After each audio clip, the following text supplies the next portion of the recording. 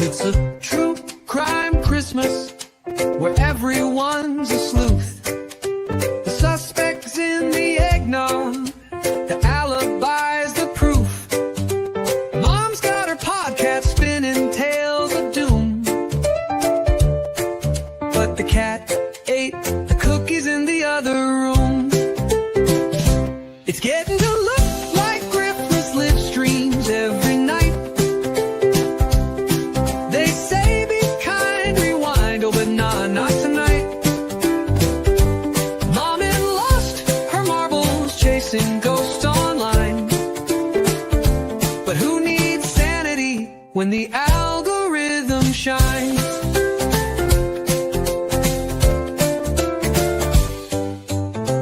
Dad's in the basement with a chalkboard full of clues. Sister's got a notebook and she's quoting interviews. Grandma's knitting sweaters with conspiracies in thread, while Uncle Joe's convinced the reindeer faked their sled. It's getting to look like Griffith's live streams every night.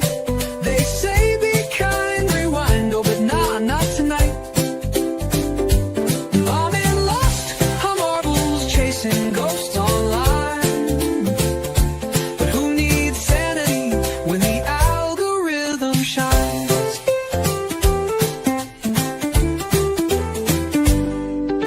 The trees got tinsel, but the vibe's a crime scene.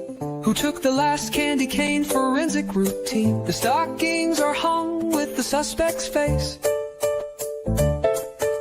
True crime Christmas, this family's misplaced. It's getting to look like Griffith's live streams every night. They say be kind, rewind, oh but nah, not tonight.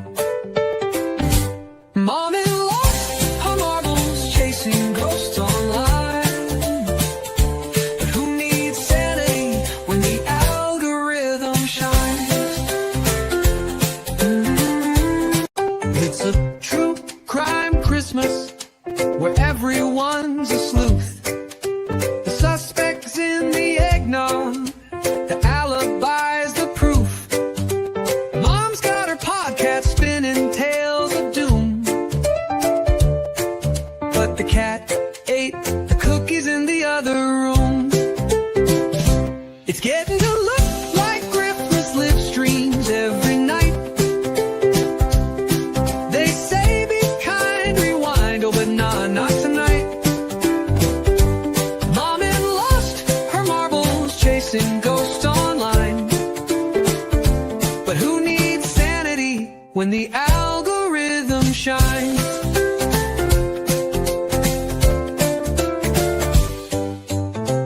Dad's in the basement with a chalkboard full of clues. Sister's got a notebook and she's quoting interviews. Grandma's knitting sweaters with conspiracies in thread, while Uncle Joe's convinced the reindeer faked their sled. It's getting to look like Griffith's live streams every night. They say be kind, rewind, oh but nah, not tonight. Mom had lost her marbles chasing ghosts online, but who needs sanity when the algorithm shines?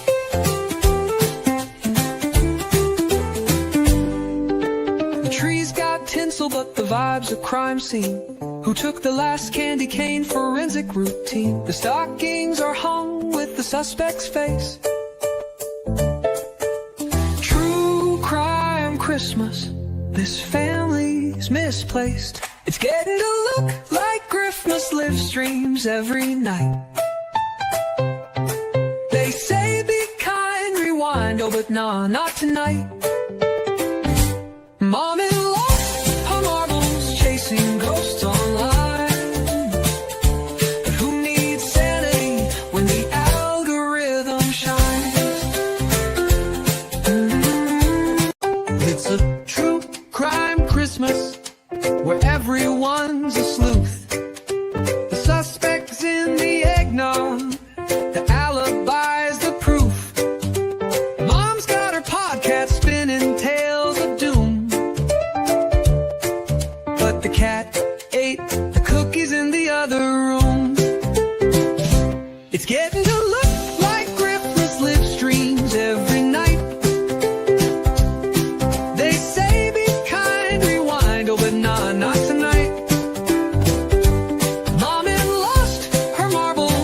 chasing ghosts online. But who needs sanity when the algorithm shines?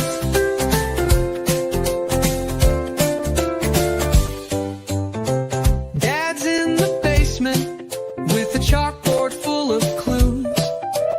Sister's got a notebook and she's quoting interviews. Grandma's knitting sweaters with conspiracies in thread, while Uncle Joe's convinced the reindeer faked their sled. It's getting to look like Christmas live streams every night. They say be kind, rewind, oh but nah, not tonight. Mommy lost her marbles chasing ghosts online. But who needs sanity when the algorithm shines?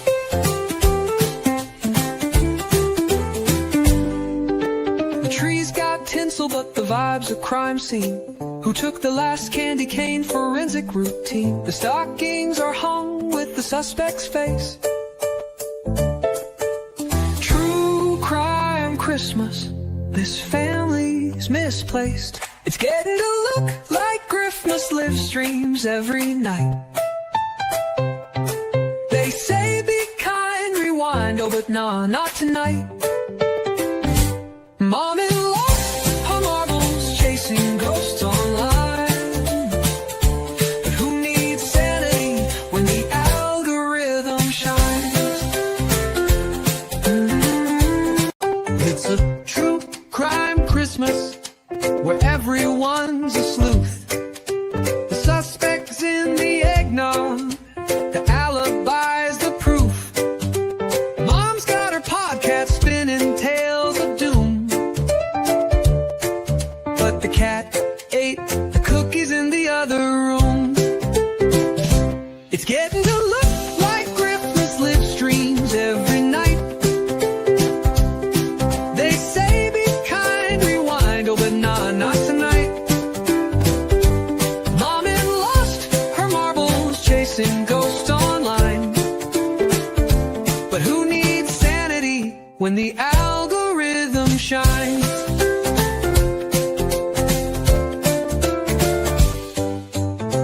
Dad's in the basement with a chalkboard full of clues. Sister's got a notebook and she's quoting interviews.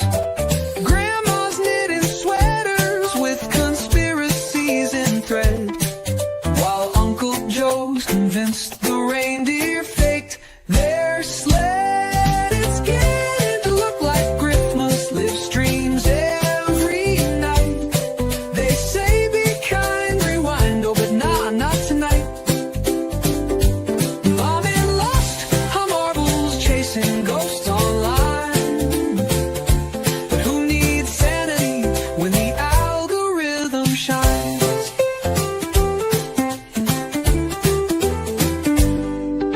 The trees got tinsel, but the vibe's a crime scene. Who took the last candy cane forensic routine? The stockings are hung with the suspect's face.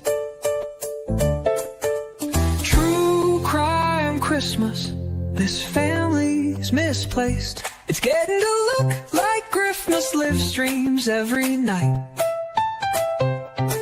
They say be kind, rewind, oh but nah, not tonight.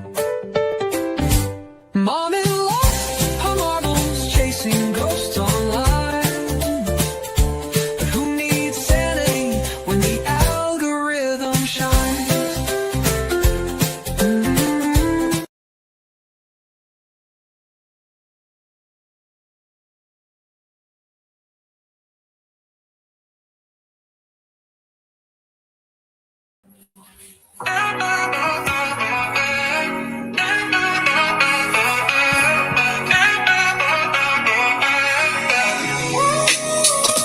Cracks in the pavement, truth leaks through the crevice. Spines made of jellyfish, bending where the bread is. Told them I'd stand firm, they laughed at the notion, but I'm anchored to the truth. An unshaken ocean, no jewels, no chains, just a tarnished ambition. Got scars from decisions, but I live with conviction. The cost of my silence, a debt I won't carry. Rather starve with my soul than eat with it buried. Stand tall, even if I fall. Even with nothing, I still have it all. No compromise, no hypocrite. I'd rather own my wrongs than counterfeit. Spoke my peace, they offer peace, but it's poison. Told them their riches couldn't buy my voice. And mama's tears on the line, a son's last defense. How your budget worth their only moment of rest. They build kingdoms on the bones of the weary, but the truth rings loud. Even when it's eerie, can't trade my spine.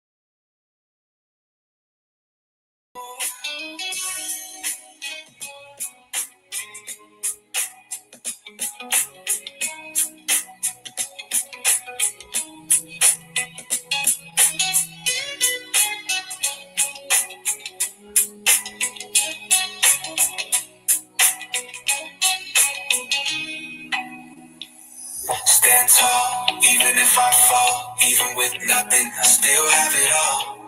No compromise, no hypocrite. I'd rather own my wrongs than counterfeit. Stand tall, even if I fall. Even with nothing, I still have it all. No compromise, no hypocrite. I'd rather own my wrongs than counterfeit.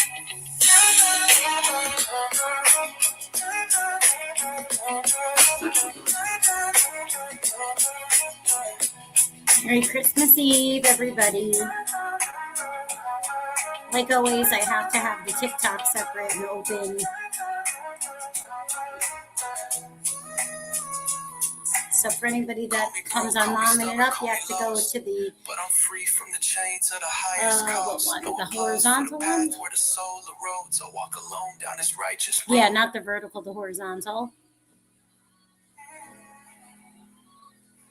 And Shades of Suspicion, I only have the vertical one open. That's the only one I have open right now.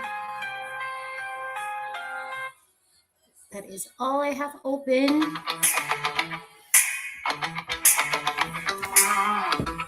We are wrapping in the house tonight. Lights are low, but the vibe is high. Mafia's in the room, we're ready to wine. True crime chatter, yeah, we're spilling tea. Speculate, rewind, we're the queens of mystery. Trials and transcripts, whispers in the night. We dig deep till the story feels right.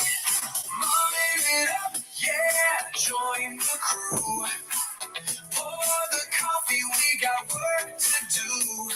Reactions, reviews, we're breaking it down. Mafia's the party, come gather around. Hope everybody's having a great Christmas. From interviews to courtroom seats, we're chasing clues while I know I'm not the only one that loves the AI music. variety spice with a touch of suspense. This It's only is Christmas our once in a hangout while, where the fun's right? intense. We have to enjoy it. Speculation We have to station enjoy it. where we play our game. Every case a puzzle calling out its name. Loving it up, yeah, join the crew. Pour the coffee, we got work to do. Reactions, reviews, we're breaking it down. Mafia's the party, come gather around.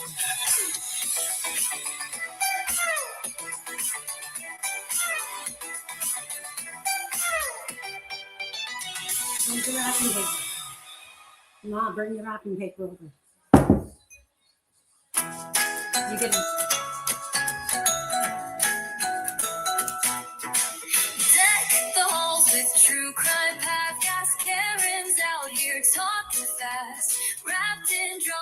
a gift know, we to could life, dance all night long. selling Mom. for It's always views, at oh, what 11 a prize. Every post is a viral scheme. You're not going to come dance? Twisted stories. I'm just kidding. Broken You got to laugh because we have like 2 hours with rapping. Or you're going to do most of the rapping. Momming it up, spilling the tea. Carrots, grifting kids for the Christmas tree. Fake concern wrapped in glitter and bows. But the truth, oh, the truth always shows. Santa's sleigh ain't carrying clout. Missing kids should never be a shout out. Hashtag paint, the likes roll in, but karma's list is wearing thin. Every share's a hollow cheer, empty hearts, but the cash is clear. Momming it up, spilling the tea.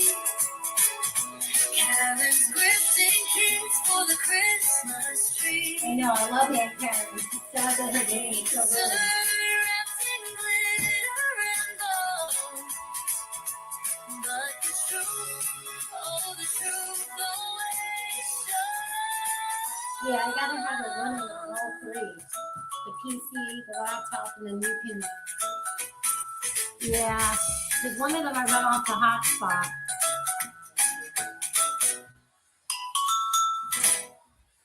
Oh shoot! Okay, the music's over.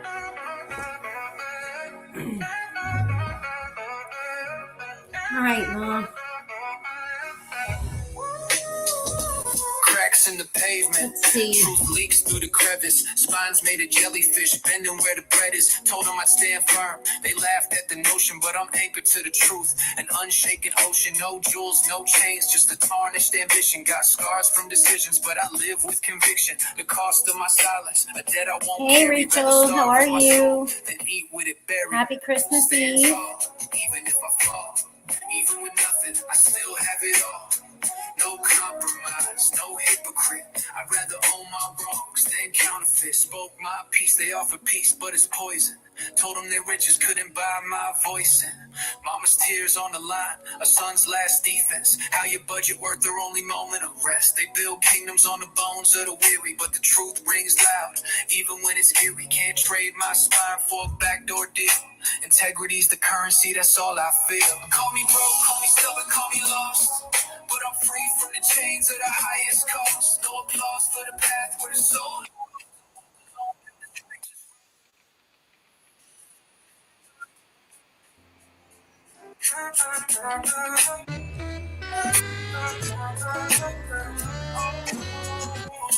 Call me broke, call me stubborn, call me lost, but I'm free from the chains of the highest.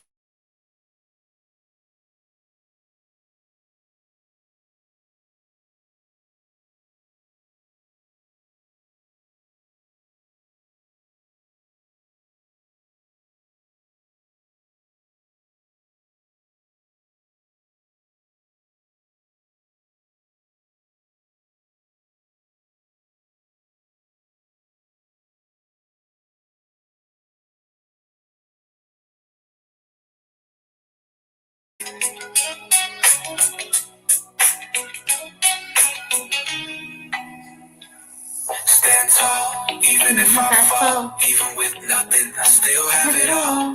No compromise, no hypocrite. I'd rather own my wrongs than counterfeit. Stand tall, even if I fall. Even with nothing, I still have it all. No compromise, no hypocrite. I'd rather own my wrongs than counterfeit. What? Oh no, I'm just going back to all the content I used to do. Yeah. Been 2 years.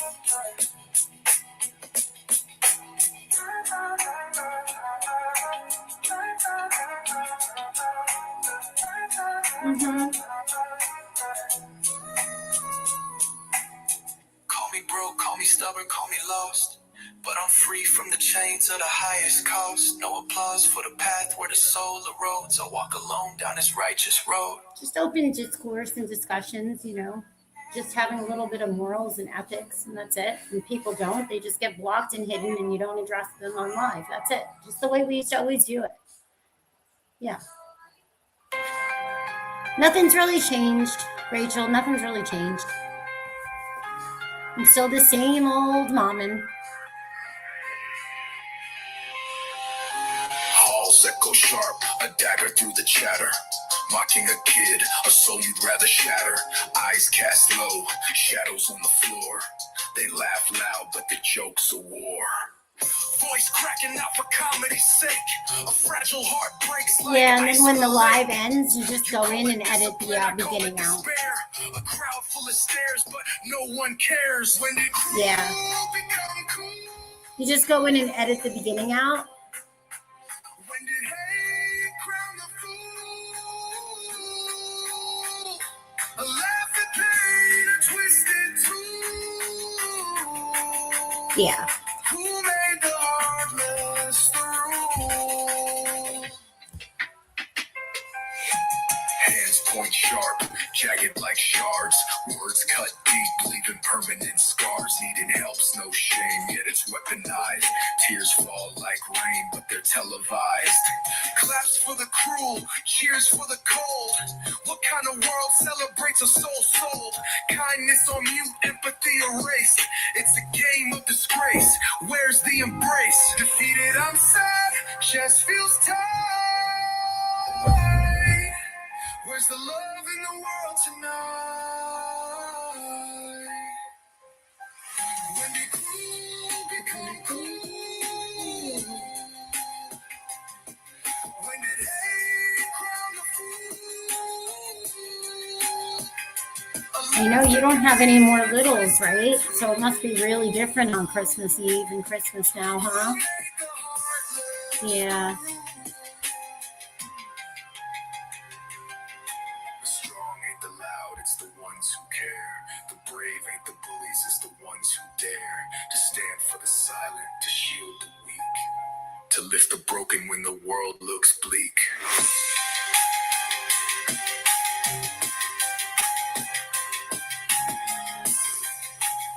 Yeah, I'm a really silly person. I try to have a lot of fun with the kids. You have to, you know. We sing and dance all the time. Just a lot of the topics we discuss, they're not comical, right? So you have to have a balance because it's not something that I can turn into comedy. It's horrible. Some of these topics are absolutely heartbreaking. Stand for the silent, to shield the weak, to lift the broken when the world looks bleak.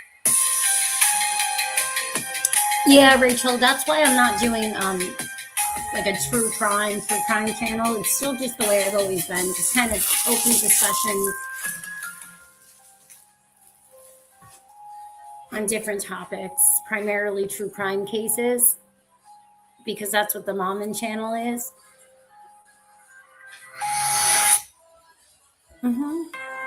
But well, I thank you guys for all hanging out with us tonight. I'm sorry that it took so long to start for anybody that was here from the beginning. But there's a lot of stuff going on, and it's not always easy to get everything up and going. So tonight, while we're all hanging out at Mommin's kind of like Santa's workshop over here, I'm going to be discussing all kinds of things and talking about a lot of stuff. And I just wanted to say that whatever is discussed tonight is really based only on personal opinions, public information, and reports from a variety of various sources. It is not intended as legal advice, factual evidence, or any accusations against anyone or any person or persons specifically. Always, always, always verify info from official channels like the FBI, or in the case of Sebastian Rogers, Sumner County Sheriff's Office, or the Tennessee Bureau of Investigation.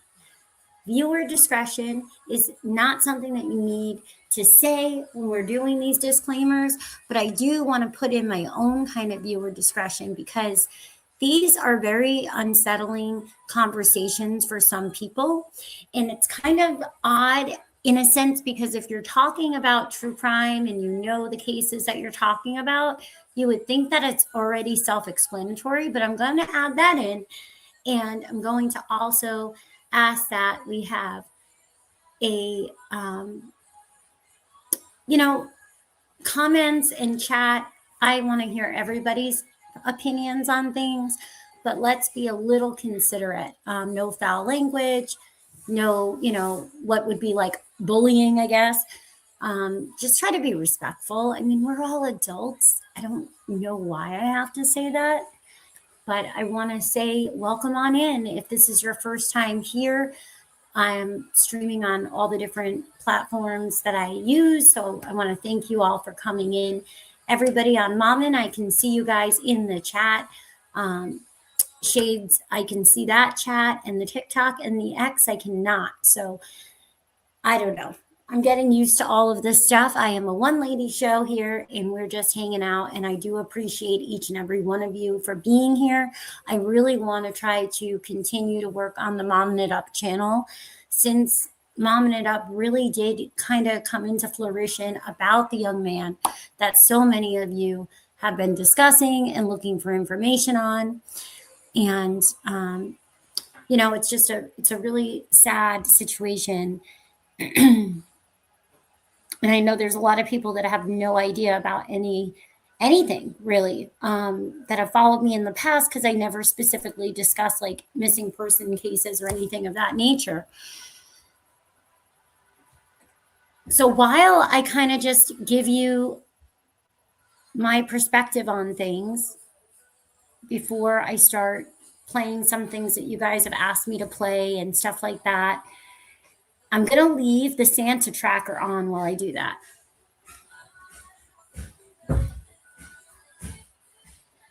So I think that, oh wow, the hat is like covering my eyes. I don't know if you can see me.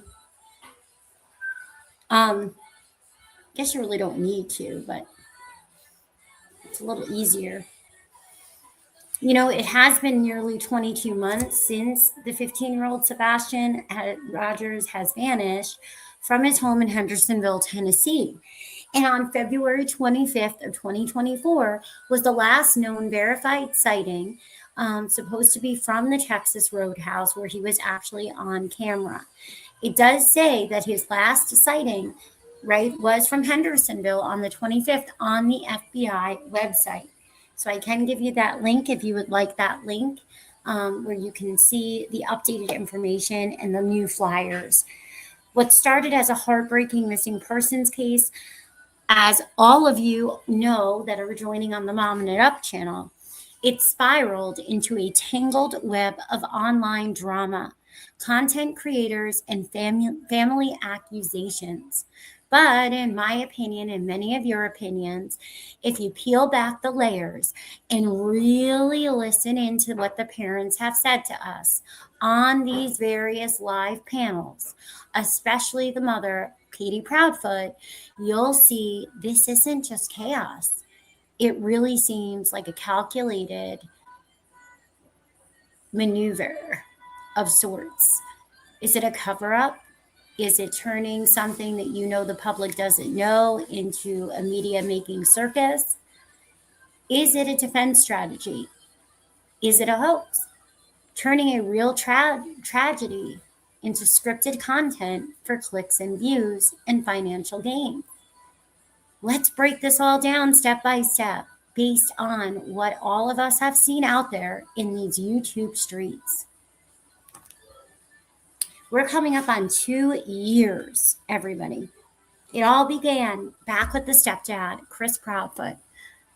He, right after Sebastian went missing, he didn't just sit back and actively, look for Sebastian, and they weren't locally running around their area. No, actually, we listened, and many of you have brought to my attention that he was seeking out content creators to shape narratives. That's how it appeared. There were so many various statements that were said on Judges for the Missing, Smiley Story World,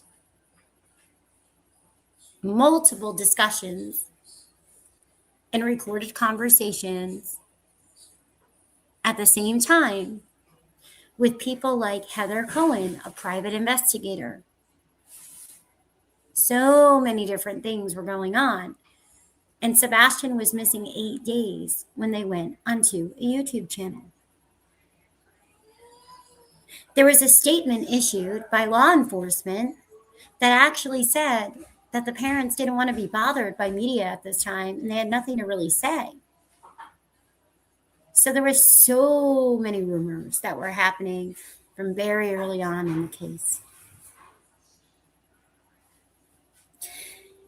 So he didn't just sit back, he actively sought out these content creators, right? And that's what shapes narratives. First, there was Cluminati's channel. You started to see things happening over there. True crime channel, call-ins, discussions. Months later, court appearances, dinners, friendships, dress-ups as the biological dad for live streaming content. See, in the sit-downs, the stepdad referred to Sebastian as his son. Kept speaking about the night he disappeared as if he was there. Saying things like we would have heard him if he went out the window or fell out the window. But we've been told that he wasn't home that night and that he was at work. He claimed that Sebastian just walked off the front porch into thin air, which raised eyebrows for many, many people. But that wasn't just random. It felt like it was a defense strategy, protecting something, protecting his wife or something. Painting the family like they're heartbroken victims. But you're steering a story. How would you ever expect the public to not speculate when the news interviews are not matching up with the kitchen table coffee talk, YouTube hangout talking panels? You would think that this is like a rage content. It was something that you would do to try to gain momentum. This was what you would do to have people talk about the case, to have your child's disappearance go viral so that you'd be able to find the child. All different things were going through people's heads, and it takes a long time to understand any of it, right? It takes a very long time because you don't know anything. You don't know. All you can do is speculate. All you can do is try to refrain from discussing things publicly because you do not want to hurt a victim's family and you don't want to put accusations out there. But see, it's been very different with Sebastian, unfortunately, because of the stepdad and all that he was saying already put this stuff out there. When you're picking channels that go out and do the rage content, they're driving around the neighborhood right away. They're saying they're, very, very, very viral, shocking statements to get attention, right? Like Cluminati was a very shocking, she knew how to get people's attention. And then get upset when you have the attention.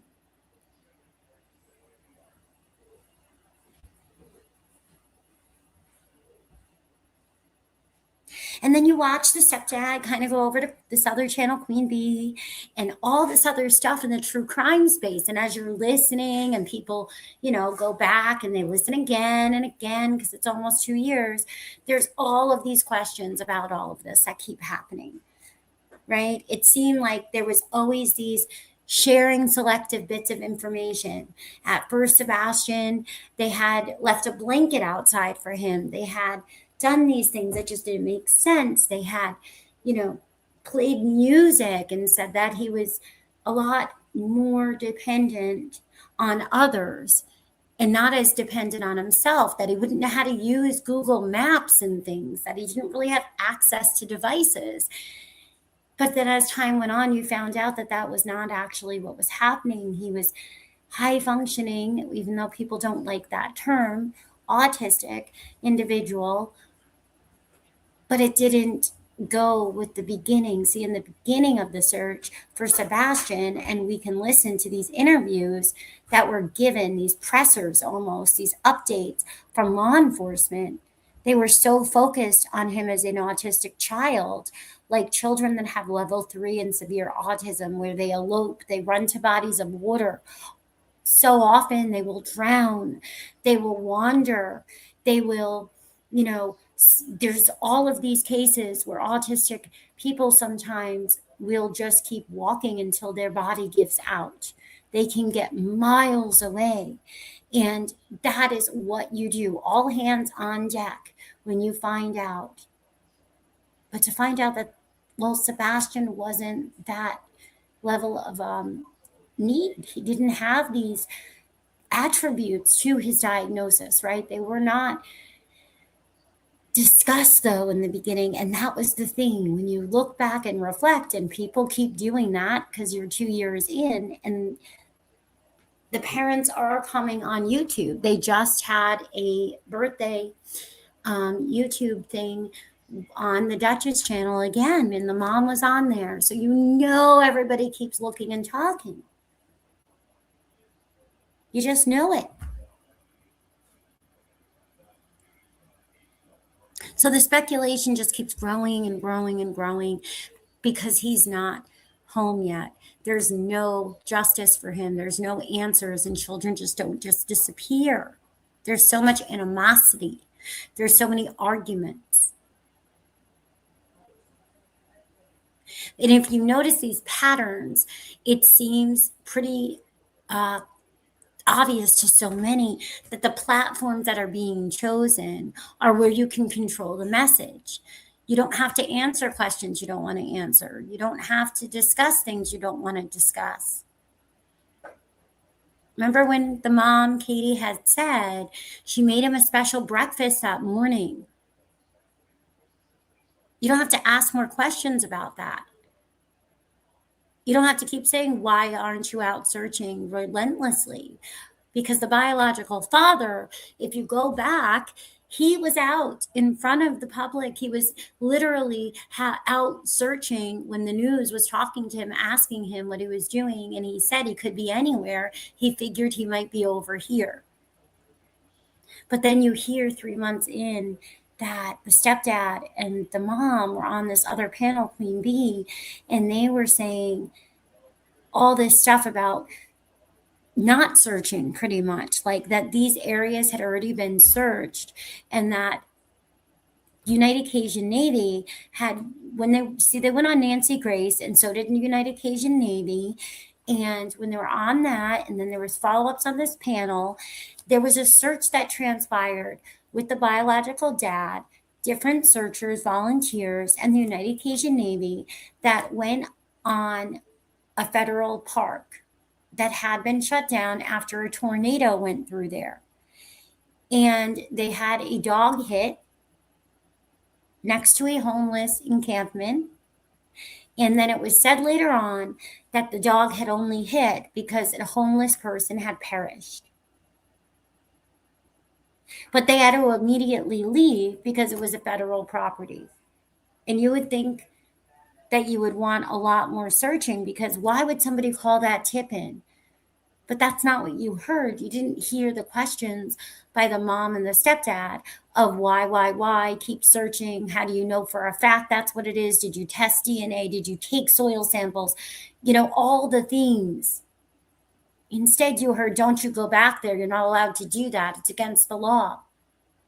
People said, I want to put flyers on cars, and they're met with, don't do that. It's against the law. But it's actually not. It's a gray area if you really look into it. And that's what people do on the internet. They look into everything when there's a missing child, especially when you have family out there crying like a biological father, begging and pleading for help. That's what you do. They dig, they dig, they dig. So it's very odd that you have parents that are intelligent.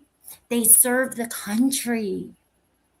They're veterans now. Both of them were in the Navy. And it doesn't make sense to go out, to go around channels that you know are very extra with their conversations. They have a lot of adult conversations. There's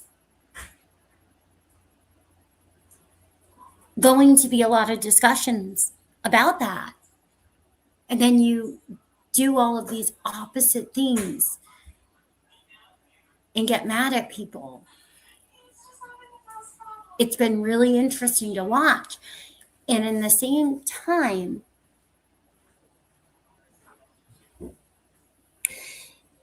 creators started to come together and pick sides. It's shaped up so much like a defense strategy where you have all of this stuff happening and they stopped talking to the biological dad on the third day of the investigation. They refused to talk to him anymore after sitting there talking about what an amazing dad he was. There were some things that were said that just didn't make sense. The same conversation about the flyers and stuff, there was also what sounds like a fraudulent slip where Chris, the stepdad, said he wouldn't recommend this to anyone, and then he changed it to he wouldn't wish it on anyone. And then the mom said, not even Seth. So all of these things that have been going on are why people keep talking. And the fact that the creators seem to be pushing all of this content that we don't know if it's even accurate content. We don't know if certain footage that was presented to the news is accurate because law enforcement has told us it didn't have any significance. And then a lot of this law enforcement hasn't even addressed.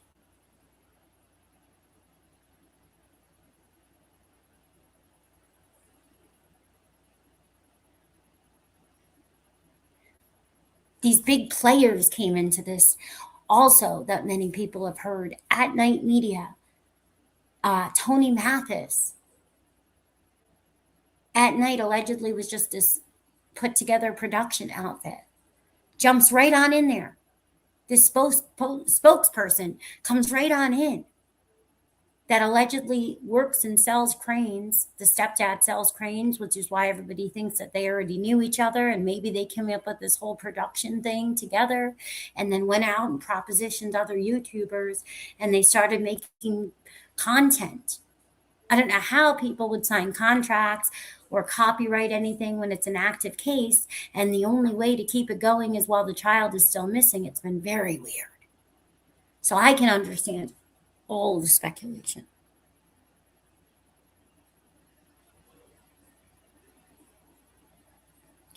In the early part of 2025, Tony was doing these podcasts, like Clearing the Air with the dad, Seth Rogers. Was trying, it seemed, to unify the family front.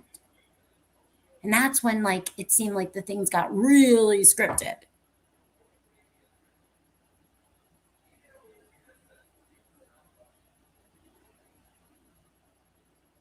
I mean, remember the stepdad, he said in these earlier interviews, like the one on Smiley's Story World, that Seth went off and did his own thing. Like they were all united. And then all of a sudden, Seth went off and did his own thing.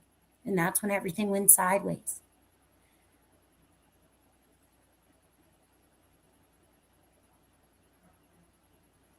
The FBI issued a $50,000 reward on the 6-month anniversary of Sebastian's disappearance. I don't like saying anniversary, the 6-month mark of his disappearance, because now we're almost to 24 months.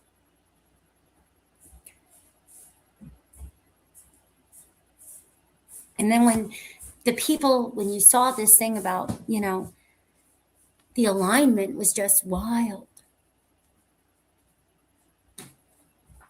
It turned into full-blown theater with everyone being involved, the creators, the spokespeople, different people sent CPS reports, NDAs, non-disclosures.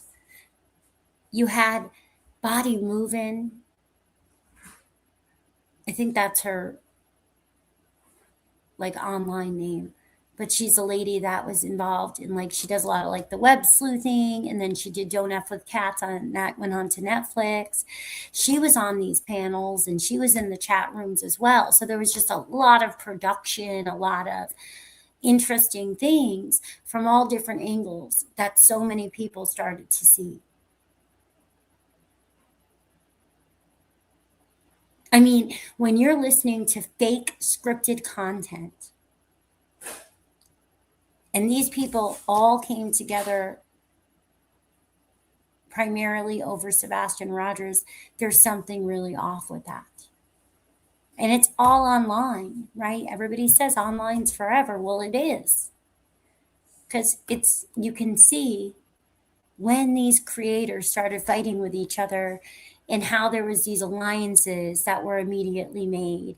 And it's only the same people. You go from talking about the disappearance of a missing child to fighting with one another. The stepdad wishing somebody chokes on a chicken bone. Making intros for true crime channels, dressing up as the bio dad. There's no overlooking that stuff. It doesn't make sense.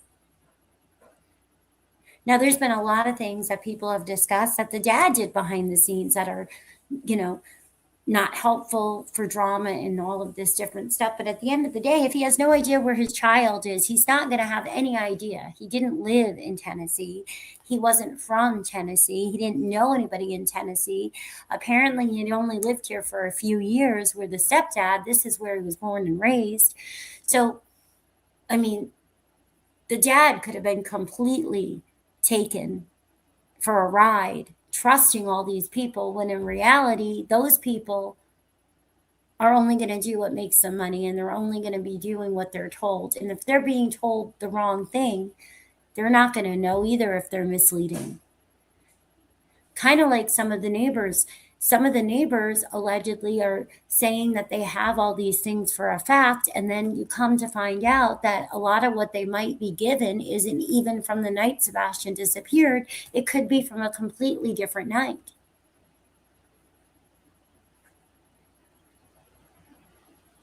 But there's someone to blame for giving people all of these different things. If a child's missing, no parents are going to want to ever have misinformation out there. That's a defense. And the worst part, like people keep bringing to everybody's attention, is that you have defense attorneys involved in the discussion, in the case, because you have At Night Media, Dog the Bounty Hunter, and Lesniak, who's a defense attorney in cyber crimes and all of this stuff.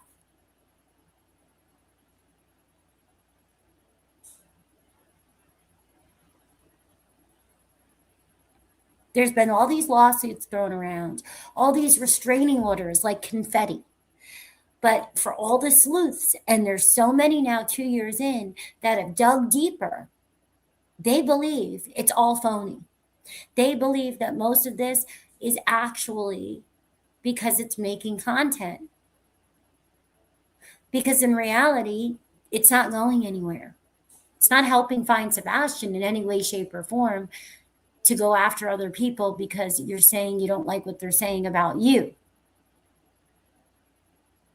And if everybody's got these NDAs and this, that, and the third, how do you sue people that don't even have a paycheck to garnish?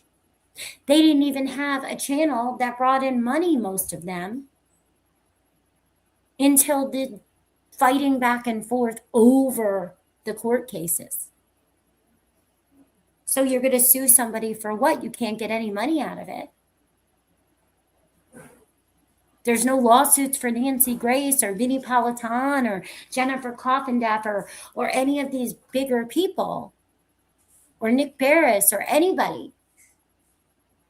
So those people have a much wider audience by 100,000%.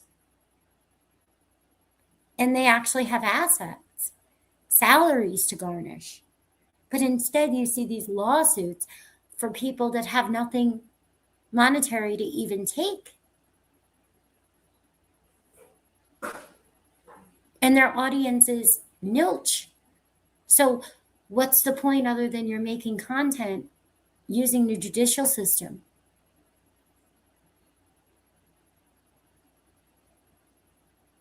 These are all the questions. These are all the things that everybody speculates and thinks and wonders, right? That's what happens in the cases. The longer they go on, the more people look, the more people think.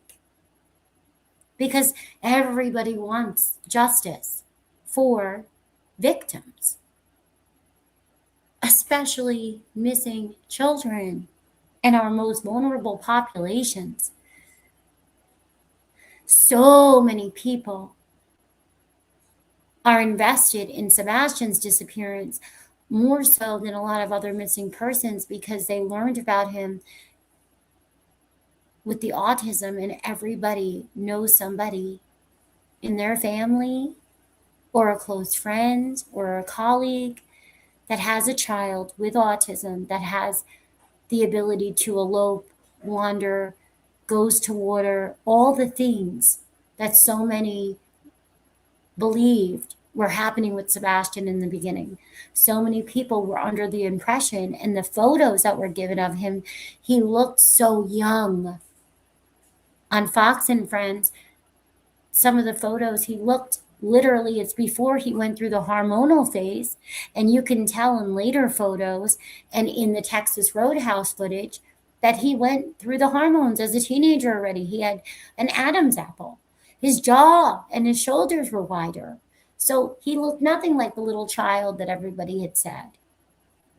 But that's why a lot more people from the autism communities all came in, and so many people are paying attention and trying to understand, wanting to know, where is this young man? What is true?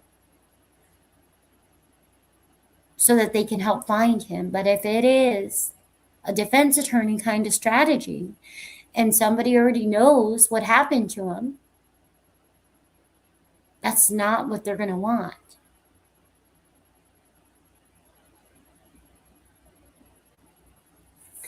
I mean, you can't deny that it doesn't seem like these are legit legal battles.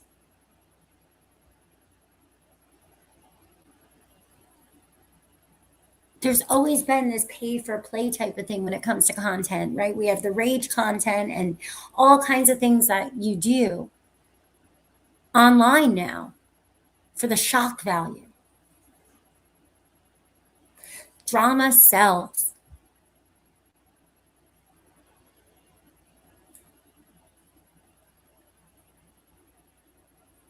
Right?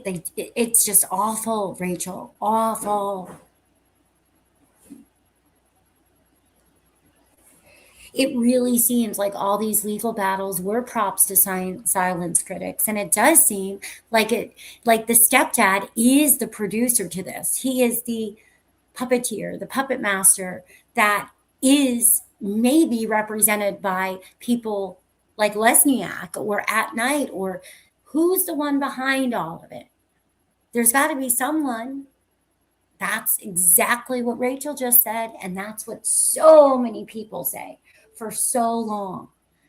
People thought in the beginning it's the dad, and the dad, he must have taken his son and hit him, or just like the Nancy Grace that we're going to watch. You remember this Nancy Grace episode? Wait till you see this Nancy Grace episode.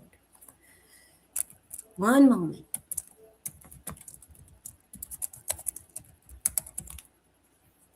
I want to show this to you, Lisa. I don't know if you ever saw this.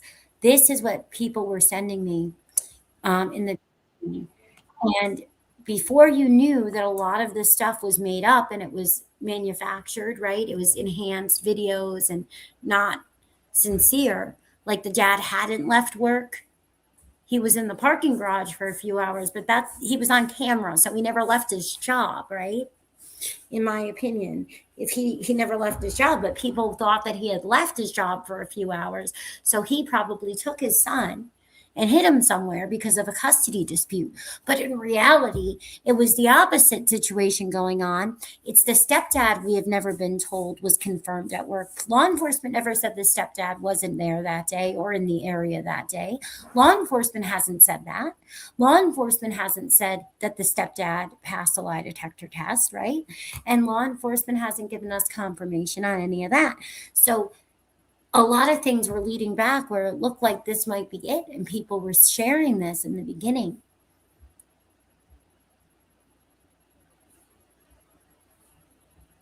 Do you remember this? The son has been found in your basement.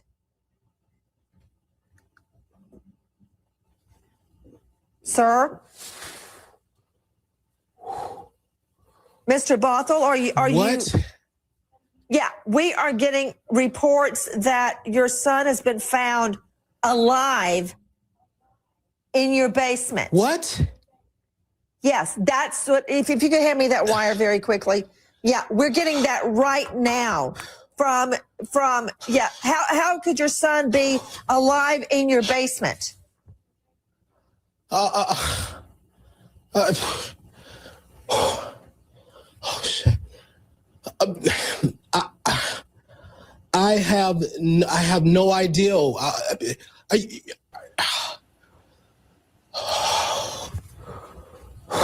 Now, this is just a report that we are So do you remember this happened live on Nancy Grace? Live.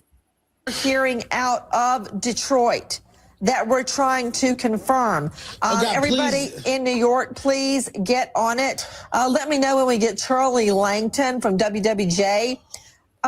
Sir, did you check your basement? I checked my basement. The FBI checked my basement. The Detroit police checked my basement. My wife checked my basement. I've been down there several times. We've all been checking. Okay, this is what we are hearing, that the missing 12-year-old boy has been found alive and well in his father's basement. Now, this is what I don't understand why you guys would have reported he's missing. So that's like in the beginning, people were sending this to me, and it did seem, oh my gosh, what if the dad did it? But then it was like, no, actually, really, it was the court case that was coming up a week after the disappearance was for the stepfather trying to get custody of a child that he had with an ex-wife, right? He has 5 wives, or had 5. He's on his 5th wife. And that was going on. And so, yeah, it was actually, that was happening. Not the dad. Right? So what is normally going on in missing children's cases is a mom, dad, step-parent, or immediate family.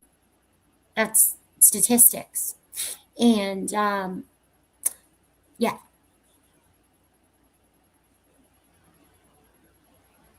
That's statistics. Right?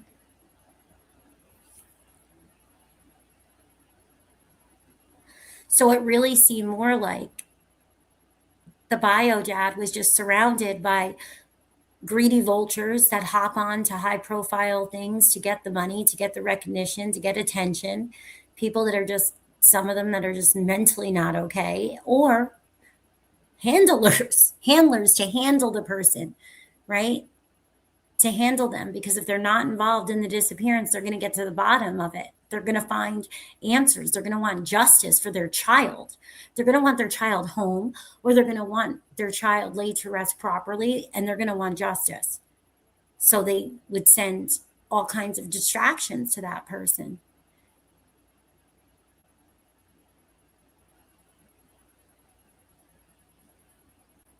And that's where all the speculating of what is this?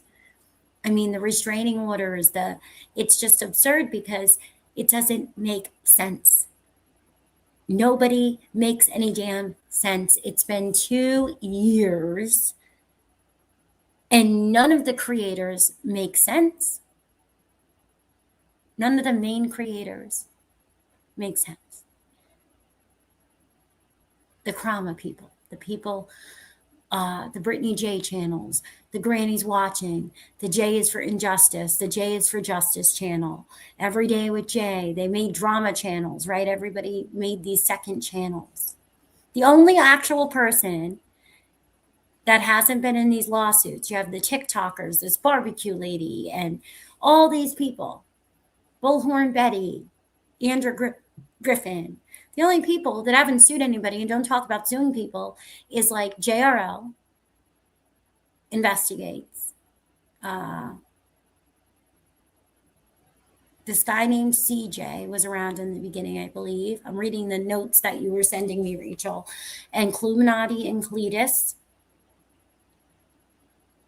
I haven't watched their content and stuff. I don't go watching the content that I don't want. Like, I have no interest in, and I'm not interested in, the dark comedy and the adult talks and things like that. I don't know any of these people in their real lives. I'm not affiliated with any of these channels. I'm not in contracts with any of these channels or have any NDAs or anything of the sort. So I have no reason to put myself into any of the content and listening to what I don't want to hear. I do listen to anything that the parents have discussed. Like if they're on a panel or they go on a live, then I'll go and listen. But who watches movies they don't want to watch by choice? It's no different. I never liked soap operas. They're fake. I never enjoyed reality TV anymore once I knew it was scripted, right? Like that's just me as a consumer. But as like an independent investigative journalist, as a sleuther, things like that, of course, I'll look into what it is, what's going on, but I'm not going to, we watch what we want to watch, right? It's entertainment. And that's the sad part. The case of a missing child shouldn't be made into entertainment with the family, especially being part of it. And you can't say they're not part of it because the mom just went on Duchess for the Missing.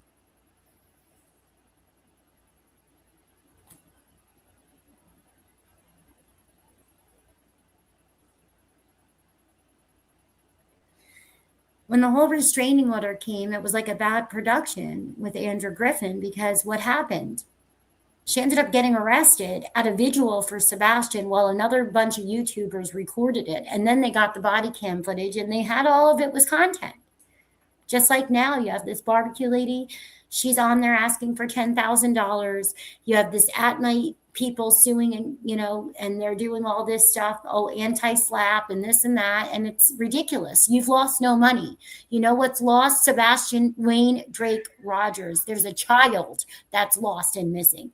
That is the victim, not any of us. We don't need to be on YouTube. We don't need to be here.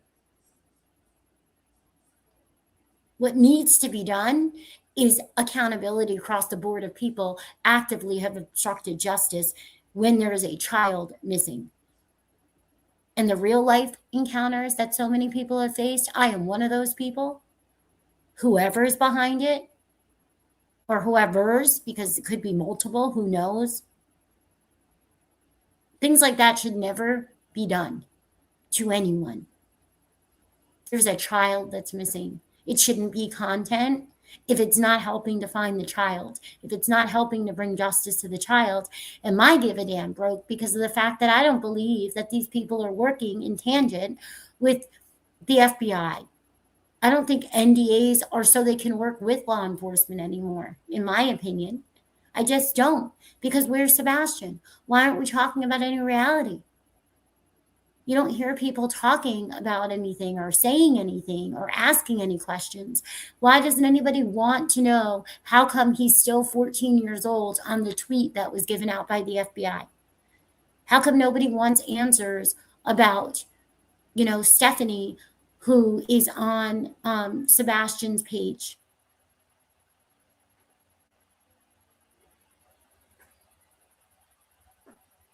All the normal sleuthing stuff doesn't exist when it comes to the case of Sebastian Rogers. It doesn't exist.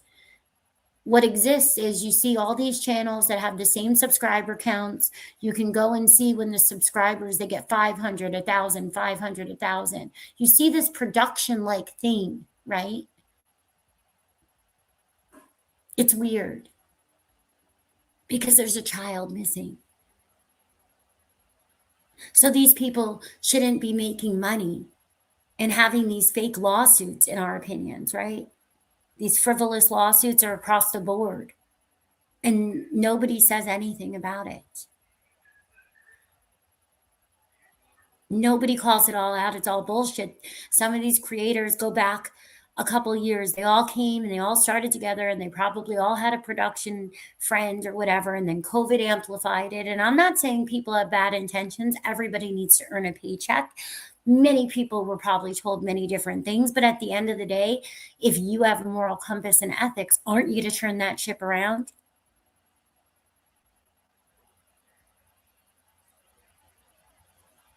I just think it's awful because there's a child missing. I don't know how people can go this far off the deep end. And no, I don't like any of it.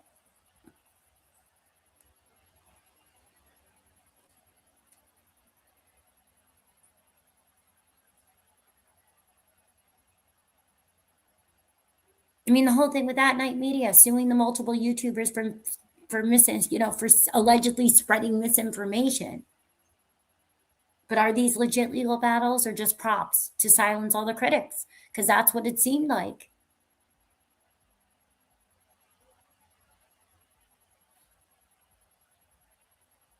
So many of these defendants have these online anonymous personas hiding behind their handles, right? Which makes the whole thing smell like a setup to scare off real scrutiny. And get this, some YouTubers have won legal rounds, like anti-slap motions in Pennsylvania. I mean, does that not prove a little something that these suits might be baseless harassment themselves on all ends? Like everybody's in it for themselves. Everybody knows. None of them are making moolah before, but they're suing. I mean, everything's ignored that doesn't fit the damn production. The at night thing, I can't even imagine how this is okay where they're taking tips. You have people out there searching without gloves on their hands, picking things up without gloves on their hands. And it's almost 2 freaking years. It's outrageous. This is not a tabloid. This is an active Amber Alert for a missing teen. And his father is crumbling. Just look at this, Rachel. Look at the beginning of this for a second. And tell me that this isn't heartbreaking. I just want you guys to see. Just watch this. This is all credit to the mob crew, and I'm not endorsing anything right now. Momentum. For commentary, but I want you to watch. He has an amazing intro. Just watch this intro and tell me that this is okay when this boy is missing and there's $50,000 reward for the FBI, up to $50,000 if you know his whereabouts. And tell me this doesn't make you want to cry and want to help.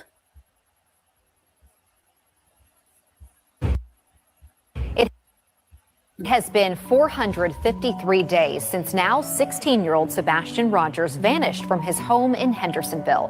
His disappearance sparked national headlines, but now his father says the case is losing momentum. With National Missing Children's Day coming up on Sunday, he is raising his voice and demanding urgency. News 2's Caitlin.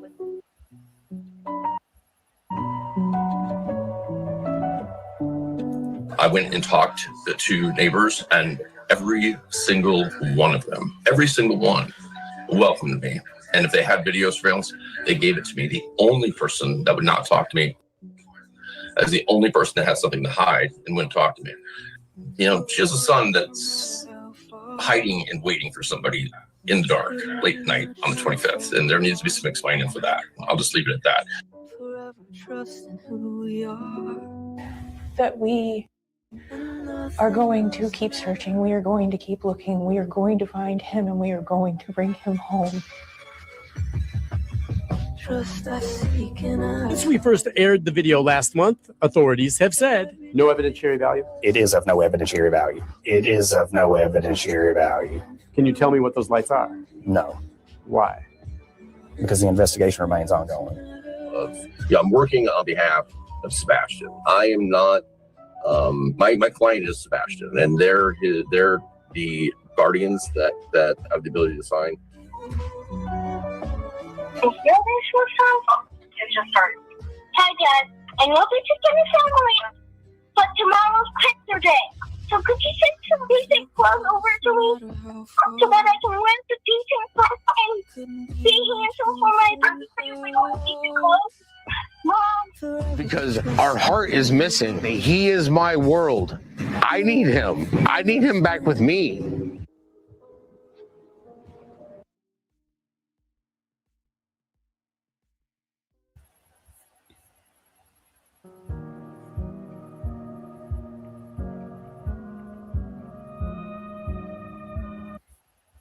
Now, if that doesn't make you want to cry, I don't know what will, because this young man is not a spectacle. He shouldn't be used for content. He shouldn't be used for anything other than he should be brought home and justice should be served.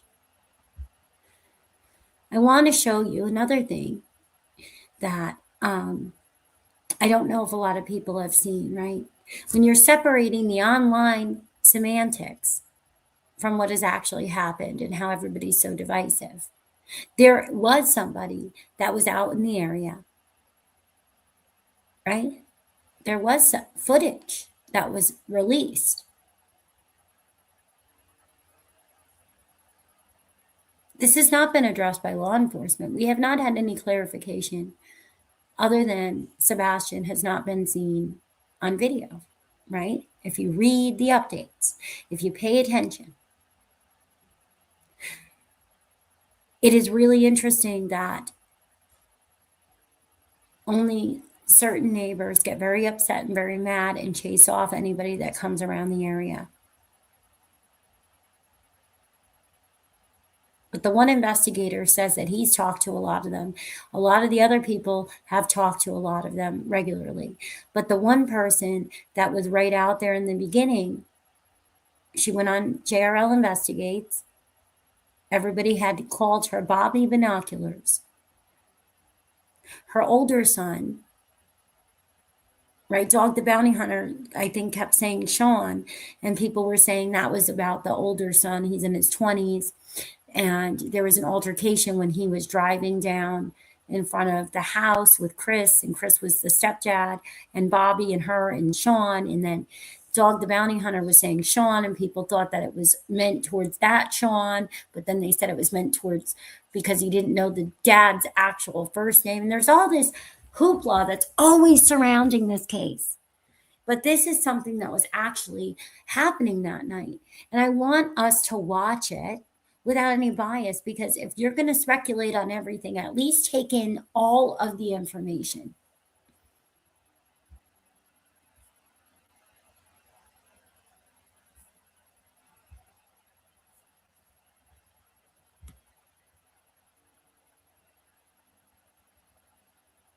I don't think there's any such thing as flashlight tag. I think that's nonsensical.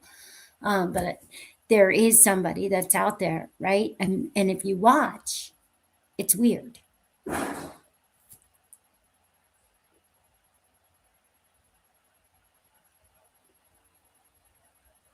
There was a search at the cemetery right behind the high school. I have a hard time believing the footage that we've all seen is legit, because I don't know any high school that has any games on Sunday nights.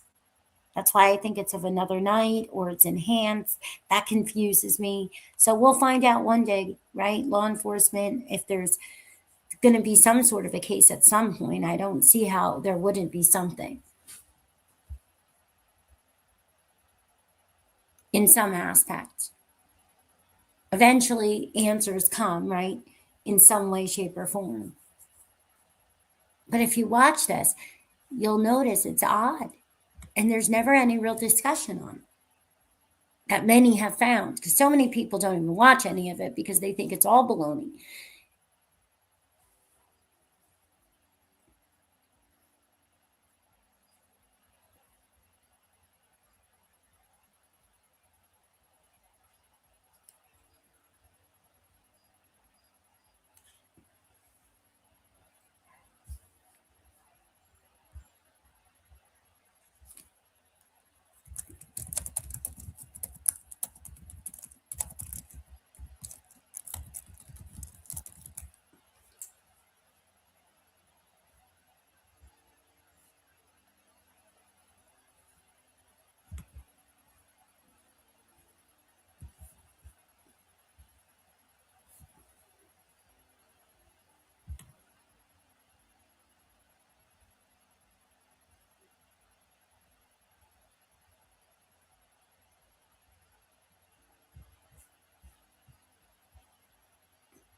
So this would be at 10:18 p.m., right? It says 2,200 hours, 18 minutes.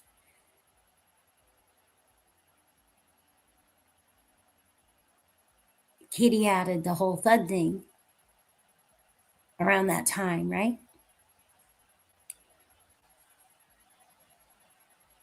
Well, that's where some people are speculating that the stepdad had help from the local kids to get Sebastian out of the house. That's where a lot of that speculating came from, I believe, is this video, because it doesn't make sense, really. The video's odd. Some of this video is very weird, but it could be completely explainable. It's all perception and perspective, right?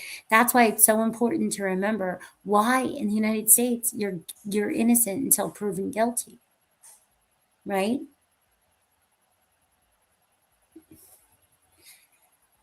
Because he could be looking for a cat.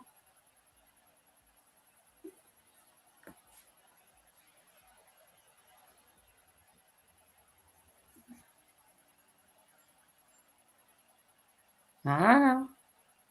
I mean, it seems weird, bending over and stuff. I don't know. I don't know. Sure not flashlight tag, in my opinion, on a Sunday night. That late.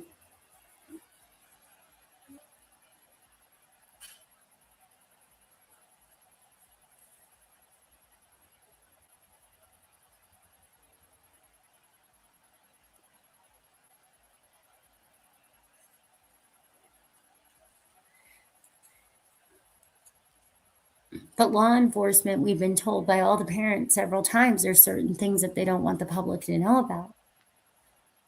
So that's why I know where everybody speculates that what if the parents knew something and then they just decided to keep it behind the scenes to get other people on board.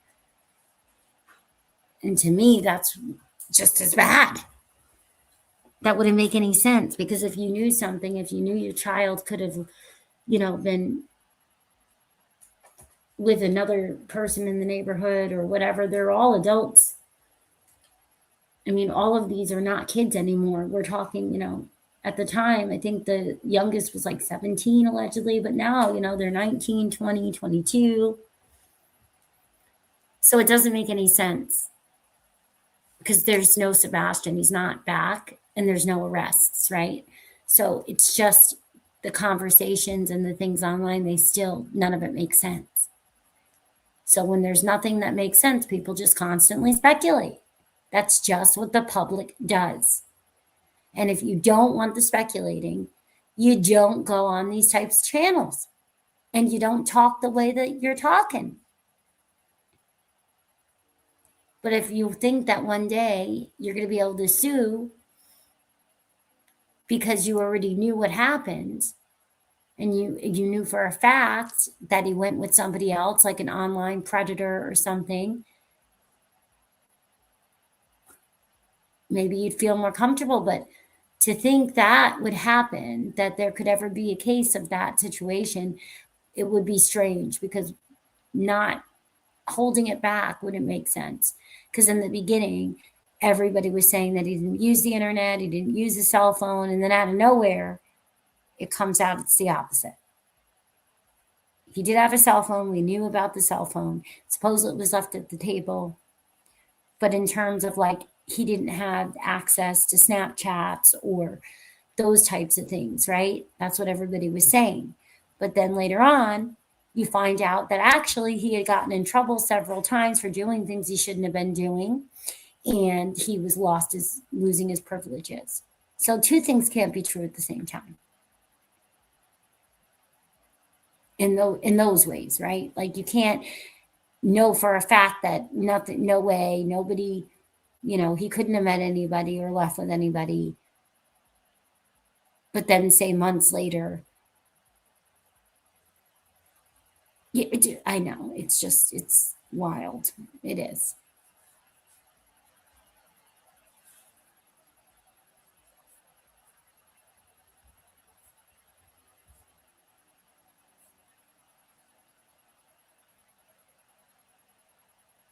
There is another interview that was done that I don't know if you've seen. You probably haven't seen it because I don't think you watch much either. And that's this one. This was done on Court TV. Thanks, Ma.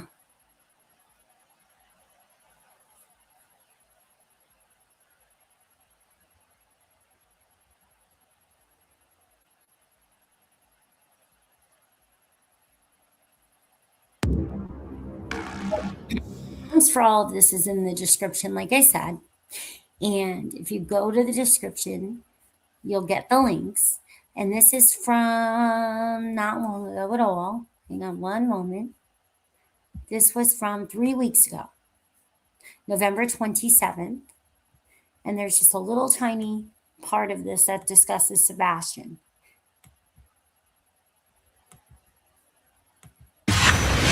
You were guilty. Interview with a Killer.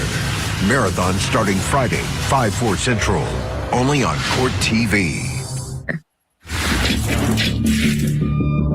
I'm not part of the investigation, and they don't have to let me know anything. Which they don't let me know anything. I'm in law enforcement myself, so I've got to trust the procedure. That's Seth Rogers, Sebastian Rogers' father, who appeared here on Court TV with me, talking about his missing son and working with law enforcement in that case. Let's bring back in Court TV field reporter Cody Thomas. Cody, let's talk about Sebastian Rogers. What do we know about Sebastian? Well, Vinny, he's a teen with autism who went missing from his mother's home in February of 2024. Now, his mother said they went to bed normally that night. Everything was simple. Everything was normal. They went to bed. She woke up to wake him up to go to school the next morning around 6 a.m. There was no sign of Sebastian. Now, of course, like we just watched, his father joined us here on the network saying that he doesn't believe his son would just up and leave. Take a listen. It doesn't seem like my son at all. He would never leave my house in the middle of the night barefoot. And if he did, he wouldn't. He wouldn't. We've left in the middle of the night. There's been times that we've gone fishing in the middle of the night. We plan that sort of stuff. But him walking out the door in the middle of the night, no. It's not something he would do. It's something he's never done on me. Now, Vinny, Sebastian's mother also spoke about this situation on the Chronicles of Olivia YouTube channel. Take a listen to what she had to say. He said, all right, good night, Mama. Good night, puppies. Love you. And went to bed. He was doing something in his room because about an hour later I heard some noise and I was like, I don't care what you're doing in there, but go to sleep. And about midnight, I got up and I went to bed. And that's what people were saying, right? Is that if you heard noise and you didn't go check, and then you find out that there's this odd behavior with some child in the neighborhood, wouldn't that make you concerned? I don't know, right? So that's just one of the things that, yeah. And 6 o'clock, I went to wake him up for school Monday morning. And that's when he wasn't here. And she's like, he what? Vinny, just a sad, tragic situation overall, just because it's so unclear. You go to bed one night and then a couple hours later you wake up and your son's not there. You can only imagine how that must feel. Okay, so when was the last time that Sebastian Rogers was seen? Well, he was last seen February 26th of 2024 on Stafford Court in Hendersonville, Tennessee. And Vinny, we have video of him and his mother at a restaurant on February 25th, the evening of the 25th. So this would be really just a few hours before she went to wake him up to go to school, and that she noticed that he was missing. So it's been, quite some time. There's still, developments coming out in this story. He has not been found, but we're looking right here, just a few hours before he was reported missing by his mother. And what is the current status of the investigation? Because this goes all the way back, as you said, back to 2024. Yeah, Vinny, that Amber Alert is still very active. Police stress that this investigation is still very much so active. Even the FBI is offering $50,000 for any information regarding his whereabouts, Vinny. And his mother also has gone on record advising that if he is seen, if he is alive somewhere and someone sees him, to not approach him because his responses are a little bit different than other children. She says to just monitor him and simply call the police. All right, Cody. Well, that is it, right? That's what people are saying. Like, that's what confuses people, is that, what does that mean? Like, why, right? And I guess the bio dad said the same thing. Like, don't let him in the house or something like that in the beginning when he disappeared. So everybody's asking, like, what is the real story with all of that, right?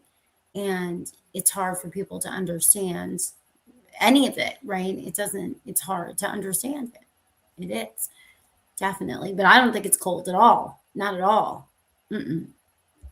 Definitely not. Thomas, appreciate all the work tonight. Thanks so much. And that brings us to the final question in our investigation for this hour, which is, where is Sebastian Rogers? Question we've been asking for quite some time.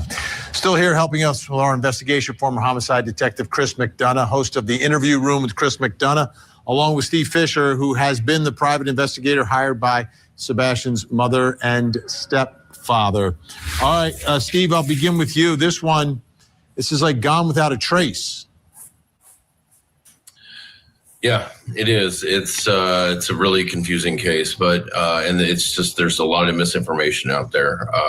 I'll tell you that at the beginning of the year, we released where we found surveillance from a house one street over at 12:17 a.m. on the 26th, which would have been an hour and a half, 2 hours after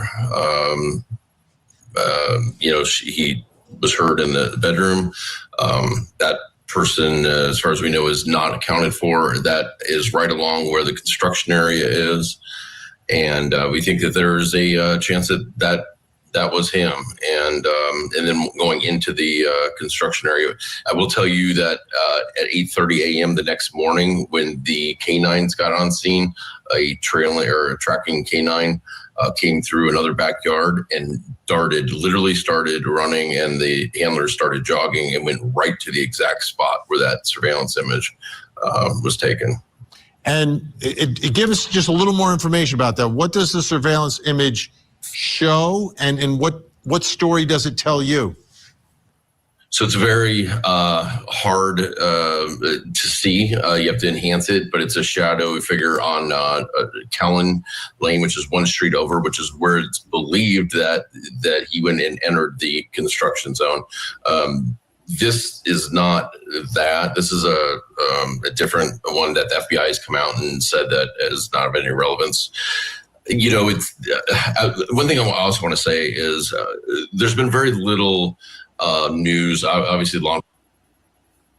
Well, that's the other thing, is that there was so much that was said in these panels and these live streams that the mom working for a security company, different alleged experience within their military positions, and then discussions that somebody rang a doorbell and then saying they didn't have a doorbell, and then all these canine tracking dogs and stuff about, that they absolutely had cameras in the house.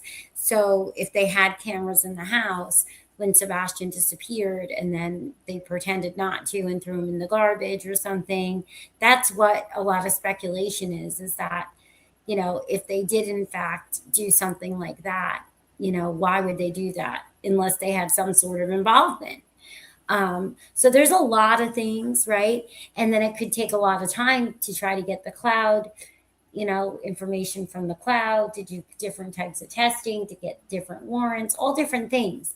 And then if you're taking people's word for stuff and you're thinking a child is, you know, has certain attributes of autism, and you're going on a wild goose chase because you think, you know, you're going to find a child that's going to, you know, have no situational awareness or no safety, there's a chance in the beginning that things were not looked at and they weren't thought of because you had no reason to mistrust the parents at first. That's what a lot of people are speculating, you know, as one thing about what could come in the future is, you know, why would you do that? You know, have all these things falling into place when you have the custody fight that was going on. And then you also have all these discussions that they wanted him to go with, you know, go away to like a wilderness style camp type of situation where they wanted him to go to like a behavioral school. You know, they wanted to get rid of him from being in the home, saying that he had these behavioral problems. And then he just disappears and you're not looking for him in a way that makes any sense. You talk about him in past tense. You stop talking to the biological father completely. Just a lot of stuff that doesn't make sense, that makes it seem like they do know what happened to him. And why would they have all of this playing out online with creators the way that they have? I don't know. But you can't overlook that At Night is affiliated in all of our opinions with the Lesniak and the lawyer people that are defense attorneys and stuff. So it's all very weird. Anyway, let's finish listening to what the private investigator that was working for Sebastian, he was on the Laura Lodge. He explained a lot on there that they had retained him for $15,000, I believe. He didn't disclose who retained him, but he was working with Chris and Katie Proudfoot. That, you know, that's known. He didn't mislead about anything. There's just a lot of drama that surrounds all this. So it's very interesting. Of course, was not talking about this case, and that has a lot to do with because this fake intelligence agency has come in and it kind of stirred things up. But there is, I can promise you, there is still real efforts going on. Not long ago, we held a very precise, targeted search with forensic professionals. But the fake intelligence agency is also a lot of YouTubers that are across the aisle, right? So it overlaps. It's not like, oh, it's just these couple people. No, it's like a whole group of people that have been doing things together, which is where all of this gets really mucky. It's just mucky, and really bad. Along with federal authorities alongside of them, and they were with us, and some of this was on federal property. So there are things going on. We're just not talking about it regularly just because of how polarized the whole thing has become. Well, it absolutely has. Chris McDonough, your thoughts about where Sebastian Rogers is?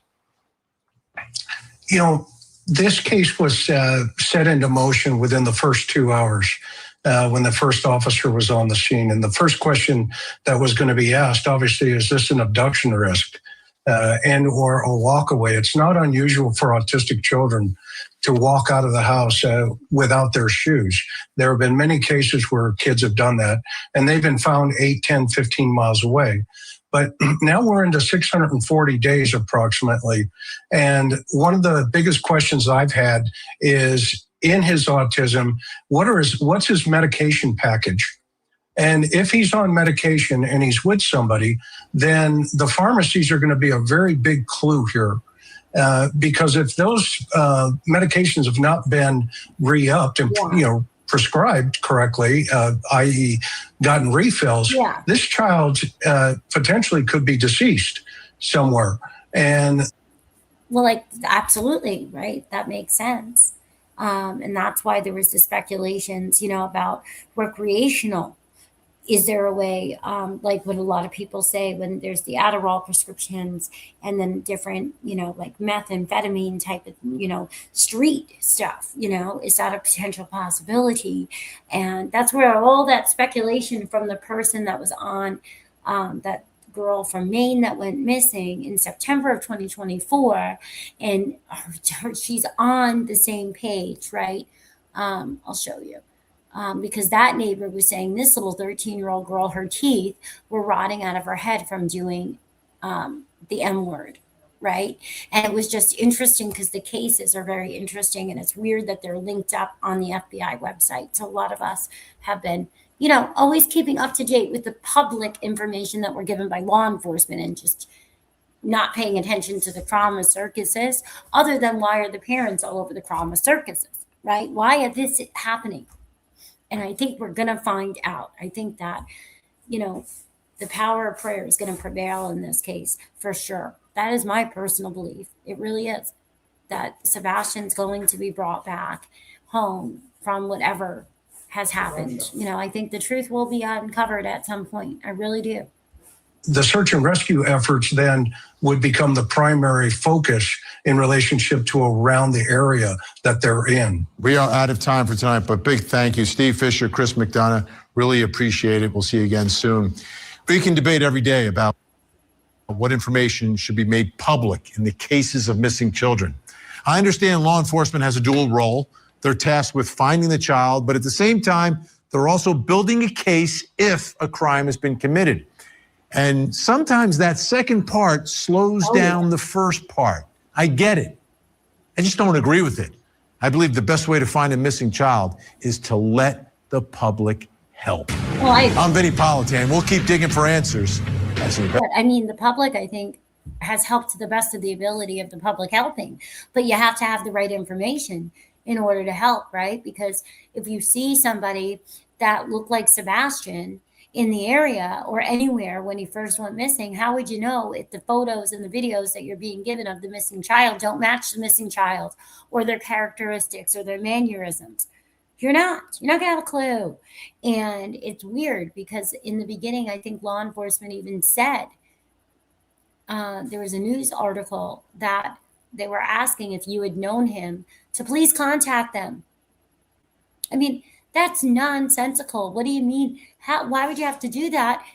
Now, like I said, the father had just moved here, but wouldn't the mother and the stepdad be able to provide all this information from their friends, their family, his schoolmates, teachers, all the people that he encountered, therapists? It just was really odd. All of it has been very odd, right? And it's not a good look for the mom. It seems like she did something. The custody, all of this just aligns with some sort of foul play. It's just awful. It's awful. It's awful. But statistics are statistics, and it does, it is what it is. It is what it is. It is what it is. It's horrible. And none of us want to talk like that. Who wants to talk about anything about potentially harm coming to a child by a mother? I mean, no, my gosh, it's just horrible, absolutely horrible. So there's some parts of the mob crew that I wanted to watch. Now, I like Chris. I like his presentations. I don't know any more than he knows. He's only going to go off of what he's given, right, and who he trusts. And like I said, I don't have an affiliation to anyone. So, and I'm not law enforcement.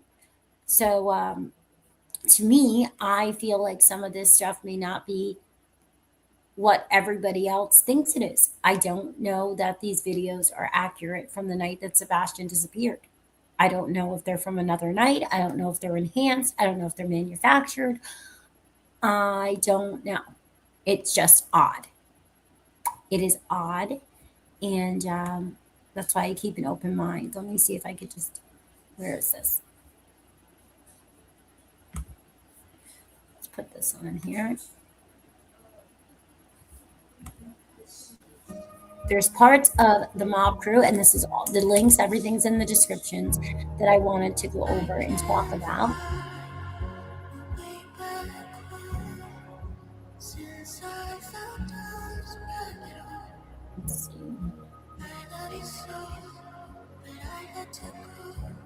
Let's see here.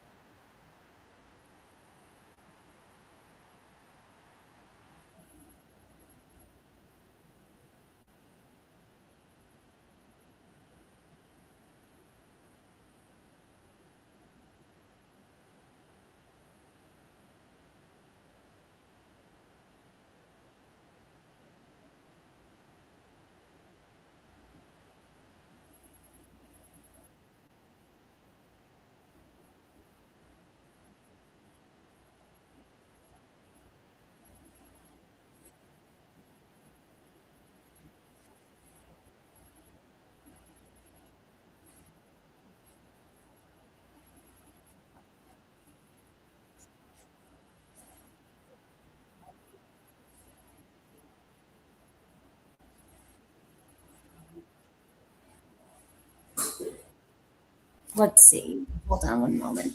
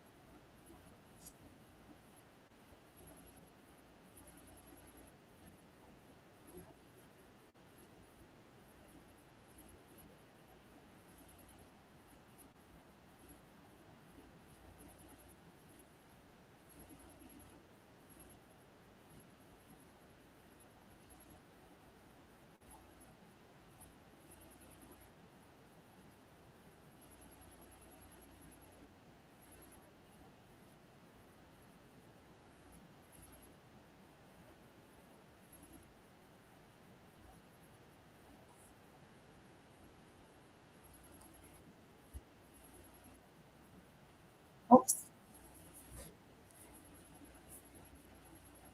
It was glitching on me. Sorry. So yeah, well, that's what I was thinking also, Sam, is that I don't see why anybody would be upset about sending in a media packet, not a media packet, sending in a packet of information and all the information to law enforcement, whoever it is, whether it's the FBI or TPI.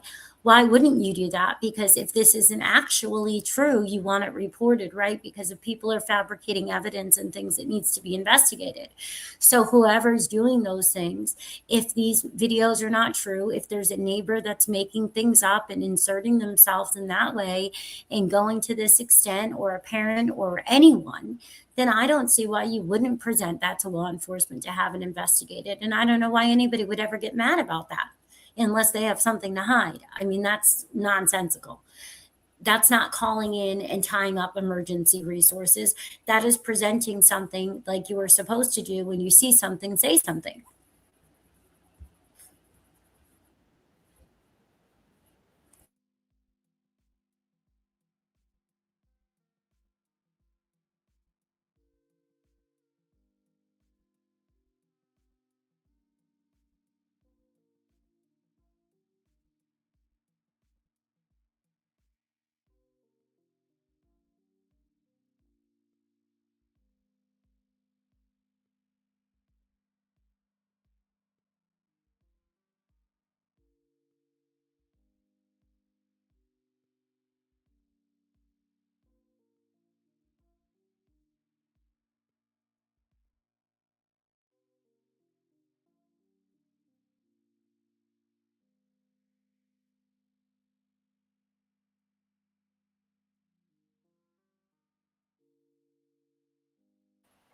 I just want to let you hear the recap thing really quick. We're going to fast forward a bit.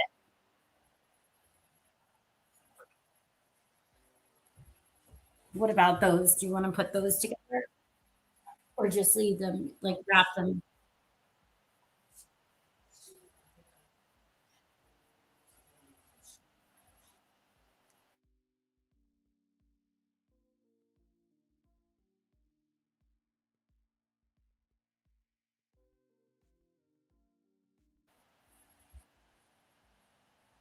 Oh, yeah, I'm sorry about that. I can't control the thing with the ads. I don't know what's going on. I went into the YouTube studio because that happened a couple months ago, and there's nothing I can do about it. I think that when it's Christmas Eve or certain days of the year and certain times, they just ramp up the ads because I have it on this automatic setting where YouTube decides, whether they, so I don't know. I don't know why it's doing that.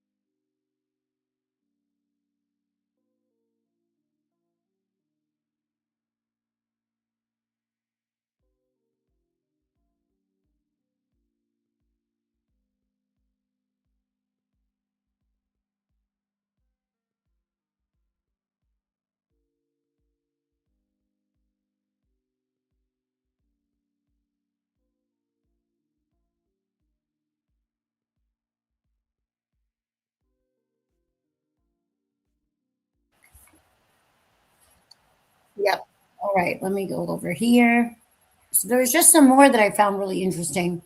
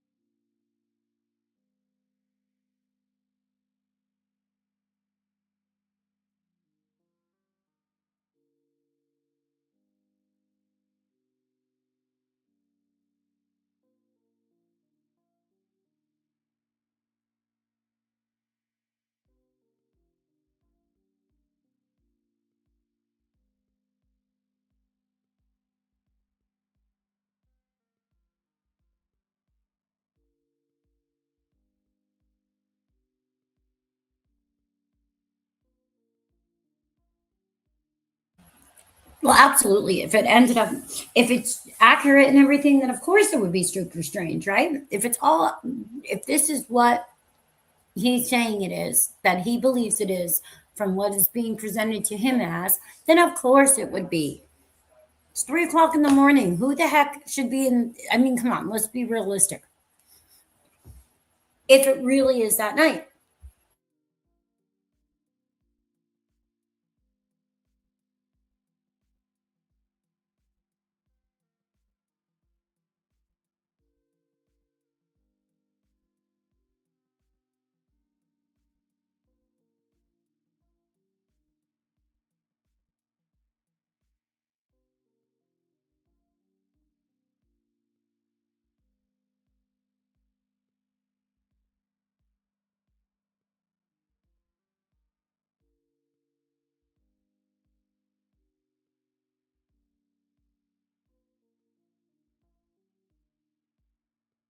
No, because Jaden Spicer was just unalived by his mom, right? She's arrested. And where did she bury him? In a tote right by where their grandmother was buried. So it does happen. It's horrible, but it does happen.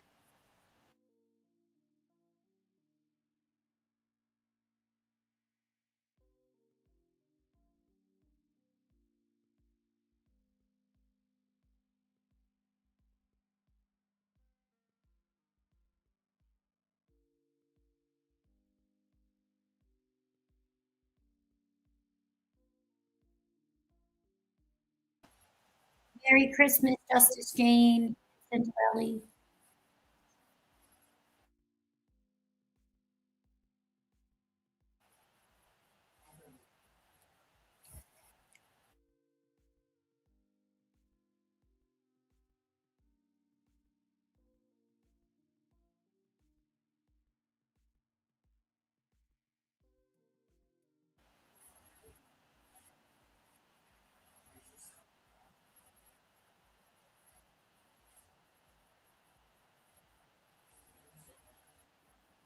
Oh my gosh, Rachel, you're like the 20th person that has said that. Okay. I have had so many people that for so long that are like, what if all of this turns out that it was because a bunch of people, bunch of creators lured him out and then they made content? I don't think so. But it's so bizarre because you and so many people, because anything could be possible. And then you find out that everybody did everything to get all the evidence and hold them accountable and find Sebastian. So it's funny that you said that. Where did you, if you could email me and tell me where that started, because that's like another narrative, I feel like where is that starting from?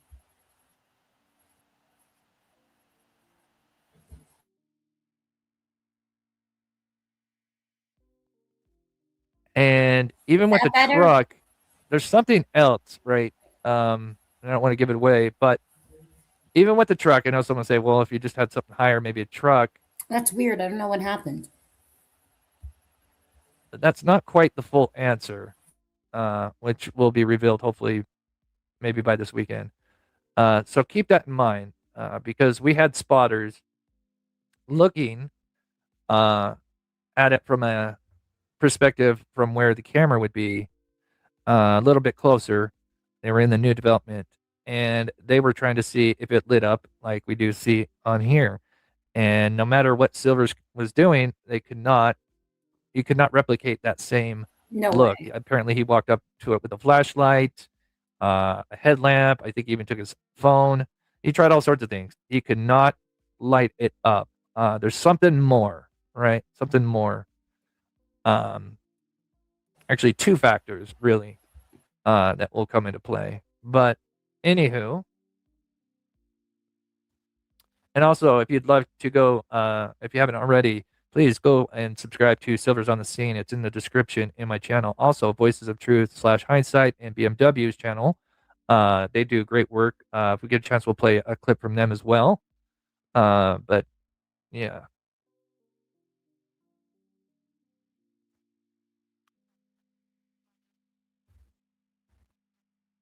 No, I don't think anything should be held back for content purposes. I don't think that Headlamp, yeah, like a lamp. No, Sam, I never said that.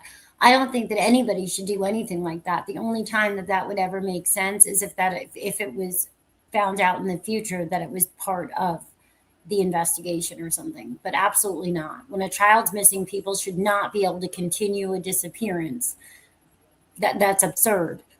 So if you're wanting to find a child, you wouldn't withhold. Like, I don't know. That doesn't make sense. I'm sorry, Sam, but I have to disagree a little bit.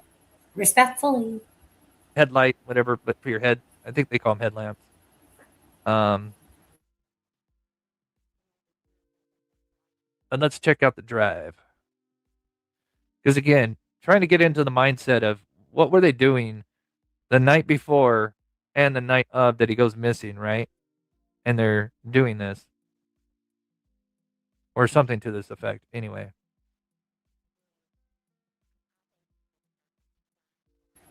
Well, that's the most horrifying thing is that people say, course. God forbid digging a grave or something because Yeah, he did a lot of things, Janie, and eventually we'll reveal what it was. Because like I said, it's many factors. There is drone footage from helicopters and things like that. So you would see if there was another grave site dug, but there was somebody that was laid to rest. That is, you can tell, right? So it's a horrible thought, but after what happened to Jaden, I can understand. A horrible thought, but I can understand. You guys may be kind of on the right path, but there's a couple of factors, and believe me, this was 2 days of trying to recreate this. It really took, like I said, multiple factors.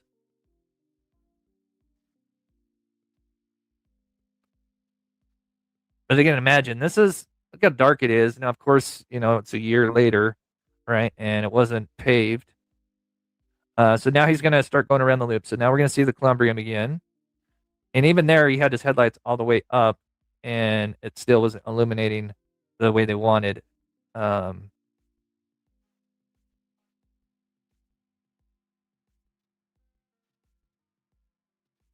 this is kind of what it would have looked like for whatever they were doing, were they exchanging him, in the car, switching him out? Were they changing a license plate? Are they putting on a license plate because they didn't have one? So now he's coming up. So to the right would be get this here. So he is now going to take the turn, and this is the road. If he were to go right to that private drive, which has the gate there. There's no fence. I was wrong. I was half right. I knew there was fencing. There's barbed wire because there's all these farms. So there's barbed wire that goes through, and I think it goes through here as well. I'm not sure how far, because you can see the post every so feet. But the other thing is there's this that a vehicle could actually get through. And they were doing construction on this when we looked at the helicopter footage. These bleachers, they had issues with them. These were torn out. So there was a lot of construction kind of going on. Now, obviously, they're not going to be working at 3 o'clock in the morning. But it's definitely possible to get a vehicle. And you could even probably do it with a car. SUV, I think, for sure. Definitely. But there is technically, with a little bit of off-roading, you could cut through. I don't know if it's right there, but definitely up and over, and now you're in. I'm So sorry. that was what makes the whole thing with the vehicles at the school on the night he went missing very interesting, because they kind of line up. So anyway, back to the drive. Oh, that's a good question, Meep. I don't know if someone in chat knows. We may have somebody. I'm sure Silvers would have an idea. There might be a local or two in here that might. That is a good question. I think it was definitely last year.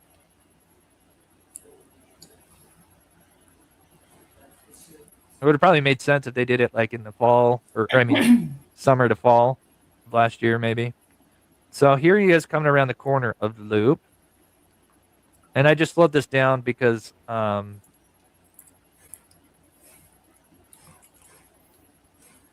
I wanted to show kind of that point where the lights are seen. I originally thought when we saw these headlights that we were seeing the vehicle actually come around this corner here. But when I measured up the surveillance to the lights and everything, and I used these trees because I can see these trees. And so if you look, these trees, like if you were just doing kind of like straight line and you follow it, it takes you right to the corner loop right there. But the lights, when looking through the surveillance, they're somewhere about in between, in the middle of this group of trees. So that tells me that the vehicle is, and actually it's a little bit, not even in the middle, it's actually kind of more towards this part. It is here where we see those lights, which are two different vehicles the night before he went missing. Yeah. And to others, they know who, hopefully they know who they are. There was many people doing a lot of different things multiple nights that deserve a lot of credit because apparently it was really cold. But this is about the area where these lights are being seen. And as you can see, notice the road's going to start to slope down. This is technically the highest point and would make sense. There'd be a little window that we could see from 400 yards plus away where these vehicles are captured. But this is it, right around in this spot. I'll back it up just a little bit.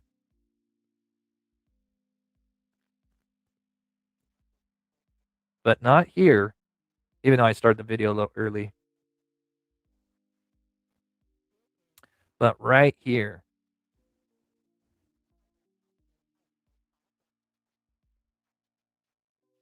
So what are they doing up there? And again, if you don't know what these lines are, if you haven't been with us, I took a static line with the 345 AM vehicle. And then when the 349 vehicle goes around, I noticed that it was higher up than the 345, Right, I'm just gonna much skip higher, forward a which little means bit. we likely have a car and a truck, or at least clearly two vehicles that are clearly two different heights. It's one, and it's now got like, and the lock on it has changed. Before it used to be just kind of like a chain link. I don't even know what it was on this one. What did they have? Looks like they have.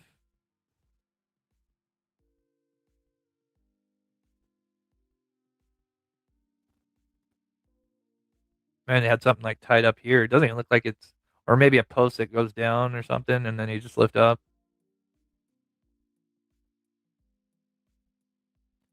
You know what's interesting is now I see the post right here, and it's torn down. I can see the barbed wire right here. Now, again, I think this was taken in a year before, so keep that in mind. I'm pretty sure this is like a Google screenshot. You know what? Let's find this out. Let's finish watching this, and I'm going to check that out.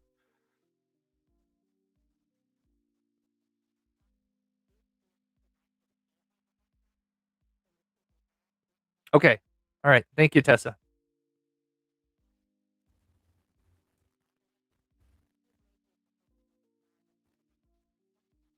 We'll look at that here in just a second. I just want to see about that.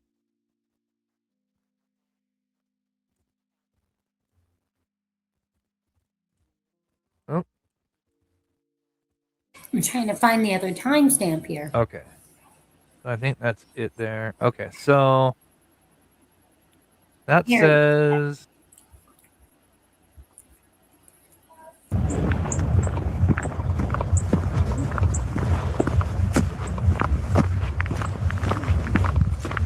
second.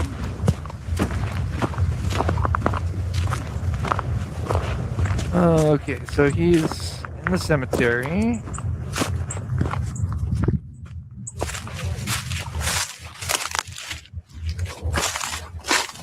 Looks like he's on the west end of the... No. What is it? Yeah. Oh, he's on the west end of the loop. Oh, this is the area that... where the vehicle's at. Oh, thank you, Tessa. This is the entire trip. Oh, this is interesting.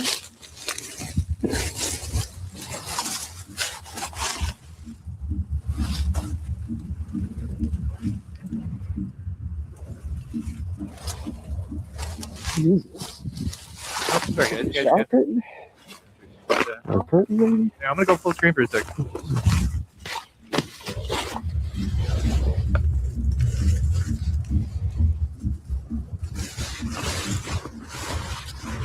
Like a shower This is curtain. right in the spot where those vehicles were at. Yeah, and there's been so many. See, this is the stuff that is ridiculous.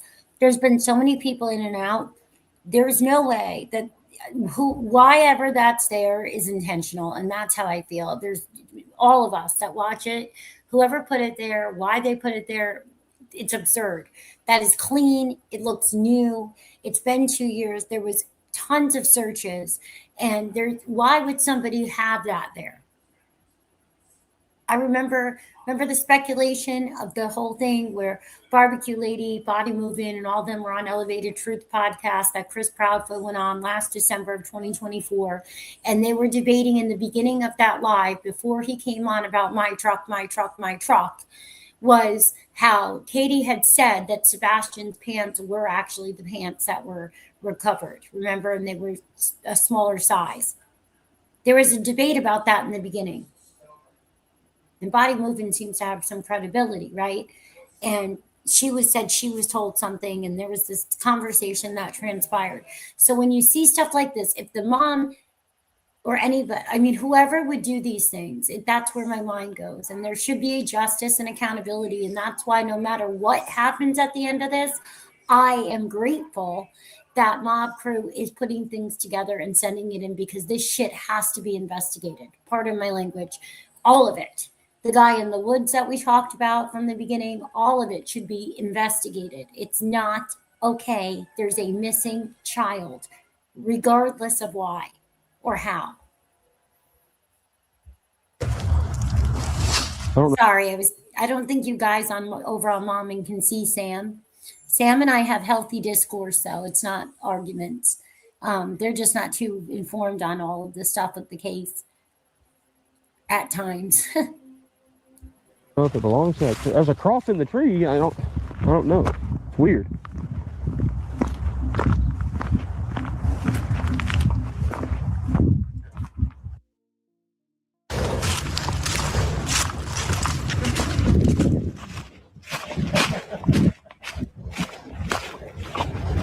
You're only in it for like 2 seconds. No, I'll take you out of it. Well, that's the thing. Who knows they're going, right? That's the thing. Who knows when these people are going out there? Because when Lady Freedom's Raw Narratives went to Texas Roadhouse. There's this guy that just happened to be there in a green jacket, right? There's just, and then she followed him and videotaped and didn't say a word. Like, there's just, that doesn't happen down here. People will ask you, what are you doing? Why are you following? What are you recording? I don't think she had anything to do with it. I'm not saying that. I have no idea because I don't know. People won't tell you, right? I'm not affiliated with anybody. So nobody's going to tell you if they're in a contract, NDA, whatever. Not if they think they're helping a case or something. You wouldn't expect that. So it's not even like I would ask. But when that happens, and you had the other woman out there all the time that was finding sheets and pants and glasses, and Silvers found a phone and then he unlocked it and it had Terry on it, or when this stuff is, and then the box that was on Jay is for Justice that she showed that had Katie's pictures in it, and all of this stuff doesn't happen in a missing child's case. So it needs to be figured out. And that's why it needs to be investigated. And whatever is the outcome is what's the outcome, because you don't make contact out of a missing child. You just don't do it, right? So this is nonsensical that anybody would think that they shouldn't be looking into that. So if you send me that Reddit, I'd love to read that, Sam. I'd love to read that. Love to read that because it happens all the time. And it's just, common denominator, common denominator. But yeah, don't pick up stuff without gloves and all that, because now it wouldn't be evidence. How would they get any kind of information from it if they were even going to be able to?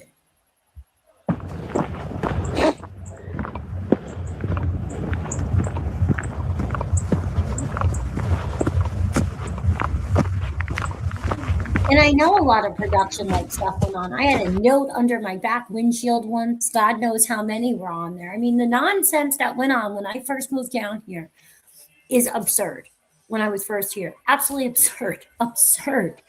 And it didn't require law enforcement's involvement because it would have been a waste of their time, because you could tell that it was nonsensical, absolute nonsensical. This is different though.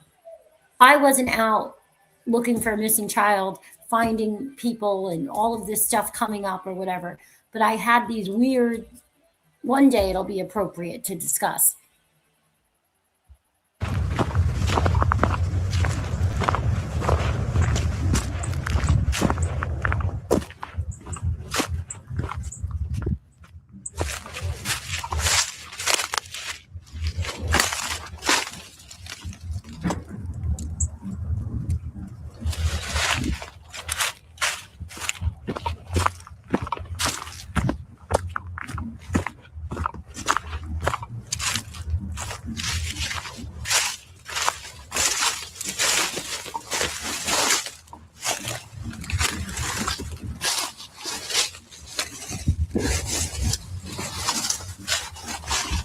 Wow.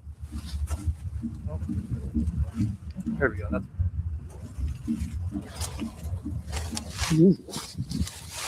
like a shower curtain. 1 second, good. I want to make sure it all.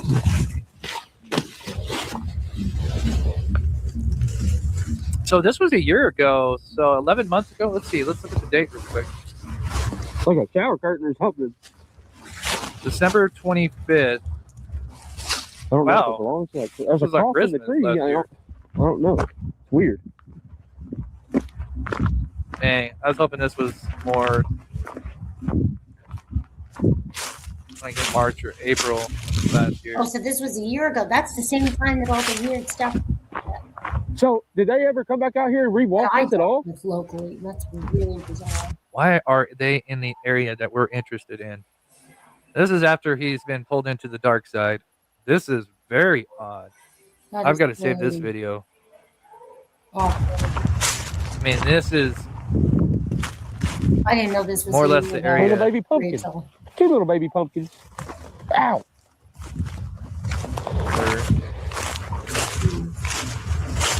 What's going on there? Yeah, there's been a lot of tornadoes and stuff and floods. And Now that is interesting, Johnny. it's a big area. Yeah, I don't know why he would be searching right where the lights are. Yeah. The fact that he's over where we were one of our interests is that. That is very. Well, he bizarre. drove by and pointed Sebastian's window and stuff too in the beginning. Silver's on the scene. They didn't go after him. They let him drive by and point out Sebastian's window. And Okay, I'm gonna he meets up with record here. He seems to get along with everybody. Is he with Yeah, oh, I he's with- drove by I've never seen that. instead of Oh, I no. live Oh, here, God. and I had. Why are they in this area? What the? No, I drove by with my son saying a prayer. They don't know if I have family that lives there. They don't know anything about my life, thank God. And I had videos made about me that I'm a stalker, and everybody knows that all I've ever done is tried to advocate and make sure to only help with Sebastian, never ever distract from Sebastian. So let that sink in. Let that sink in. Let that sink in. Oh. But they'll search with other people without a problem. And they'll Sorry, guys. and- yeah. Like trying to breathe to a damn straw in my nose almost. It's like pinched off almost. Like,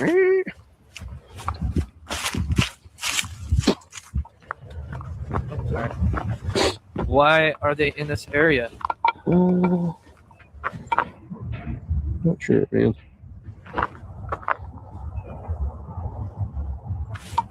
Hold on, guys. I'll be right back. I mean, it's on. It's Okay, in a few minutes, When you, like, but turn they them both off drive and around stuff, that I'll gate. sit there and like, dude, Okay. I've never seen that. What? Thanks, Austin. They do Yeah, that no, now? that's Cluminati and Cletus. That's their names. Maybe they're, That's who he's with. Putting one of those big vault things on it. Yeah, the girl Wow. that said that she was out What are they doing I've never seen hammering. that. It's a new way to. When Sebastian first went missing, she showed the backyard and said, you know, that her husband wouldn't let her MURD. Yeah. Do it.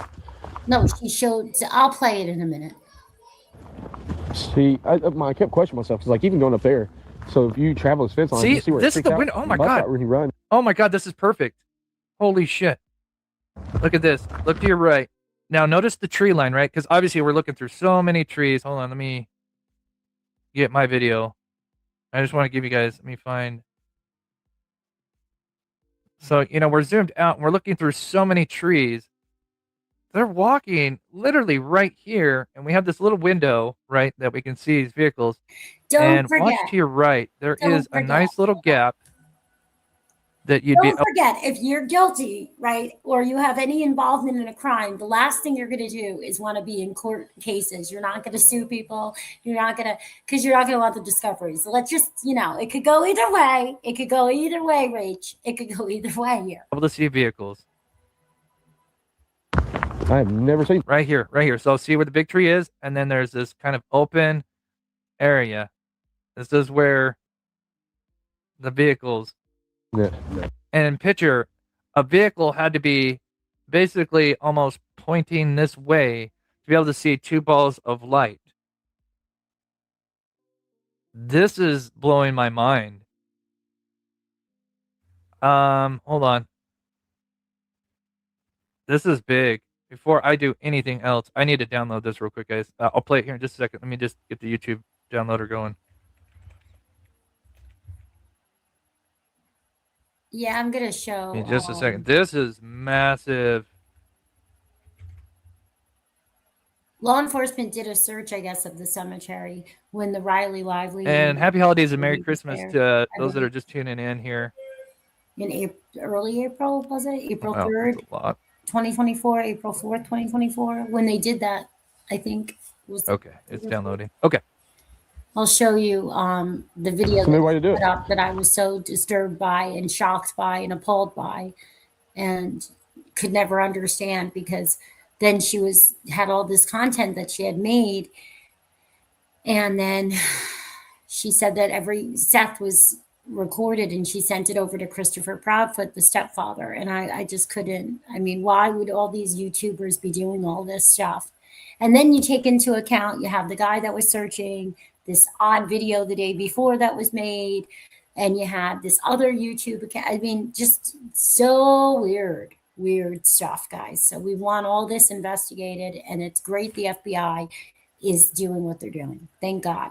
right? Because you never know what is going on. There's the child predators. They're using the internet. Weird stuff going on these days. People, you never know people, right? You never know people. I just want to see this little window here again. I'm sorry, You guys. never know. I want to back it up here just a little bit. But notice all this shrubbery, right? It's like But there's going to be this clearing.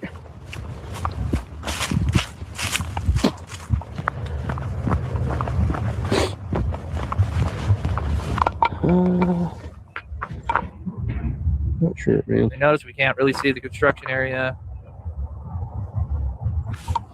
Hold on, guys. I'll be right back. I mean, it's on. Oh, he cuts it. Yeah. When you But he turn it turns to off the and right stuff, right here. I'll sit there and dude, I've never seen that. What? They do that now? I don't know. I've never seen that either. Maybe That's they're kind of cool. Interesting. That's different. Vault things on it? Wow. Right there. Look at that window right here. All right, guys. I've got so many things going on here. Let me. Is it ready? Okay, it's download. Oh, did I just download it twice? Oh, no. I don't want to download it twice. Okay. There we go. Okay. Just got to make sure I get that. Bugsy, back up. Okay, give me 1 second. I there's multiple things I'm looking out for, Bugsy. I am downloading this video. We'll probably revisit this video. Look at this window here. Now you can see the construction. Well, never seen where that. the construction site It's a new would way have to been. do it. This is the area right here. See, I kept questioning myself because, like, even going. Because now look, as he goes, now there's all those trees, and that would block everything. The rest of this stuff, except for the light. And obviously, we're so far away, so that would be like here. Obviously, this tree is in front of us, so it looks. But oh my God, that's huge. I agree, Cinderella.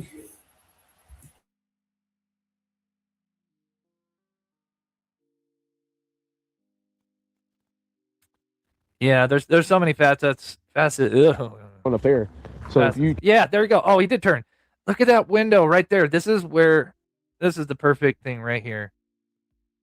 This shows you exactly where those vehicles are being seen. Oh, that is perfect.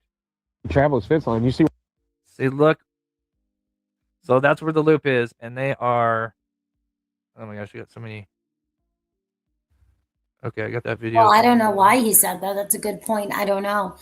He has the YouTube channel, and you can go watch it.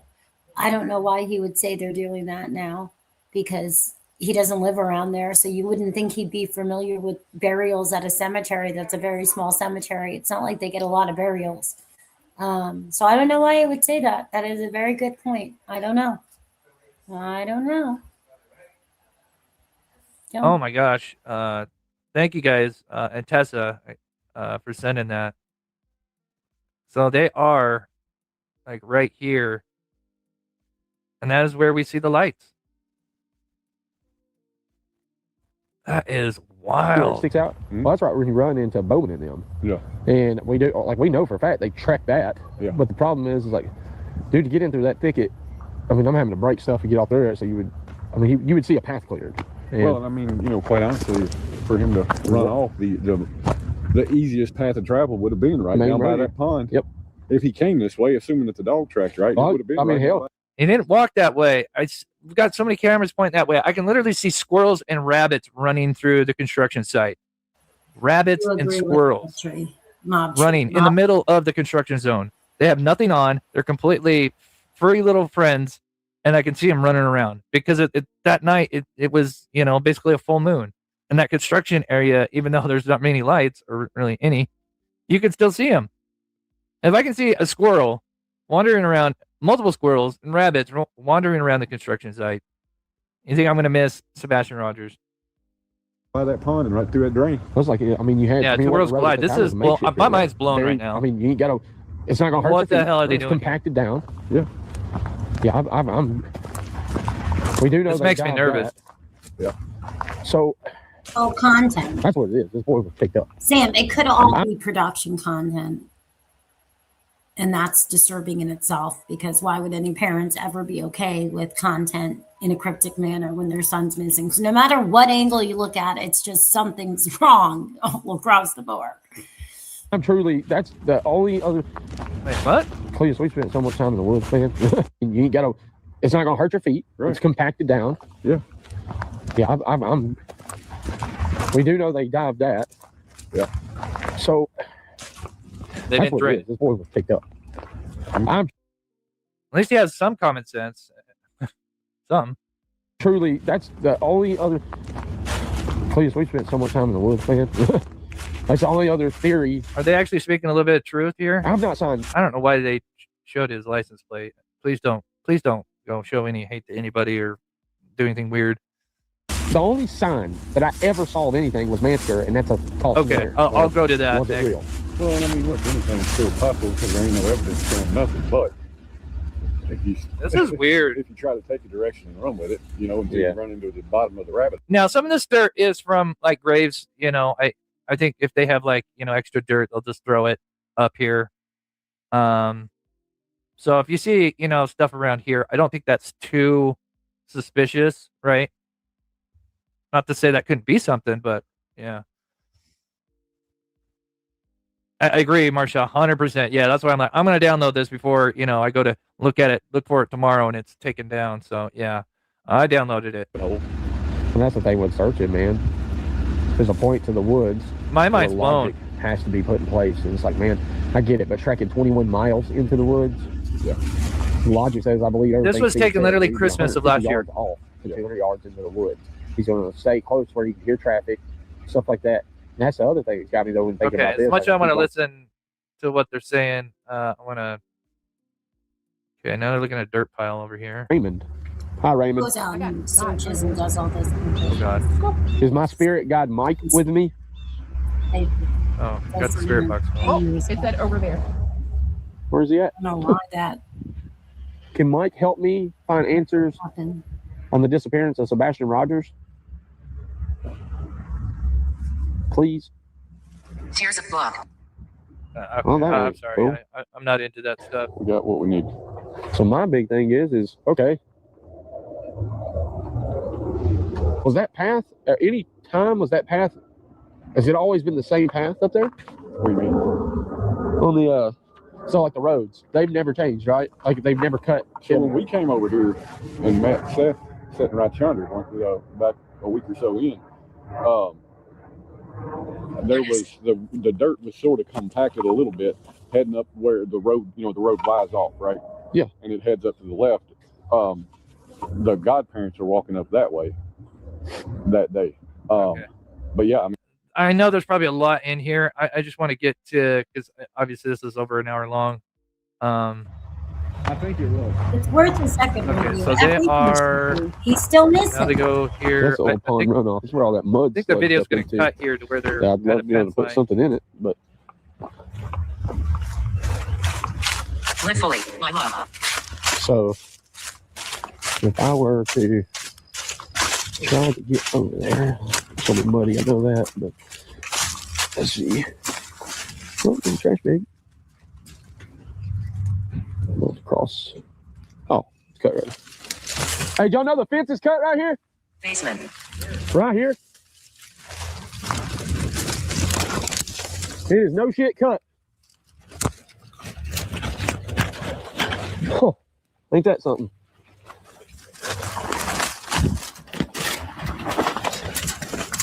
Nora. That's odd. Title of the video is A Closer Look into the Canine Hit. God, that sucks it being a year later, man. Well, why wouldn't you just... this is the only problem I got with this, guys. Fence being cut, suspicious. But couldn't you just cross up there in the corner? Unless your kids cut the fence to go to school. It sucks because it's been over a year, so you wouldn't know if it's fresh. So that is 100% cut. Still pale somewhere. No, it's been a good long while. I don't know if pulling Cletus's daughter was in his grade or his Well, that's weird. classes or anything. I don't What know it was for a cut fact with. on that one. Yeah. It wasn't cut with like diagonal. It's It cut with almost a, looks like bolt cutters. yeah, where it pinches it. What did it just say? Allegedly, she was good friends with a Oh, neighbor in the Lucy. neighborhood. Yeah. Well, that damn dog don't follow me home. No. Okay. They are very, very thick. No cameras on that in one the for sure. construction area. I remember. Yeah. Yeah, see, it's empty on this side though, so that's a positive side. My question is, I wonder if you could get down in there and see. No, nobody ever tried to talk to me and ask me anything about the live streaming or the searching or any of those interactions or anything. None of them ever did. They just tried to intimidate and freak me out and chase me away, I guess. I don't know. But no, they've never tried to talk to me about any of it. Mm-mm. So it's almost like they already know the answer to where he is, because it's weird that they never seem to be asking people for information on. Seems like they know everything. They watched everything. They saw every aspect of their searches. They were at every search. It's very odd. I don't know.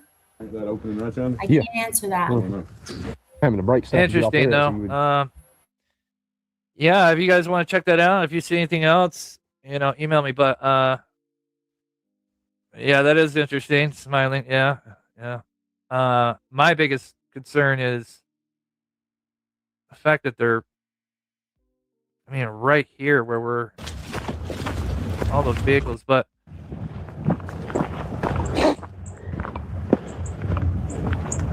when you run into Bowman and them. Yeah. And we know for a fact they track that. Yeah. But the problem is like, dude, to get in through that thicket, I'm having to break stuff to get out there. So you would see a path cleared.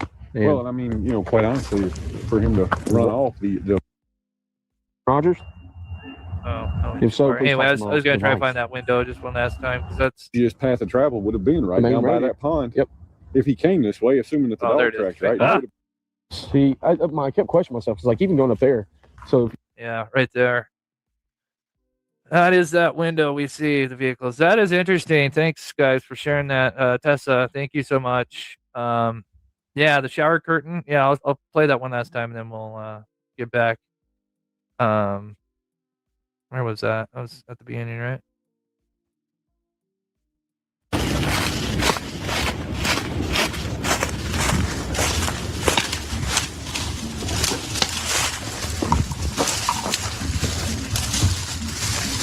Trying to find it here.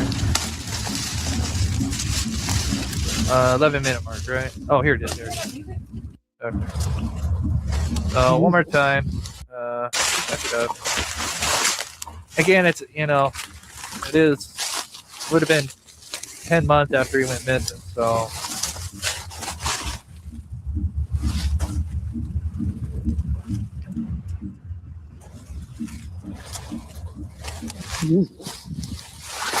a shower curtain? Or a curtain maybe?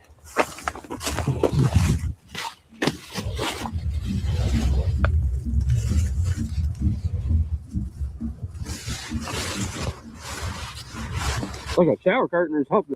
I'm just gonna be honest. If you ever go searching out there, I would just say to anybody that goes out there, because it's great for people to go out there and search and stuff, but usually if I'm going to touch something, especially something like that, I wear gloves that way, just in case, off the off chance that it may be evidence. You now have contaminated this evidence, right? Now, obviously,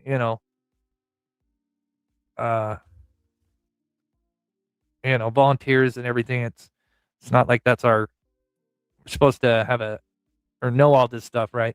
The knows and don'ts, or do's and don'ts. But anyway, just advice. Anybody's out there searching, try to have a pair of gloves, especially if you're going to handle something like that.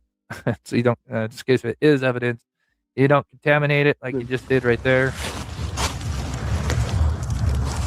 If that was evidence. There's a cross in the tree. I don't know. I think he's just like all of us, right? He's in shock, especially because when you're talking to people and your sources and stuff, you trust them. And it doesn't mean that they're misleading you, but they may be the ones that were misled. And they don't even know they were misled either, right? We're not law enforcement. Nobody here is law enforcement. And anybody that is acting in capacity of an investigator or law enforcement, we don't want to know who they are because we want Sebastian to be found, right? So Yeah, I mean, it could be many things. It could be the wind blowing it, maybe something. no, I'm sure he was shocked, or he would have said that a lot earlier. And there's no way Silvers and all of them and Crabtree and all of them don't already know. And yes, Crabtree is the one that I kept running into. It was very odd last year. Yep. From the new development, and then they had a windy day, and maybe they had it up on like a hook line or something out in the backyard, and then Yes, the wind and caught right. it, and then and then blew it over here, and then obviously it would get caught up in the trees, and then it found a home. Again, just looking at it from all sides. Some could say, but again, it's 10 months after he went missing, but that's still very interesting. Very interesting. I appreciate sending that. So anyway, if anybody came in a little bit late, I'll go over what I mentioned earlier. But yeah, anyway, I'm gonna play this real quick. Let me just make sure I got everybody here. Donna says prayers for Sebastian and Seth, and Yes. yeah, thank you so much. Oh, we got 2 people that are at the 11-month mark. That's wild. And of course, they did right there. He gave us the name. We can go. If that was evident. There's a cross in the tree. I don't know. It's weird. Yeah. Okay. Yeah, we can go. One more time. Again, it's would have been 10 months after he went missing. So. But I want to show you the Riley Lively one too. In a minute, hold on.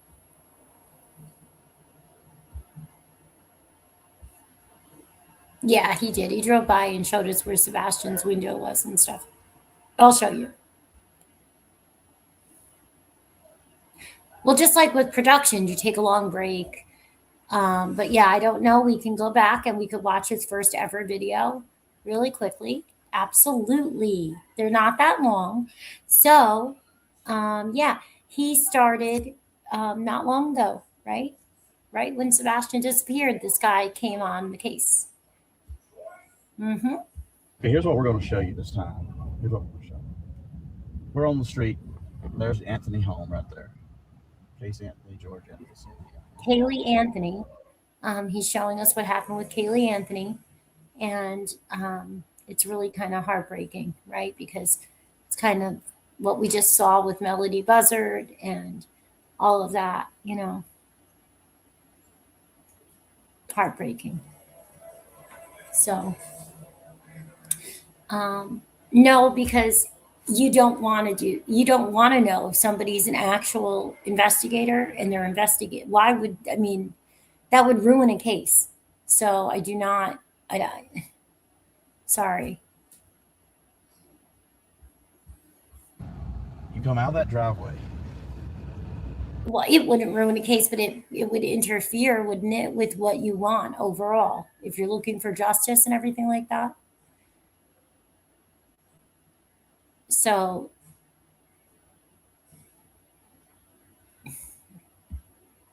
And you start driving down this road that they live on, Hope Spring. yeah, that was his first video. Okay, hang on. Let's see. Here we go. Oh, 3 locals from Hendersonville, Tennessee. Oh my gosh. Okay. Hold on.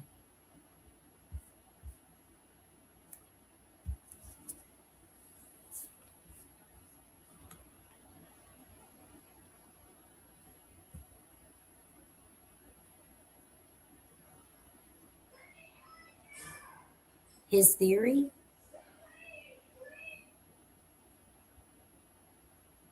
Yeah, I'll put the link in the description. So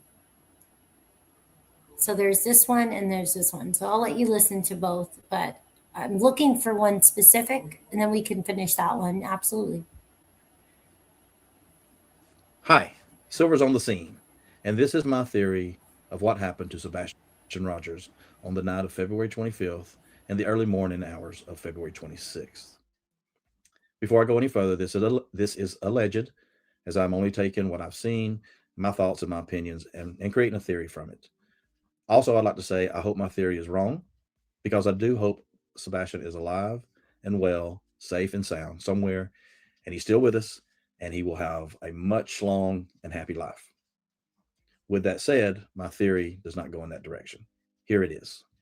What we are looking at is the Proudfoot home, and what we're looking at is the grainy security video footage that I could never make sense of until what I believe now. So here we go. Katie and Sebastian leave the dinner at 6:30 p.m. and they make their way home. As she said, they get home. Sebastian takes out the trash, as he normally does. Truth. They have a few good hours, whatever they do. 9 o'clock, he goes to bed. If you watch Katie in one of her interviews, she has a really big gasp when she says that okay, mommy, and he goes to bed. I believe the reason for that gasp is that was the last time that, unfortunately, she saw him alive. So he goes to his bedroom. She's on the phone with her husband, Chris, stepdad of Sebastian, and she does hear a thud. And she probably says to Chris, oh, I don't know what he's doing. Hey, what are you doing in there? Stop doing it, go to bed. Now, she tells us that he replied. I don't think he did. Because my theory is whatever that thud was, that is what cost him his life. I believe he hurt himself somehow. Fell out of the bed, did something to hit his head, and ultimately that killed him. Broken neck, whatever. Now, I'll stop here and say is, someone say, well, hey, you believe part of her story, but not the other part. Well, when people tell a story, they're either going to... Yeah, I don't know. I just don't see that. Okay, so I think this is the one when he first drove by. This is, yeah. Silver's on the scene. 422. And we're in Hendersonville. Just found myself in Hendersonville because of work. And I thought I'd come just tour the area. This is where that camera is, look. That shot the video of the dump truck, supposedly. So, let's see what we can see. Sebastian Rogers. Hope he's found soon. Here's his house right here. Right there. That was his room right there. Is his room, let's say. There's the sign. Here's his what? Oh, I didn't hear haunted house. Silver's on the scene. And we're in Hendersonville. Just found myself in Hendersonville because of work. No. And, I thought I'd come just tour the area. This is where that camera is, look. That shot the video of the dump truck, supposedly. So, let's see what we can see.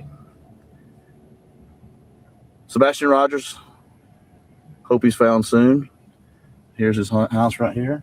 Right there. That was his room right there. Is his room, let's say. There's the sign. And we're just hoping he's found. We'd like to do anything we can to help.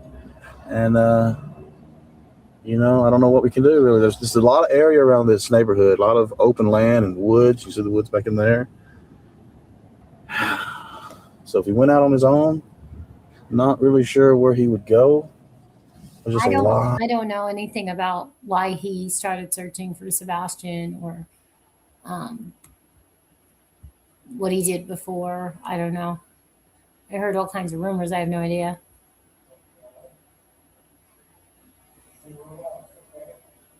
Mary's magical place at Drake's Creek. Where is it?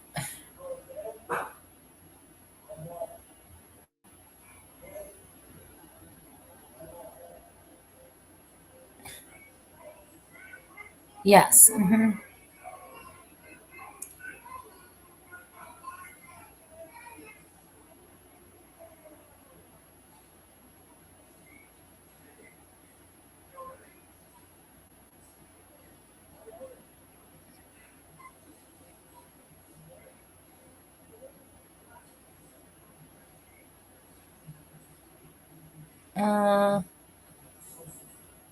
I don't see it.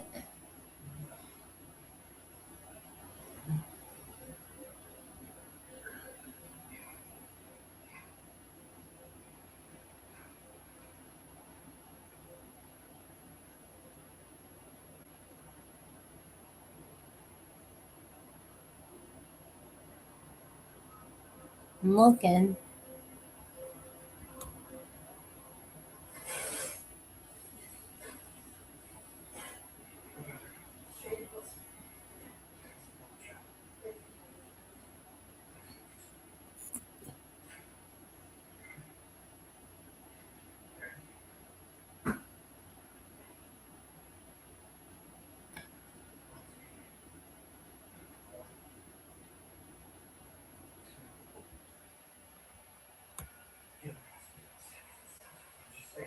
I don't know. This is, I think. Silver's on the scene. Silver's on the scene today. Silver's on the scene. Silver's on the scene. We will not go away. No, it's October. That's October. Okay, so.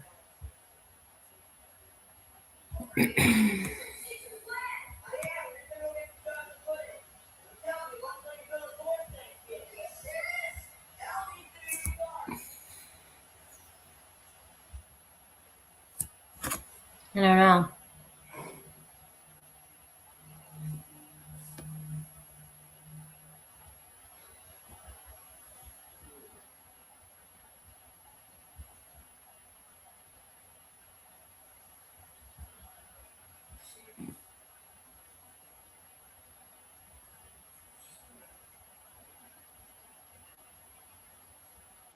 Silver's on the scene. Sebastian Rogers gone 355 days. 355 days. It is Saturday, February 15th. I'm 2.7 miles northeast of his home. 11 months, 2 weeks, 6 days. We are a week and a half away from a year. Where is Sebastian Rogers? What time stamp? 42? I can smell the rubber off of it. It's been burnt. Okay. Never get back up. I did come over Merry here when I Christmas, found that Ray. originally. Merry As you can Christmas, see, a place like this right here, you can tuck yourself under. But also, as you see, I mean, see, it's even still kind of dry there. Dry there now. This is supposed to be the Drake's Creek. I don't think. What is he watching? Ma, what is he watching? I don't think the Woods guy, as all the OGs call him, did the live stream exactly from this spot. But I can't be sure. That obviously his original accounts were deleted, but he has new accounts now. And if I have a chance, I'll show you some of his new content.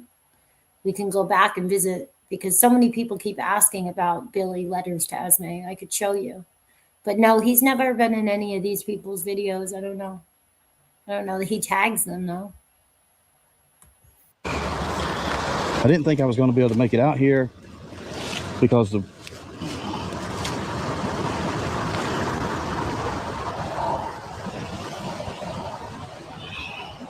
Absolutely, I would think that you would want to talk to him. He's been searching since early on, all over that area, and he still posts about him. What is that? You'd want to talk to him. So nobody makes much sense. This looks like rubber. You see this? Hi, Poppy. Merry Christmas. Ladies and gentlemen, this thing, what is that?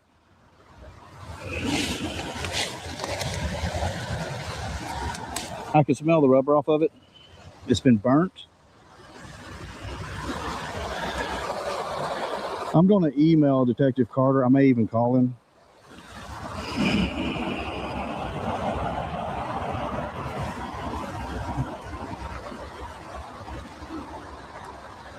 That's the point. That's why everybody's saying FBI needs to take the lead on this investigation. It's wonderful that they're giving us the story on Sebastian and all these different things, but why would you not want them to take the lead with all of the stuff that's gone on with these local content creators that weren't even content creators until all of this, all the going in and out of court, all the restraining orders, all of it. You would absolutely. And then you add how Billy makes serial KI stuff, right? And all of that type of content. It's just, of course you would. And it's not accusing anybody of being involved, However, people might watch content like that could be involved because they insert themselves into things, right? That's like, it's just basic statistics. And I don't have any professional experience in that manner, but it's just common sense for any of us that learn about true crime, or we have any, any training in any shape or form, or learn about it or anything. It just, some things are just kind of common sense, in my opinion. Let's see.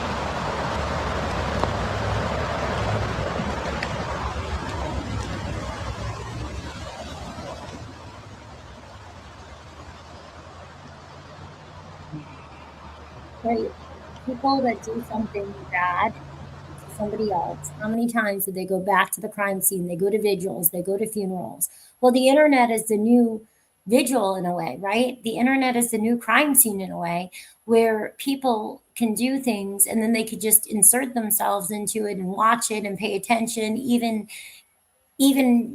pretend to have info or redirect, or who knows.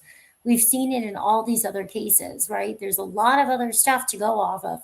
The difference with a missing child is statistically, it's usually a family member or somebody very close to the child that's involved. But we do have this new predator playground, this horrible stuff that's going on. Highly recommend actually Body Movin', the girl that did the Don't F with Cats, that woman.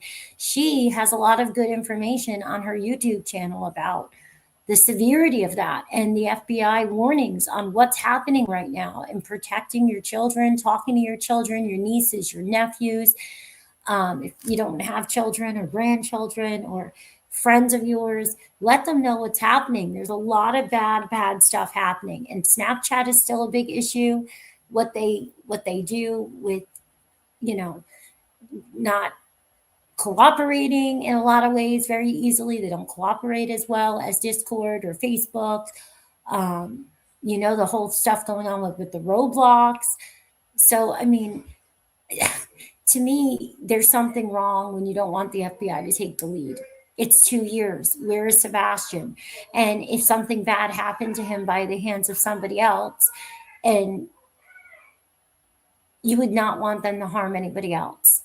And I'm not saying law enforcement isn't doing an investigation. There could be sealed indictments and all kinds of things going on. We have no idea.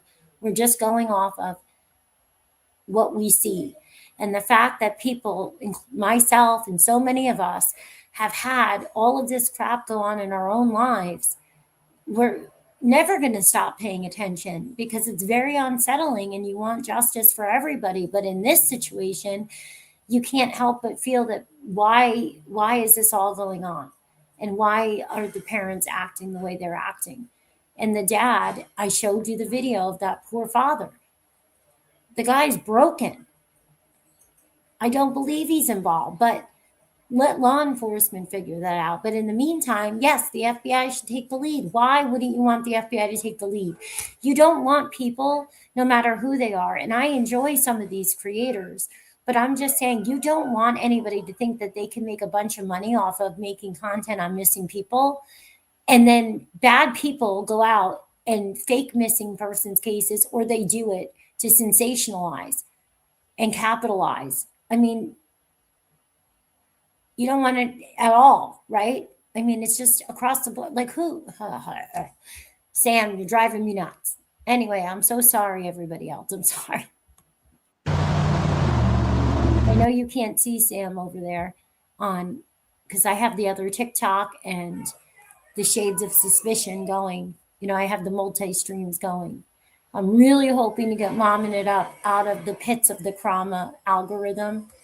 But unfortunately, as all of you know, it is what it is. I'm stuck in that algorithm and I can't change it. Momming is stuck in it, and I can only pray it's stuck in it. I don't know. It is.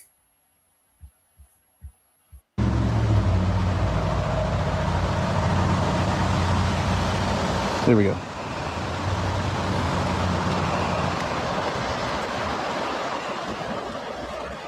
Okay, what are we doing here? Silvers is confused. Bear with me. Okay, explore. I'm here. Got there.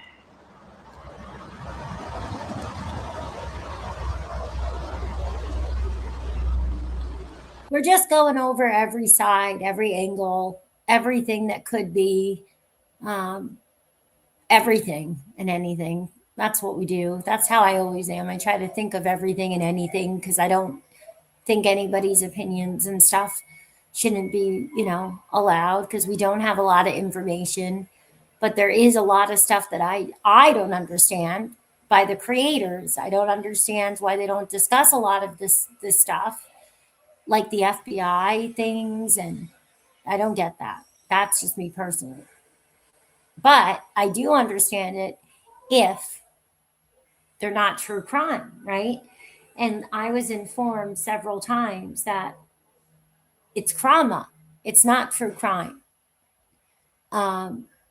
So the discussions apparently are very different. And I think that's really bizarre, but you wouldn't think that missing person, mom, stepdad, anybody would want to be associated to trauma when you're looking for your child. So that's kind of threw me for a little bit of a loop. But no, I've always said that in my opinion, 100%, not that my opinion means diddly squat anything, that I don't believe that the father has anything to do with it. I don't think he knows where his son is whatsoever. And that's why I get kind of heated and passionate, right? Because earlier I played the video of his father. And how are we not going to keep hanging flyers and asking? I'm a local now, right? I live here. So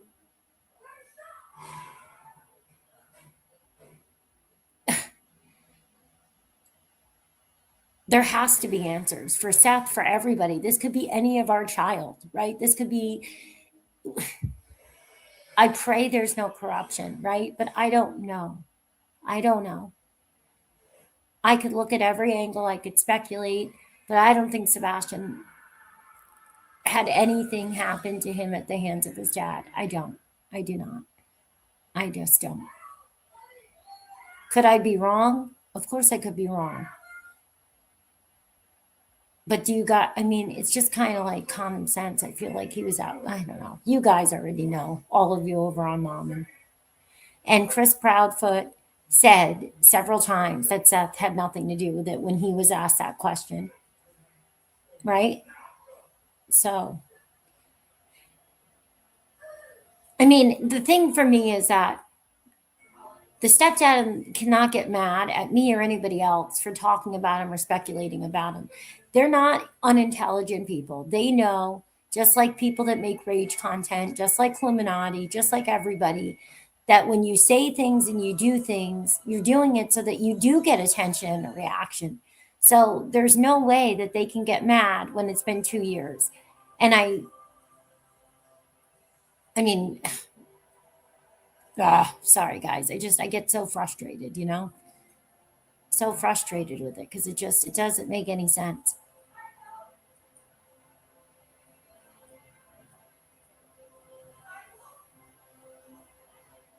Yeah, they did it. They clearly do, Kiwi, for the money. They clearly do. But when the parents are involved, the only one that I think might not have had a clue and been taken advantage of is Seth, because he's not from around here. He doesn't know these people, right? He doesn't know these creators that were local or turned creators or anybody. So, but I don't see him with the spokesperson anymore. I don't see him with even the at night thing. I don't know if he's associated. The only thing we have is the last video we did. And of course, if he doesn't know where his son is, he's not going to probably make the best decisions, because I can't imagine that I would even be in my frame of mind to even know what to do. And I definitely wouldn't care about drama. I wouldn't give a crap about that because I'm looking for my child. I don't care about anybody else but my child.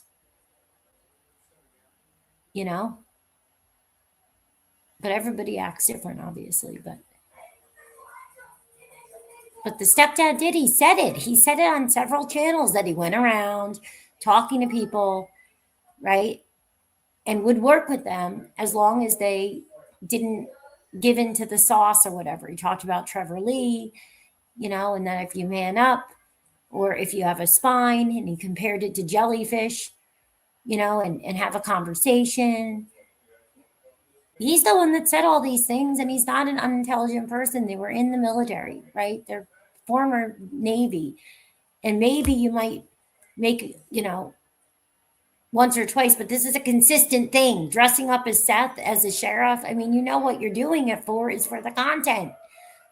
So why would you be around channels doing that? Why would you be fighting and encouraging that when your son and your stepson's missing that you called your son? There's just no way not to talk about it at this point, because it is what it is. Even when we talk about any possibility in any perspective, we're not saying that he unalived him, right? But we got to talk about every possible scenario. It's weird. It's all weird.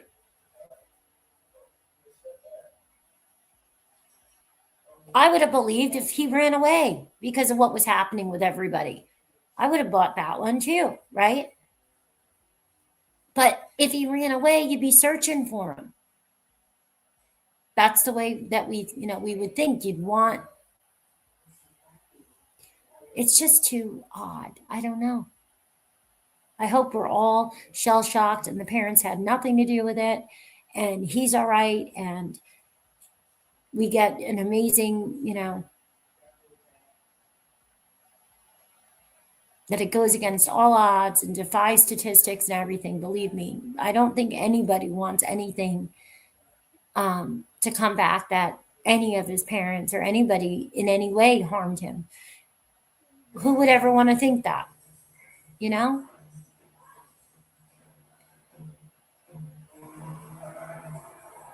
I will, Anne. Thank you. This one's almost over. Sam had asked. Sam and you guys got to end up coming over to Mom, and so I don't have to read two different chats. No, I only have that channel monetized, only Momming It Up, and I'm so sorry for the ads. I tried to go into the studio. I tried to disable them because I like to have them off during the lives. I think during certain high traffic times on YouTube, they just crank up the ads.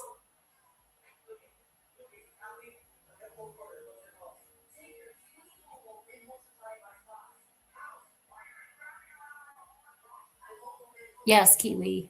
But I do think that the FBI has a lot more info just because they updated the flyer. They have the stories on them. They have a $50,000 reward, right? But it could take a long time for them to figure everything out. They might have I got to take that back, right? So you can have all kinds of things and you can have an idea and you can have all this stuff, but then you have to actually compile a real case, right? So you want to make sure that you have it all lock, stock, and barrel, so to speak, right? And then you would also want to make sure that every single person would be held accountable for whatever laws or whatever roles that they play. So it would take time. It would take a lot of time. Wouldn't be overnight. And you could have all kinds of sealed indictments. I mean, I was just learning I was listening to one of my audio books. I spent quite some time in the hospital earlier this month, and I'm doing fantastic, thank God now. My son has had his appendix out yesterday, so it's been a hectic time here. But I had a lot of downtime to be listening to my audiobooks. And I was learning about a case where the FBI had, oh, hold on one second, guys. This is glitching. Hold on. I'm so sorry. Just a moment.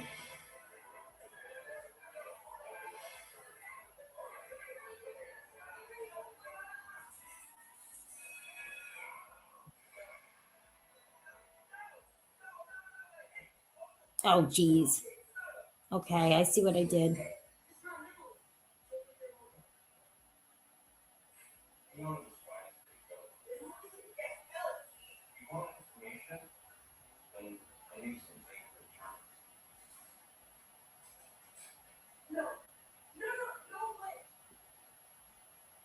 Oh, yeah. Just it could take a long time for things to happen. It definitely can.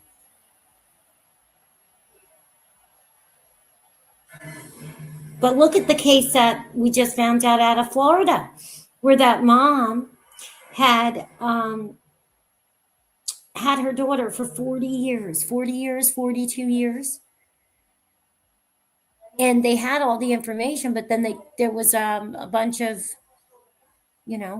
oversights because they were just busy with stuff and it just never got put back together the way it needed to. It just happened in Florida.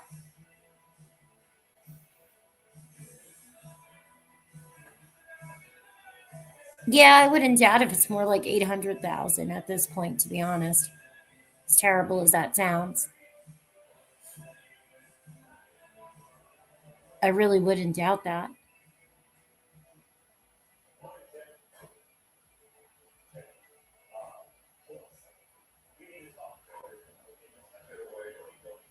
Thank you so much, Mike. I hope you're doing well.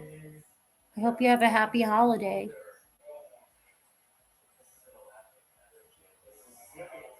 But yeah, I know I get annoying for people because I won't 100% like conform to one thing or another, but that's just because things are changing and we don't have a clue what the heck is going on.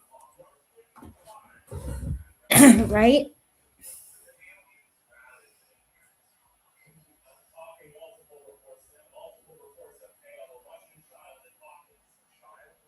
Well, I would be absolutely shocked if that was the case, but you never know.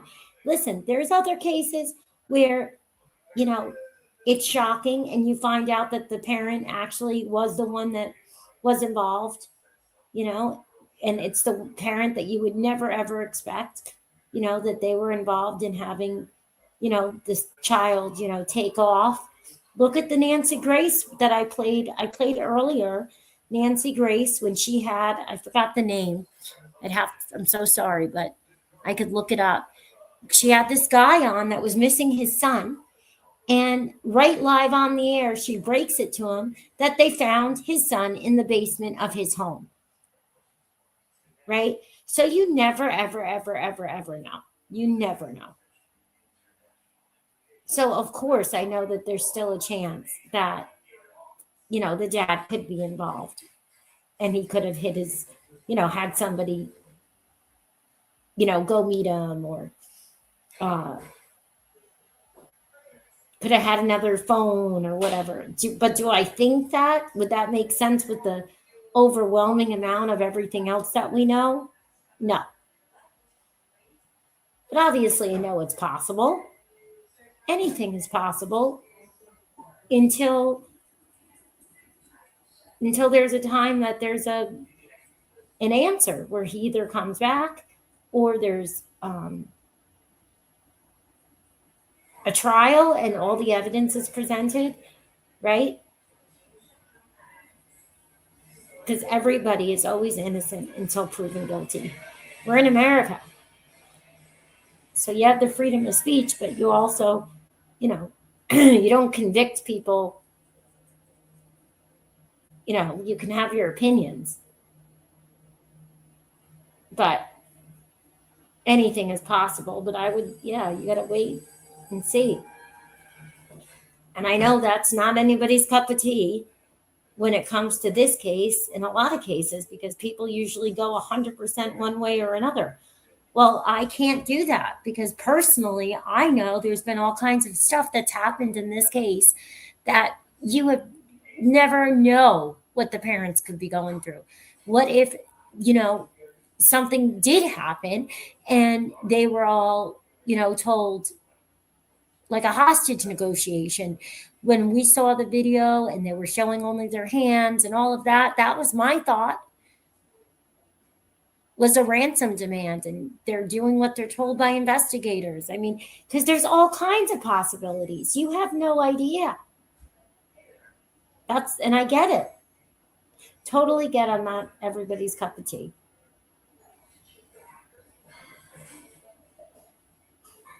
But and when I know I'm wrong about something, like what I found out when I was so, convinced that Seth had something to do with it because he left work and yada, yada. As soon as I found out that was not true, right? I had no problem owning it. I felt horrible. And I wasn't even an influencer. I wasn't even monetized.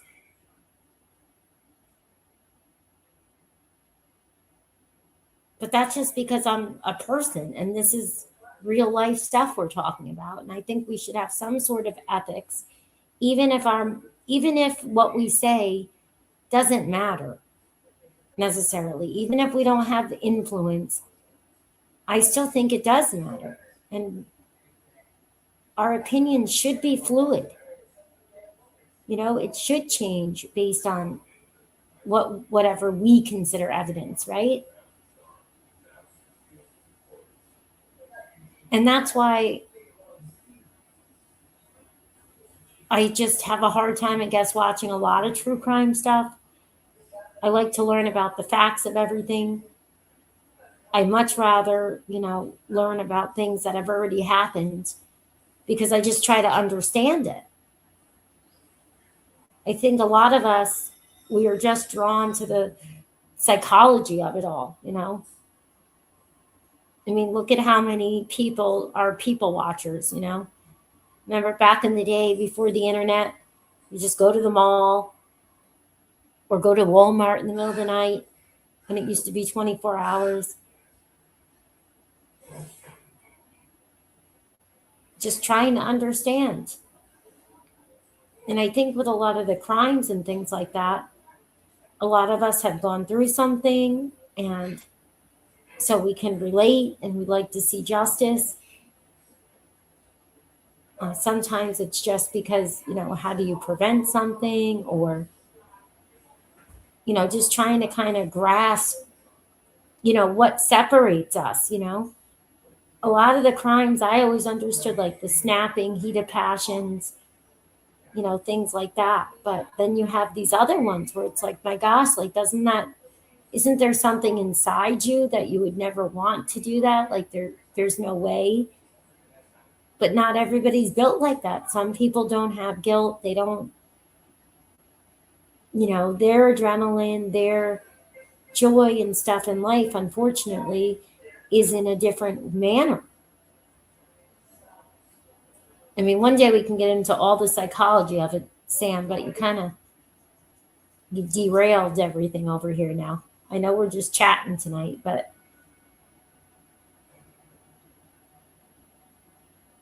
sometimes I think you just like to annoy me and poke at me. And then I end up on my 20-minute tangents because I'm multitasking over here.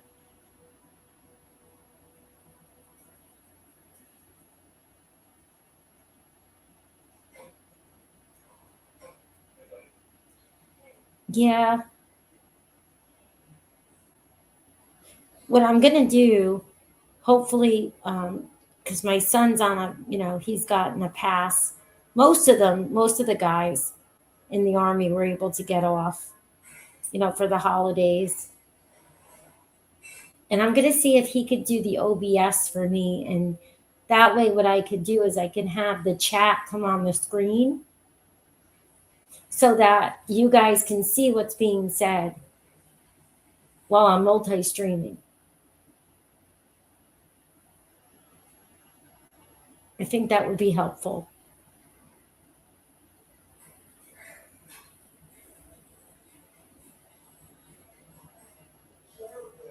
And don't forget to please email me. If you guys ever have anything that you want me to know, that you think might be helpful, or any other topics or anything, or if you had a story and you wanted to come on, or you want to do a show together or anything, just email me. For another year and a half, I'm going to be, not doing very much for a regular job because of what happened with my little guy with his botched surgery. We had those 2 back-to-back, very lengthy surgeries, March of, this year. So until he's about 4, You know, I'm not going to be able to really return to working. So I have nothing else to do but try to give content a little bit of a go. And also when I'm interested in stuff, I like to sit there and just talk to other people about it. If I'm going to be watching these things anyway, right, I might as well go live. My biggest battle is that I don't want to be a full-on speculator, like I'm sitting at the kitchen table 100%. You know, I want to try to make sure I am a little toned down.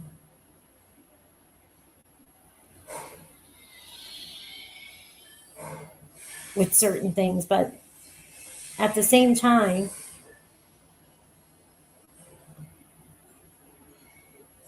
I don't think there really is a way to discuss things without it falling into the lines of talking about, you know, parents when it comes to children missing and stuff. I think unfortunately we have no choice because of statistics. And you know, what you do see is most parents don't care what you say about them because they just want to find the child. So what do they care what you say?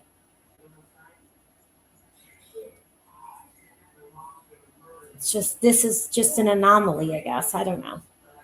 So definitely email me at 411ccanne@gmail.com.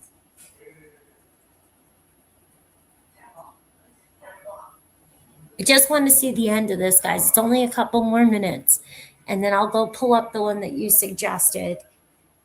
And then if you still want to, we could try to check out and see the letters to Esme's new searches and stuff, because nobody shows his stuff. I don't know why. And he's out there still searching, and he's been searching since early on.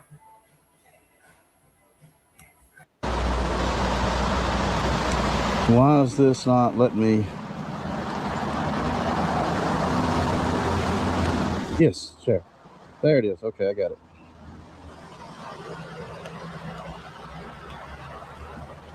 Okay, I just shared the location with Silver's too. Oh yeah, Kiwi. No, I know that. They aren't. But when Sebastian first went away, that's what I thought they were. I had no clue, you know, when I was listening. But that was very short-lived. That was very, very, very short-lived. I like oh my gosh, what's her name? I watch her a lot. Grizzly True Crime. I really like how she does things. So if my algorithm ever changes out of this drama on the Mommin channel, that's probably how I would be, is more like Grizzly, you know? But when it comes to Sebastian's case, it wasn't any of our choices what has turned into all of that. But I do not understand the parents being okay with it. I just do not understand. I mean, I have it, I know, but what do I know about this spot?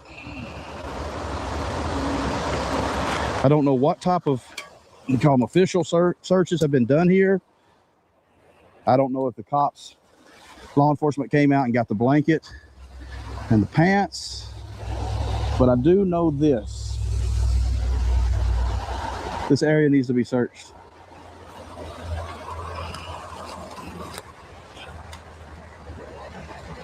Now that for sure, plastic, styrofoam.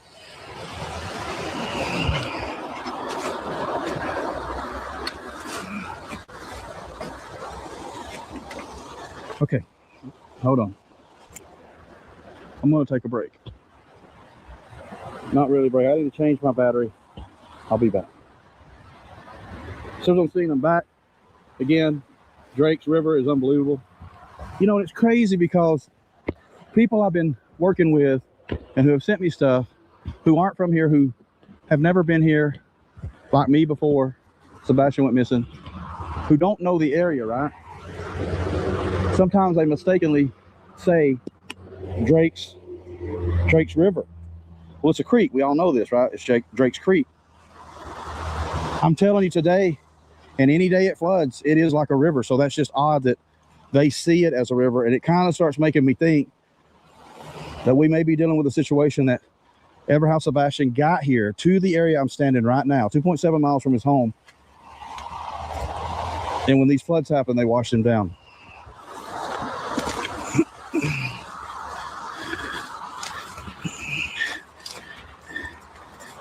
I actually thought, may have mentioned earlier, that the plastic piece I found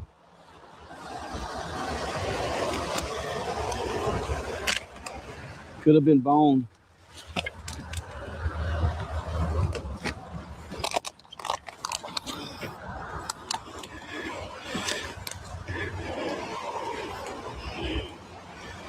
There's just so much stuff that's out here that, here we go again. Okay, here we go again. What is that? So I keep finding stuff that's been burnt in this area. It could have nothing to do with Sebastian. It could have everything to do with Sebastian. I don't know what that is.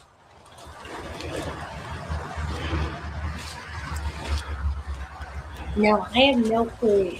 I may not be able to get to the car today. It may be another time. I just don't know if I can access it. And even if I can access it, as you can see, the creek, river. I don't know where he came from. I don't know anything about the Silvers on the Scene guy. I do remember when he was smelling the air was the way that was kind of off-putting. I do remember that part, but no, I don't know. Some people said he used to be law enforcement. Some people said he sold vacuum cleaners, but he does have something with the IMBD or whatever. So I don't know. I don't know what brought him into this, or I have no idea. If you have an interview where he explains it or something, please feel free to send it over to me.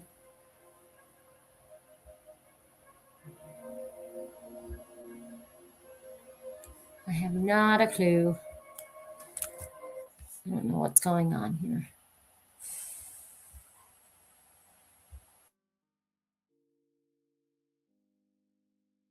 Another time, I just don't know if I can access it. And even if I can access it, as you can see, still believe this area needs to be searched. I'm going to plead with Detective Carter that he send a team out, maybe when it's dry, because we're approaching a few months. Sebastian Rogers has been gone. Look at this. How close is bone? Does that look? And it's not. It's a tree. Thank everyone for coming along.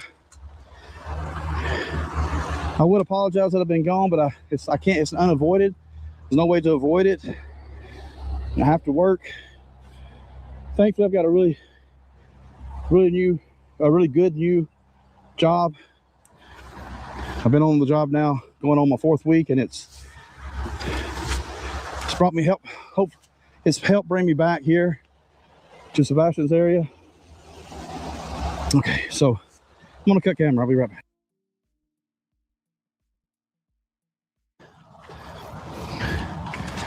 I'll just tell you, her name's Tara. Thank you, Tara.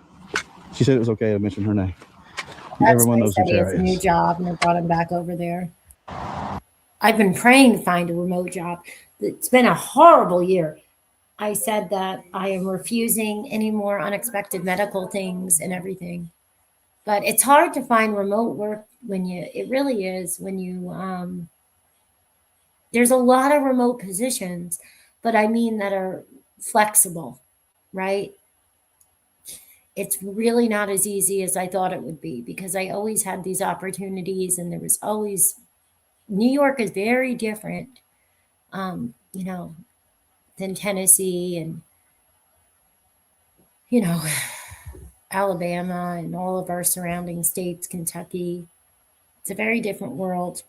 I was looking into taking 2 jobs. Well, I won't say where they are, but I really don't want my children to be raised by anybody but me. I did this already. I have 2 older children, obviously. My son's in the Army, and I missed all that time. I really missed it. And it breaks my heart. I'm very blessed, but I really just don't want to miss that with my little guy. And you know, my daughter goes to school now, but I really don't want to. If I don't have to, I really just don't want to. You know, that's all I can say. And I don't judge people that do. Believe me, we've had these discussions because this economy, when you guys all know, when you go through emergencies, you could lose your savings really fast. And then, you know, but it comes and it goes. And but the medical stuff, I'm like, okay, that's it. I pray to God that we got all the medical stuff out of here, because my son's appendix thing, oh my Lord. You know, and then I'll keep going. Do you know they called at 6 o'clock in the morning? He's prepped to have his appendix out. Okay, on Christmas Eve, they called me to verify the proper checking account information. I'm not even shitting you. And he has insurance. But I mean, I get it. Business is business, but still, it's like, come on. Like, could you have picked a worse time? Because you know, as a mom, you have that 1% feeling of like, well, what if I can't give them anything? What if I only had $1 in the account? What if I couldn't give them the copay or a certain amount of the copay? Would that have affected his surgery? And no, but I mean, they have to do surgery, emergency. It's America, but it still made me like, your timing, you know, it's not during business hours. It was, you know. Ugh. But I try to see the glasses, you know, half full. I'm very grateful. Thank God he's okay. He's home now, right? Just like I'm doing phenomenal. I'm thankful to God. They got rid of the sepsis. I was in a great hospital. So I'm not having a pity party, but I'm happy when everybody else gets great jobs and their dream jobs. And I'm like, I'm having midlife crisis, I think. Because I'm like, what am I supposed to be doing with myself? I want the best of all worlds, right? I want to be able to work and still raise my children. You know, it needs to go back to like the 1950s, I guess. I don't know. Top of leaf. But it's got a bone color to it. Let's see if that's a. I did find a. When I was talking to my guide, I'll just tell you, her name's Tara. Thank you, Tara. She said it was okay to mention her name. Everyone knows who Tara is. If you don't, I'll put the link in the description below. And she was like, I'm trying to think what I mentioned. I was mentioning and I lost my train of thought. But yeah, with all this disturbed stuff and everything, and this right here, take it out. Is that part of the car that's down further downstream? And if it is, where was it? I've never seen it before. So my theory is that SUV, it's a Jeep Cherokee, white. It went into the water somewhere in this area. Was it there? And it got washed down. So if a whole car can be washed down, imagine what could happen to a body. And that's where we're at. So That's okay. I may put a little end to this video of me talking about the day as a whole, probably will. All right, so I put the link to this in the description. Let's go to this other one really quick. It's funny, my mom's a godsend. She's wrapping gifts. It's supposed to be away a lot longer, but then his appendix burst and being in a different state with, oh my God, it's just a whole thing. So it's just funny because she's sound asleep in there and then she'll get up and keep wrapping. Bless her heart.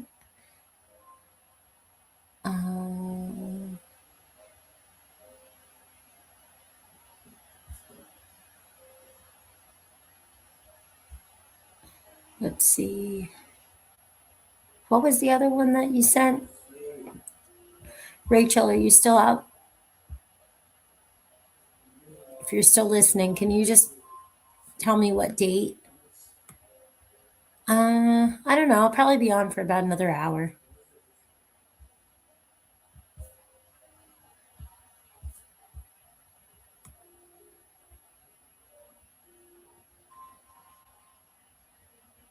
Remember the date? Oh, I can't remember the date. Oh, these were short. Sorry. No, I've always said that I'm not affiliated with anybody. I've not talked to the parents. I have no NDA with any of the creators, or I'm not affiliated with That Night. I'm not affiliated with Queen Bee or anybody. I get such weird questions. Yeah, it is a weird question. I think it's a weird question. I've done content for a while when it comes to just podcasting, just talking. Not crime stuff, though, I guess. So, I mean, we talked about certain cases.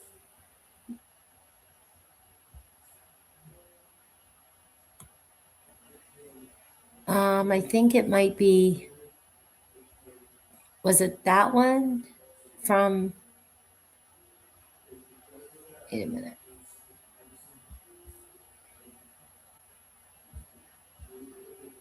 Let me see, this might be it.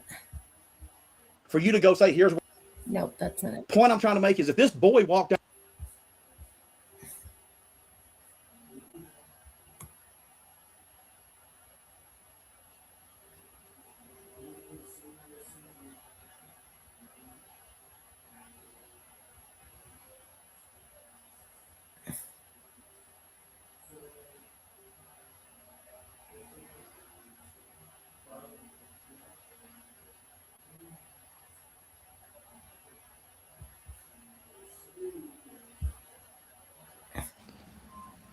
Silver's on the Scene, Wednesday, November 20th. Hope everyone had a great day. I know we did. We did some searching for Sebastian. We did not find him, but we were able to clear an area. So that's one less area as we keep our search for Sebastian Rogers. Gone 268 days. In this area, and so they knew I was out looking in the 27 area, and there's another spot to look at too, but they used to live here, and the first thing that came to their mind was this area here, which is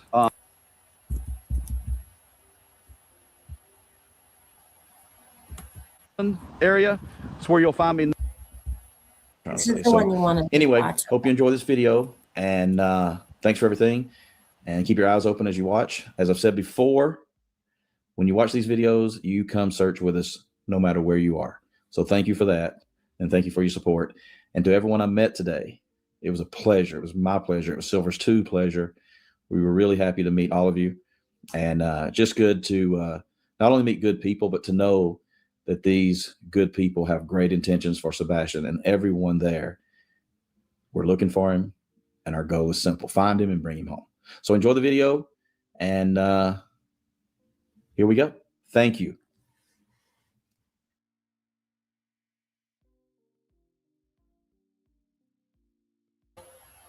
Oh, with so many missing people and accidents and homeless and hikers and all kinds. Silver's on the Scene, and so I'm here in talk about 27. I don't think it's ever, a bad idea if people are out hiking or searching in general, because you never know. Some people have found people.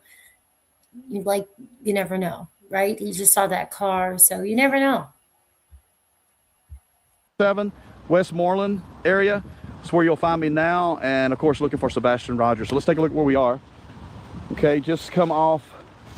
Does anybody know that freeway up there? What is it? I don't know the freeway. It's I have to look, find out what that freeway is. But basically, had an email come in from a subscriber who used to live in this area, and so they knew I was out looking in the 27 area, and there's another spot to look at too. But they used to live here, and the first thing that came to their mind was this area here, which is basically a tunnel. Okay, and I don't know the full history behind it, but they were saying, if someone was going to place a body allegedly, then this could be a good spot.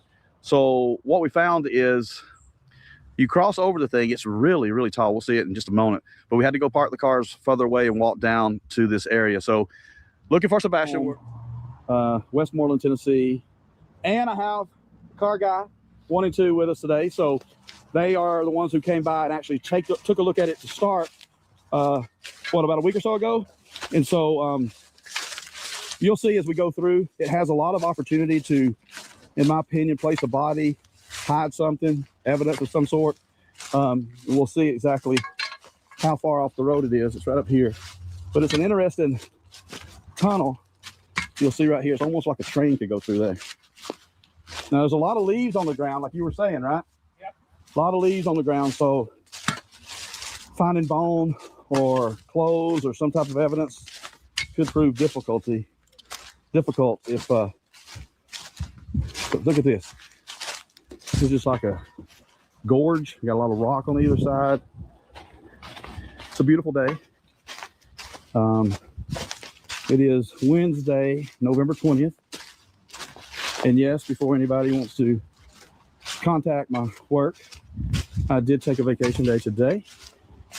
So I'm out looking for Sebastian. Yeah, a lot of leaves on the ground, boots on the ground. So I just can't think of the name of that highway behind. I'll have to take a look at that. I'll find out and I'll get it. I'll restart the video and add that in to give the location. But take a look. I think it's called the Westmoreland Tunnel. So follow me here. Disclaimer on the wall, as you know, allegedly, in my opinion, what you could have here is from the road up top. You see how high it is. If you were going to hide evidence of some sort, be that a body or anything, you could drop it off from there and then make your way down as we have to tuck it away or hide it. And going off that theory, I've said before that if Sebastian walked out on his own and he was trying to make his way to his dad's house or to anywhere, this is the type of place, if he came across, that he could seek shelter in easily. You know, this would be a great place if Sebastian did go off on his own and he needed shelter. I mean, this would be a great place to camp out. There looks like there's food here. I don't know if that's trash from the cars above or if someone's been staying here. A lot of slate rock coming off that. Ooh, muddy, very muddy. Be careful walking through there, it's slippery. Okay, so let me find out what that road is over there so I can get a better location on this. I'll be right back. Okay, so this came through the tunnel. The other side would be a great place to shelter up if Sebastian walked out of that house alone. I do not think he is. That's my opinion. I don't think he did. I think he was carried out, but we won't get into all that. Let's search for him. So that's Highway 52 back that way where we came from. It is Highway 52 that will cross over Highway 31, Westmoreland, and now we've got a tunnel drainage we want to look at. Grab. Oh, yeah, two. These things are slow. So I think, I don't know if you guys know, but when I first walked for Sebastian a mile from his house over by Long Haul Church, I would come across these things, and my vision was he's out on his own trying to seek shelter. He would crawl into one of these. So much mud in there. Look at that. That's a rock down there, right? Yeah. So how that rock sticks out. A lot of mud. Now, I don't know if you remember one of Dog's videos recently where he was interviewed. He said that there's a manhole in their front yard, that if Sebastian was put in that manhole. Yeah, a lot of mud. Look how it changes right there. See how it goes up? Yeah. And because it's pieces. And he was like, if he was in that manhole, then the water that would drain off could run into the retention pond, right? So if he was in there, it would bring his scent to that retention pond. And that they searched it with drones, but the mud is what made me think of it. He said there's mud in there, and the drone can't see inside the mud, right? So like, his thoughts being they should get on their, send someone in with a dog or on their hands and knees and go look. Okay, so we cleared that out. And this fence here, I was wondering why this fence was here, but you see the drop off, so it's to protect people. And on the other side, probably to keep out a off-road vehicle. Woo. Well, if you ever thinking of war, you got put down here, you'd be shot, wouldn't you? It'd be a death pit. But it's clean down here, isn't it? Minus a little bit of a little bit back there. It's very clean.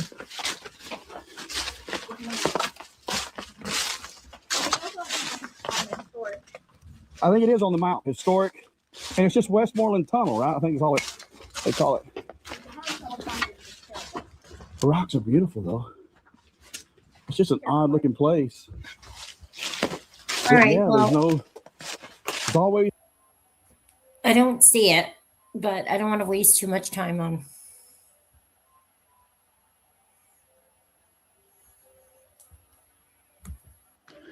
It's right to 231, where the 2727 is.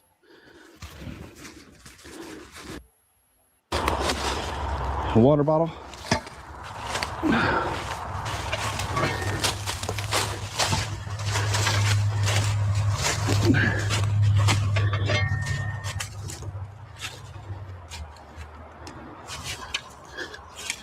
So this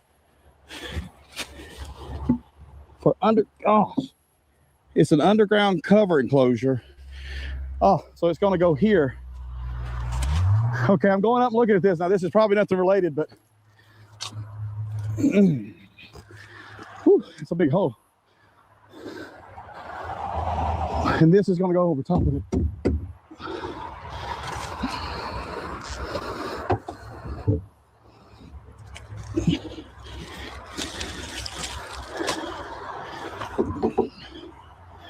Yeah, that's a big hole. And they've dug out where the pipes are going to run, so the electric's going to be here.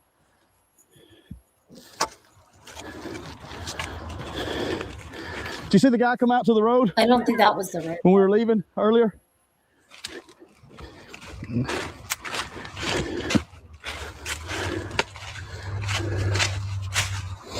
Well, I don't see anything. But it goes way back, you know? You're probably not seeing anything on camera too well because it's starting to get very dark. We got this light. There's something over here I just want to check.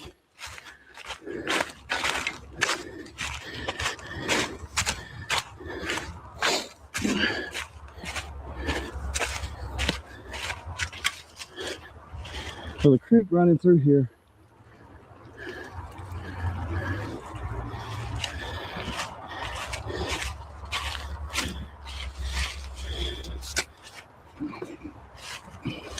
Yeah, I don't see it. So that's got to be the wrong one, which is fine, right?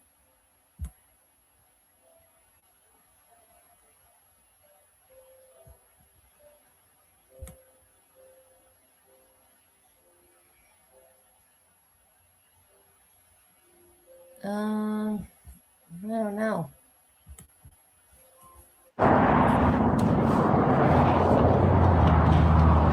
So we're on the scene. It is Saturday, what day? The 14th, December 14th. And in Hendersonville, Tennessee, we're standing about a mile east of, look at there. She's petting. That's fantastic. We're about a mile east. Car guys are here, 1 and 2. We're a mile east of Sebastian's home. Drake's Creek is right there. Sebastian's home right over there. About a mile over here, you have Long Hollow Pike Church. So this is Long Hollow Pike, and that's New Hope. The X we checked last time, there's one quadrant we didn't check. We're going in there, and then we're going to take up Drake's Creek and work our way back down. But this is fantastic. Silver's 2 tried to pet one time, and it never worked out good. But so here we go. So come along with us. Keep your eyes open. No, that's not it either.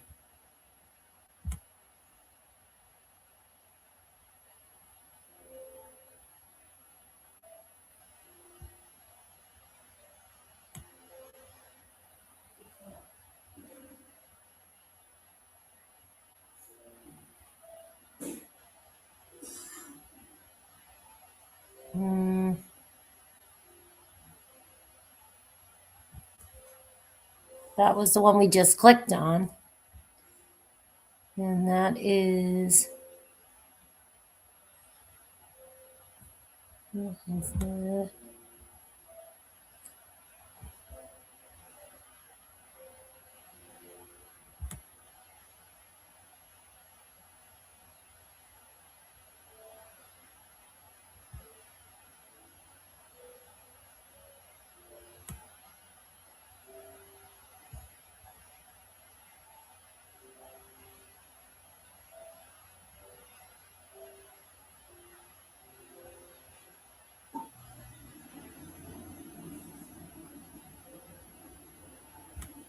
I don't know. I don't see it.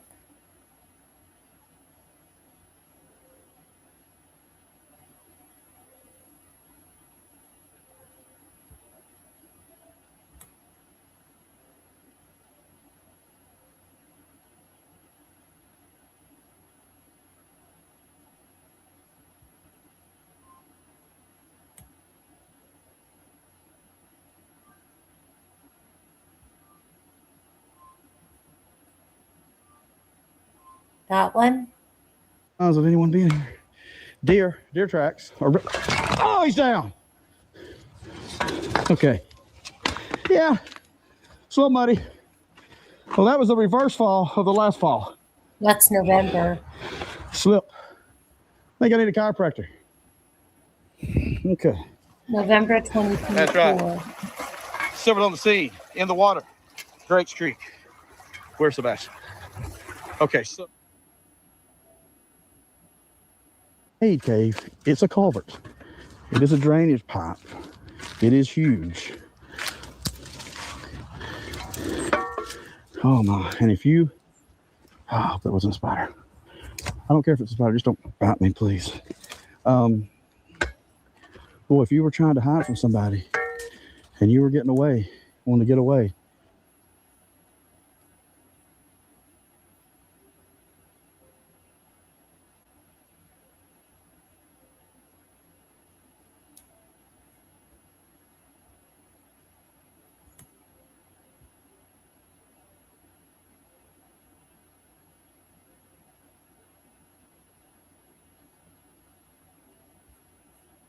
It says Mississippi River.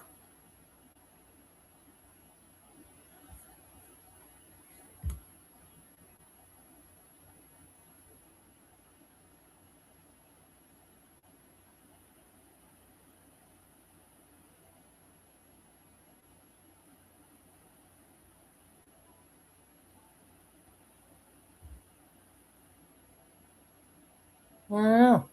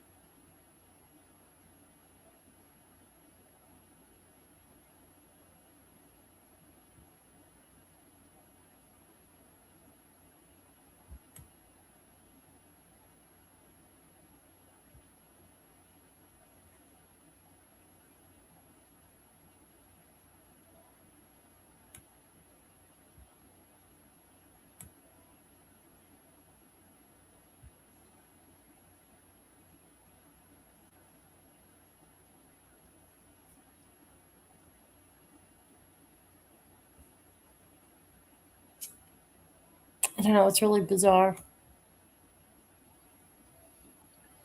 Silver's on the scene. It is Sunday, February 23rd. And there were concrete posts there. Done. Sense. It would make sense that someone said, hey, take your excess concrete down to the creek and dump it. But, ladies and gentlemen, that's not going on up there. And you can go back to my video and watch.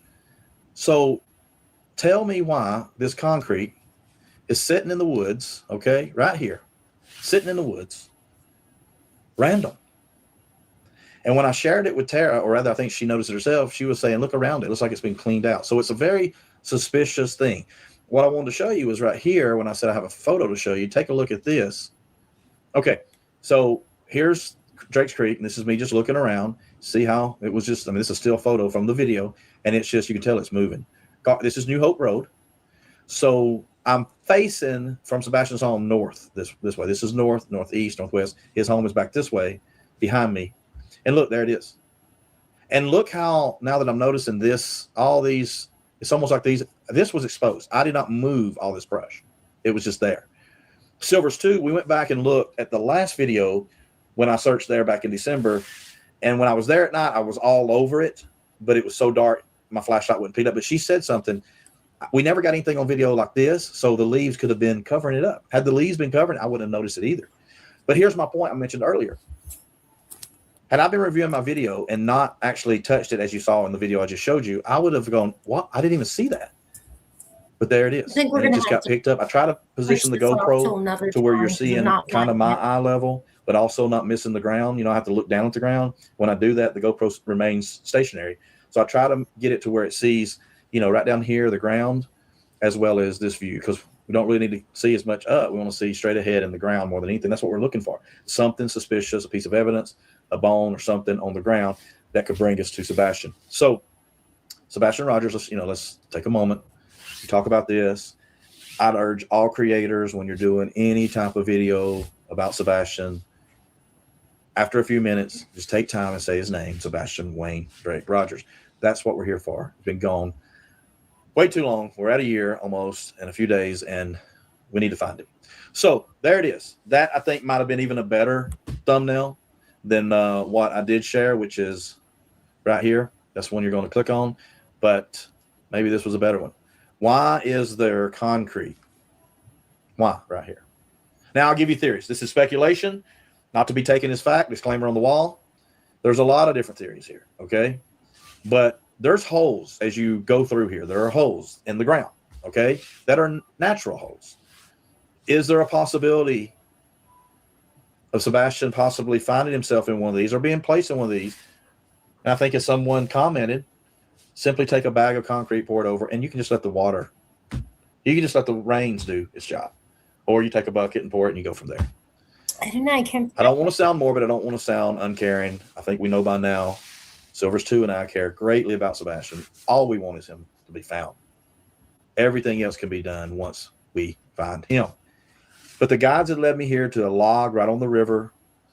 They kept saying river. A lot of times I say it's a creek, it's a creek. And then we see that, hey, at least last weekend, it was definitely a river. But if you go back to here, you'll see how this log. Well, let's just watch this one. Sits right on the thing. So this is imagine. This is from CJ, and he was around in the beginning when they were doing the cemetery stuff and all of that stuff. I'll give you the link here. Hi, Daisy. How are you? Merry Christmas to you, too.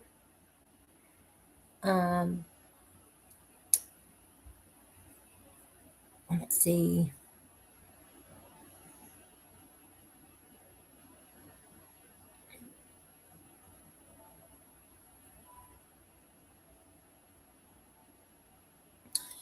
So just a quick reminder, don't forget, like the police said there's no video that captured Sebastian that left of him leaving the neighborhood. So we know, like, you can't just vanish, right? Hang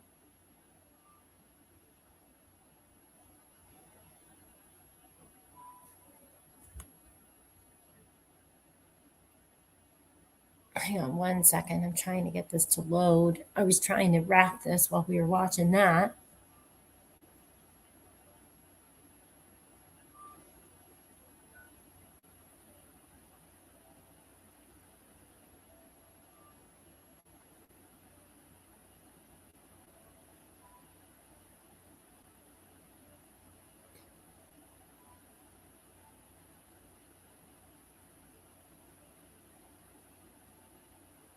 Well, that's the whole thing. He's still missing. So while everybody has monetized the mystery of his disappearance, the real question that will never stop lingering until this case is solved is what really happened that night. And I don't understand why anyone wouldn't want the FBI to take the lead. I'll never get that. If anybody can give me information as to why that would make any sense, that would be great, because I'll never understand that.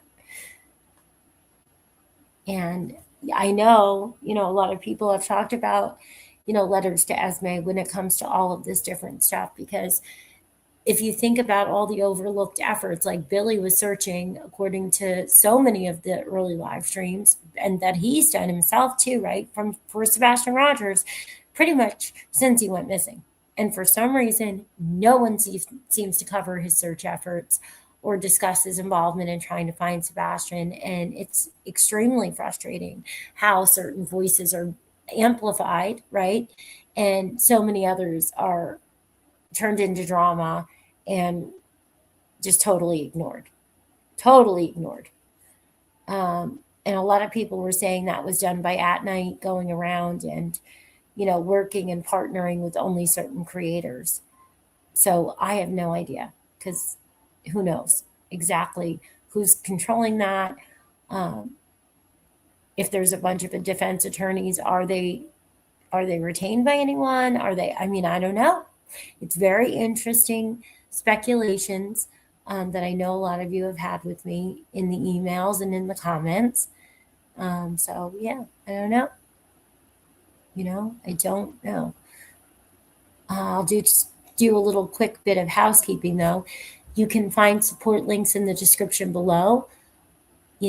Like I said before, I've been informed I'm now a drama creator because I started making content on Sebastian, and sadly, we know what happened with the channels that the parents were going to, especially Chris and Katie, and the drama, their drama. It's all drama. It's a shame. But I still say I'm just a mom who likes to talk about true crime, court cases, and things that other influencers talk about, just whatever we feel interest in, and talking about all things at the kitchen table, and my kitchen table is hanging online with all of you. And you can always support me if you'd like. I do have the Cash App, the Venmo, the memberships now, the Super Chats, all that stuff. If you want to help, and get me back in the algorithm. It's not an easy thing to do, but if you like or watch or share, even if you share it to yourself, it does help the algorithm. And I say share it to yourself, meaning just hit the share and hit the copy button. Even a thumbs down is better than nothing for this. And, it is what it is, but I'm really not affiliated with any of the parents of the missing child that we're talking about tonight. Never had any direct conversations with them. I'm an independent, free speech, open discourse, and not in a contract that requires any NDAs or anything like that. So if you want to help, if you want to help me find my way through this mess, it's very appreciated. Whether it's a view, a watch, any of it, it's very appreciated. I mean, I do think we can. Not that we have any, trying to think of how to word this. I do think that talking about Sebastian and going over all of this stuff that's happened and everything online, it cannot hurt. It's almost 2 years in. I do think it helps. I think keeping pressure on for answers is very helpful. And we do have statistics that even back that it is helpful in missing persons cases. But if you have tips or anything like that, you got to call the FBI or the Sumner County Sheriff's Office or 1-800-TBI find, for justice for Sebastian. Don't ever, reach out to me with a tip. You got to go to law enforcement. I can't even believe that we have to say that, but you do. And there are ways to report things anonymously. So if that was ever a concern, there are ways to do that. Just call them.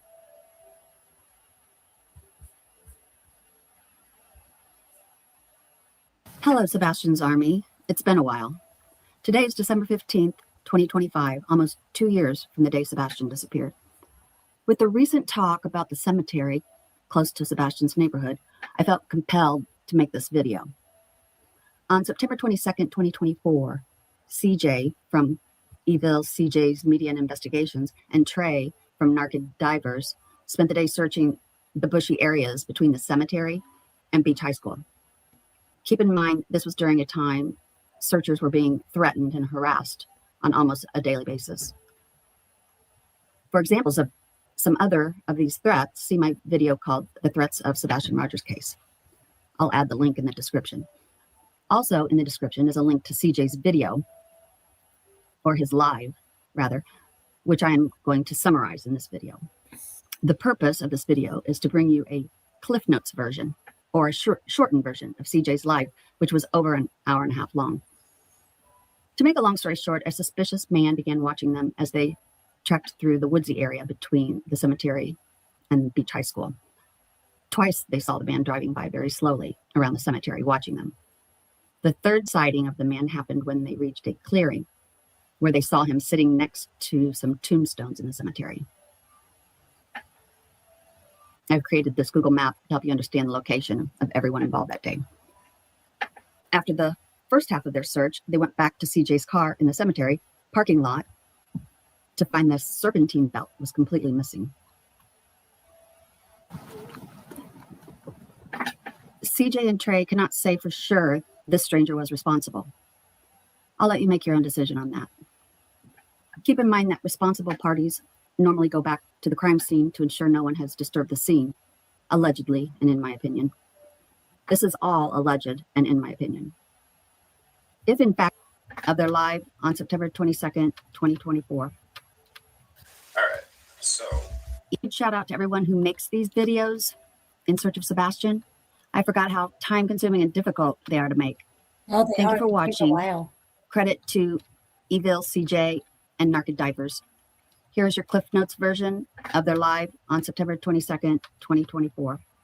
Yeah, there's definitely no harm in calling the local, FBI field office or sending it to all of them, right? If there was ever an actual tip, right? Hi, Jenny Machete. How are you? Hi, little Miss Sharon. How are you? Merry Christmas. All right, so that's the area that we searched today and still had to fix the car. Right there. That's what we searched while we had car issues. It's crazy looking at it right now, dude, from the bird's eye going, damn. Oh, you got it. Yeah, that's exactly where. Yeah, that's it. All the way over here, dude. It looks really good. That's where you check the other side of it. Yep, underneath the bridge. Obviously, we didn't need to check that because it's just wide open. So I'm going to show you guys where we were at and where that car was at. Take a screenshot. It's crazy when I'm looking at it from here, man. The one backside was like 2 miles, and that was just that section. So, give or take, I'd say at least 4 miles worth of back and forth. We did like the bottom of the T, and then we had to fix the car, and then we did the top of the T, basically. I'm going to show you guys what we were talking about, right? So we were about, I think we were over here, because it was like the fence, I think the fence kind of like in the middle. They kind of opened up a little bit, I think. To the right. Well, that's right there. That's when this is the spot where we made it right here. We were walking down here. We were walking down here because Trey was going to go to the right. I was going to go to the left. And then we were going to kind of zigzag and then meet. And as we were right here, that's when we seen the guy sitting literally right there. He was sitting at the top of this drive right here. So he was here and we were all the way back here. And that's when we seen him sitting at the top of that hill. We even looked at each other like, what's this person up to? Proceeded to do our search. I guess, man, because I sat there and I'm like, I don't see anybody walking around either. He was just kind of sitting there. But, I mean, we probably should have because we were in the middle of the trees here. Like, it's one of those things, both of our instincts went off at the same time. We looked at each other and then we just kind of passed, put our guts in. We should probably just go over there and just check it out for a second. Yeah, that's where we were parked. So we were parked right here. And you made your way this way. I made my way this way. Yep. We met here in the trees. And we kind of like checking both, because the fence kind of runs like right along here. Like the fence kind of runs like right there. So we were in these, and it's thick and it's brushy. And when we're in these woods, and then you see this car going real slow, kind of driving by, but really we're just we're in the woods, and it's like, hey, it's a cemetery, like who's gonna, what I mean? It's like I drive slow. They're trying to find their loved one or something. It was just really weird. And then turns around and goes this way because I watched him turn and then come back down. So then by the time we were probably here. And then as we're making our way up here, going through all this brush, especially right here, it was pretty thick, going through all of it, and then we're kind of walking here. And then that's when we see him right there. Yeah, right in the middle almost. Yeah. So that's what went down there. I've searched for people. I don't want to start the whole speculation game, but I've searched for grown adults that where even the police are saying, "Hey, look, it is foul play," and we don't get any threats from the person that they're looking at, like ever. And when they know we're out there searching for them, I don't know, just weird. Very. Yeah, well, I think it's something The that should be guy observed. nobody said anything. Yeah, it was more of a sneaky person. I'm surprised I don't have video. Yeah, my serpentine belt magically disappeared. And I showed you guys on the stream too because I was like, I ain't fucking playing. Like I took a camera. I showed you. Look, the belt's gone. I took a picture just in case. I was like, I'm taking a picture.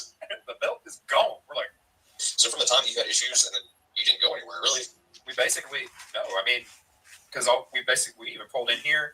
We drove down this road. We drove all the way down to here, and then it had like a fenced-in locked gate. So we're like, oh shit. Well, okay, because it was supposed to be an access road. So then we turn around, and then we're driving this way. Everything's fine. We come back down here. We go to here. We park right here. Everything's fine. Nothing's wrong. Then all of a sudden we go to leave after maybe that guy was doing all that weird shit. And then maybe they did get videos and stuff, and they're just not going to put it online. You know, maybe they gave it to law enforcement or something. I don't know. All of a sudden, all of a sudden something's weird with my car. I'm like, something ain't right. It's like my tires flat or my power steering went out or something. And then so we were, I backed up. I drove up here, backed up, drove forward to get some footage of this area right here with my GoPro side cam. And then as I'm driving here, all of a sudden it's like, geez, something's up with the car. Something don't seem right. And then we get here, and all of a sudden my lights are going ting, ting, ting, ting, ting. And I'm like, oh my gosh, what the hell? And then we just literally pull over and park in a parking spot. And that's when popped the hood. Your belt's gone, bro. What? I said, pop your hood. We'll check out your power steering pump. I was thinking it might need, your fluid may need taken out, and we could just put some new fluid in it. Like, it'd probably be good for checking for shavings. And we popped it, and I went to look for the power steering reservoir, and I looked, and I'm like, what the heck? Like, the belt's gone. So I don't know. It just disappeared. I'm not saying the dude that was up at the top of this hill. We can't say 190% that was the person or whatever, but we've had some suspicious, just weird, man. That's all I can say this time. Dude, this whole spot was weird. That's the thing. It was a white SUV. I know that for sure. We can't say that, they did or didn't. We're going to check out some serpentine belts. Don't just poof. No, they don't. It was only 3 months old. And it was gone. We looked all over the friggin' car inside.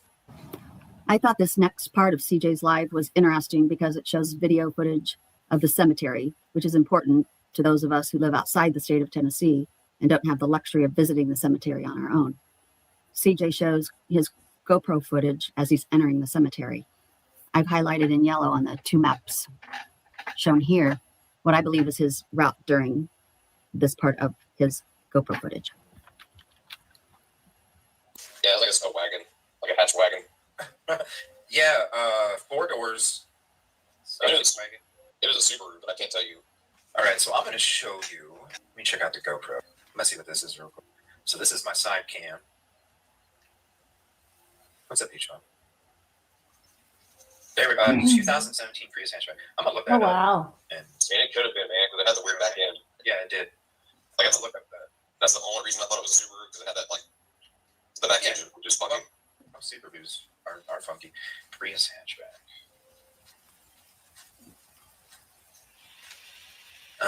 No, I don't think so. Let's see. Prius 2017 Prius hatchback.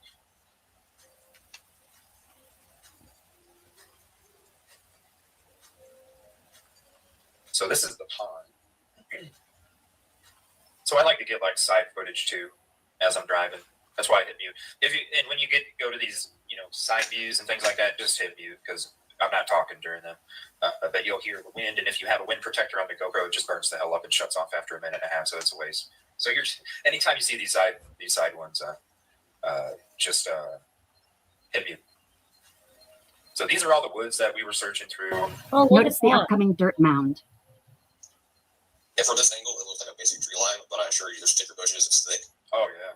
I mean, you'll see the footage when we're inside. And you can't see up in there at all from outside. There's the big opening right there.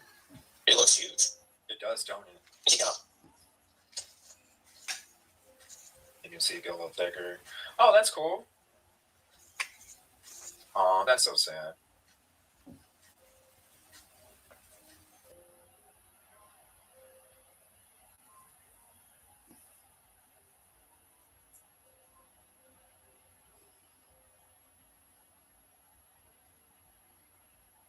And like I said, when you put these together and then you look at we're gonna let me see here. Subaru. We'll look up a Subaru. The United Cajun All right, Navy and the Riley Lively girl and all of that. It's very odd when she made those videos, and I'm going to show that after we're done with this. And it's just really, really bizarre.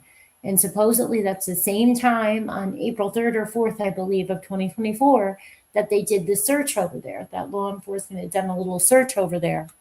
Just the side cam. Let me see. Let's go. All right, so this is This is when you're starting. It's just rocky and limestoney and thorn brushes. Let's see, 2006. Yeah, it looked more like a station wagon. It seemed like it was a pretty big station wagon. This is the Prius. I don't think it was this. No. I don't think it was that. Like a 2017 or 2018 Subaru, like a Outback or I don't know. There's so many different ones, but I'm familiar with Subarus. The plastic around the bumper or something. I thought there was plastic, right? Yeah, that's right there. He's creeping again. Behind us to the left. Yeah, he's just chilling in the car. Yeah. Yeah, well, he drove by first. He's creeping again. Behind us to the left. Yeah, he's just chilling in the car. Yeah. Yeah, well, he drove by first and didn't stop, and then now he's at the very edge. Basically stopped. He's not getting it out. He's just watching. Yeah, he was the one that drove by real slow like 10 minutes ago. But he kept driving. He didn't stop. He just kept driving down the road. Maybe I set the camera down and we just walked over there and looked up and stared. Because I remember looking at it, trying to see how many gravestones I could see, because I wanted to try and like give myself an idea of what was on the other side based off of what we just came I don't from. know what's wrong with the Yeah, he drove audio. by and turned and then went back out. So he came through here, came up here, drove by, turned. He was going real slow, came up like this, turned, went like this, and then turned this way and was leaving. But it was during a time when church service was going on, so it didn't make sense. That's why I thought he was driving real slow to try and find his loved one, because it was during service. So when he drove like this, came around real slow, turned this way, came back this way, and then went this way, didn't think nothing of it. But that was when I think I was... We were a lot closer the first time. I think it was like right... Might have been right here or something. And then the other time was, I guess I had my stuff packed up right here. Oh, and you were up here, and we met up here. I may not see him the second time. But the camera was back there. Oh no, because I had a good vantage point, because I was on higher ground. Yeah, you were over here. Because you were on this side, I was inside here, and then you were doing this spot. And then I checked this area right here, and then this was just basically, you could see all the way through it. And you got down here, and then we ended up meeting right there, and then that's when we looked back and we could see. I mean, that was it. He was going by slow twice. When we get to that spot, it's like, oh, wait a minute. We'll have to try and figure out what that car was. I think that's it. I just guess where the back end was pointed or something in the back. I don't know. Like rounded. Oh, wait, hold on a minute. Look at this blue car. That blue car, man. That is a possibility. That resembles a lot more, I think. The back tail lights. It was longer. Boy, the back end sits up. Maybe when we're out there, it'll...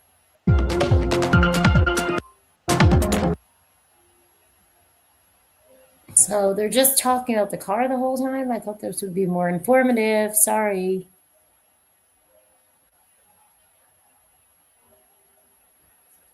Hold on, let me see.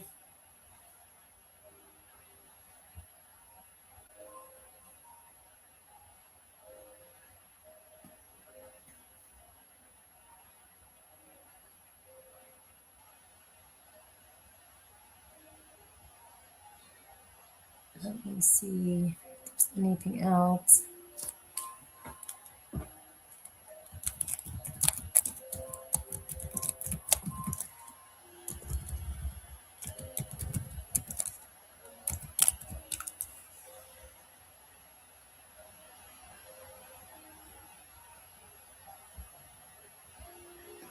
To a log right on the river. Hello, Sebastian's Army. It's been a Time, one moment.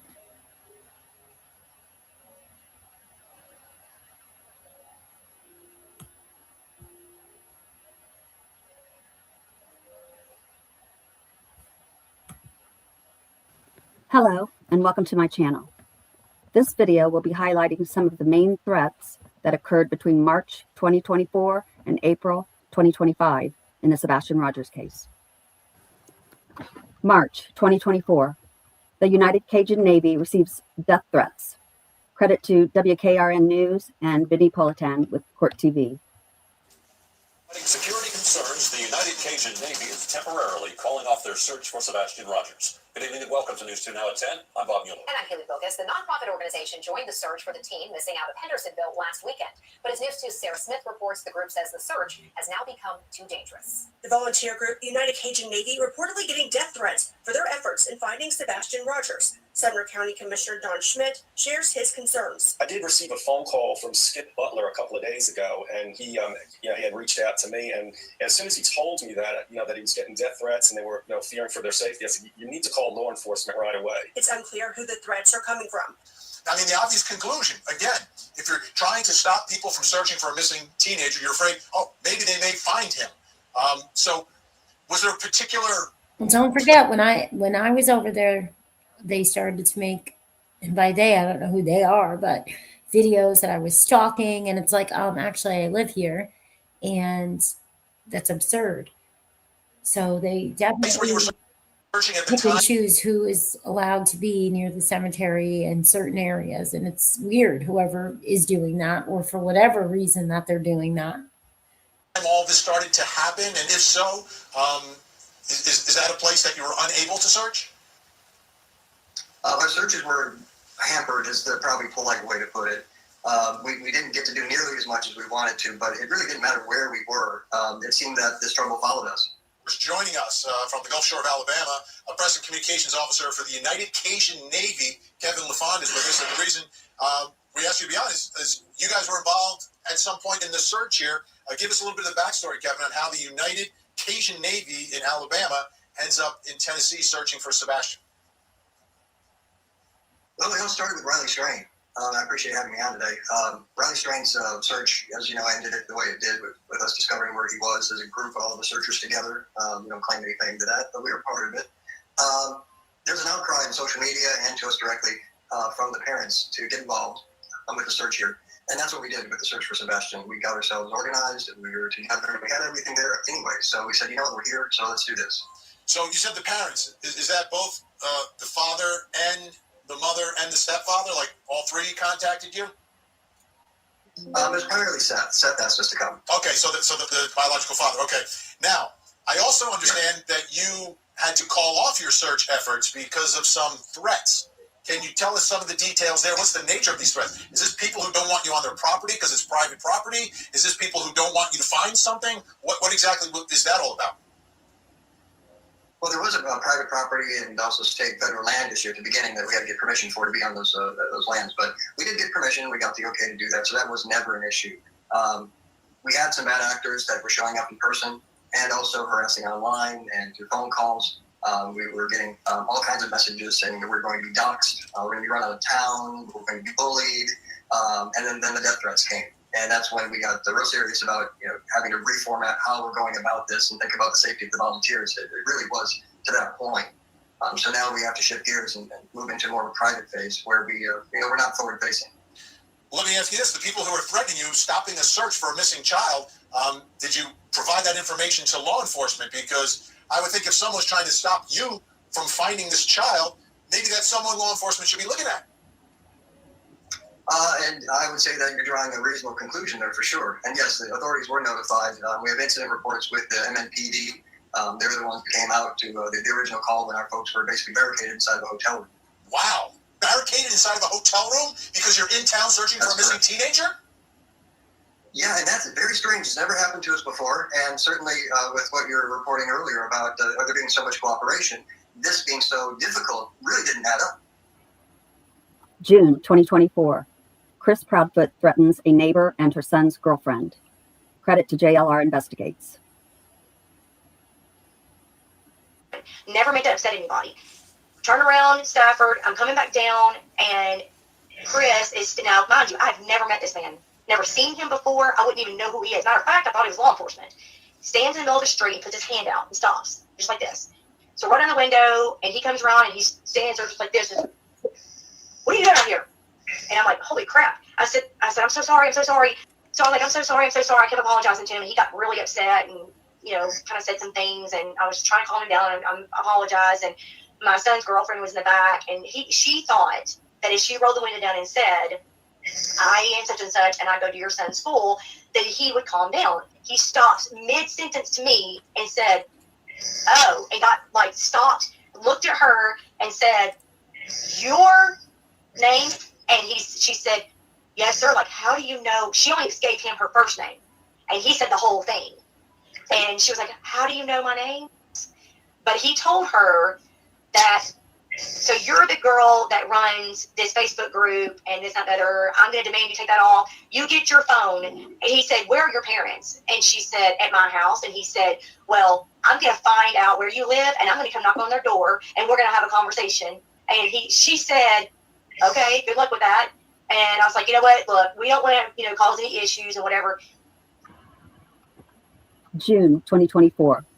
In a leaked phone call, Chris Proudfoot accuses Seth Rogers' private investigator, Chloe, of leaking family secrets and threatens her. There's no such thing. He also threatens Seth. On the internet, the sleuths find everything. So I don't know what's out there. I'm telling you, I'm being very polite as I can possibly be to her. Try it. If she don't find a fucking way to fix it, I promise her I am not going to be so goddamn pleasant when I see her. Okay. And I will bring the fucking cops with me. All right. Well, I'll talk to her. I mean, are you? Takes that. I don't care how she takes it. I really don't give a goddamn what I have to fucking do. But I can promise you, there's a difference in helping find Sebastian and just being a stupid fucking cunt. Bitch don't fucking mean a goddamn thing to me. Right. If she was on fire, I wouldn't piss on her to put her out. I promise you, if Bobby told Seth anything of what he's told us, Seth opens his fucking mouth. I promise you, it won't ever open again. June 2024. While Bullhorn Betty is in Hendersonville hanging flyers, Terry Bowersox follows her and takes pictures of her license plate, which I consider to be a threat. Credit to Bullhorn Betty. Coming up, taking my tag plate. Let's turn around on his tag plate. Terry Bowersox. Terry Bowersox, right there. Oh my gosh. Came up and decided to take my plate on September 2024. CJ and Trey are searching around Beach High School, and someone cuts the serpentine belt on CJ's car. Credit to Evel CJ. Yeah, my serpentine belt magically disappeared. And I showed you guys on the stream too, because I was like, I ain't fucking playing. Like, I took the camera. I showed you. Look, the belt's gone. I took a picture just in case. I was like, I'm taking a picture. The belt is gone. And as I'm driving here, all of a sudden it's like, geez, something's up with the car. Something don't seem right. And then we get here, and all of a sudden my lights are going ting, ting, ting, ting, ting. And I'm like, oh my gosh, what the hell? And then we just literally pull over and park in a parking spot. That's when pop the hood. Your belt's gone, bro. What? I said, pop your hood. We'll check out your power steering pump. I was thinking it might need, your fluid may need taken out, and we can just put heard this, and new I'm fluid gonna in it. fast forward to that. Child. But His mother and his stepfather, and they don't, and the frustration they must be feeling. This particular September 2024. Dog the Bounty Hunter joins the search for Sebastian Rogers, along with his team from At Night Media. many people help me, Nick Bad, my team, and then I have one of the greatest. Wait, so they didn't join until September 2024? Because I thought it was months before, and then they weren't public. So that changes a lot. That's interesting. Did not know that. Lawyers in the world for this particular. I thought that behind the scenes they had already been doing stuff, but I'm not sure now. I guess we have to see. Subject. I mean, this guy is like, it's just incredible. So anywhere you go, you must have a good lawyer in this business. So please, let's pass this on to him. Well, as a more than 3-decade law enforcement official myself in Pennsylvania, a former district attorney and former attorney general, I know what the local authorities must be feeling and the frustration they must be feeling. And I know from my own experience that sometimes you need to rely on people like dog experts that are willing to give their time and energy to come and assist law enforcement in doing their job. And, I'm stunned when I learned about the facts of this case that, the young boy has left the home of his mother and his stepfather, and they don't seem to be particularly broken up about that.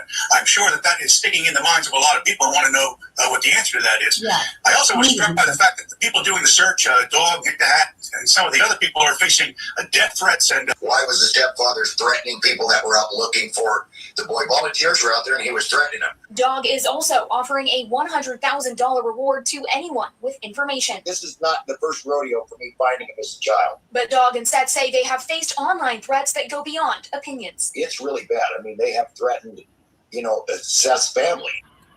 October 2024, Hong from At Night Media begins receiving threats.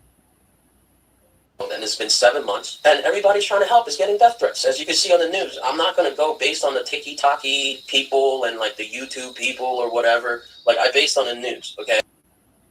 Sometime in September 2024, this man is seen on security footage creeping around Hong's house. The same man seems to be sitting behind Chris Proudfoot at Bullhorn Betty's court hearing in October 2024. January 2025, someone who goes by Chronoland on X brazenly tweeted a death threat towards Hong, stating, "I will shoot you in the face worse than your own government, Hong."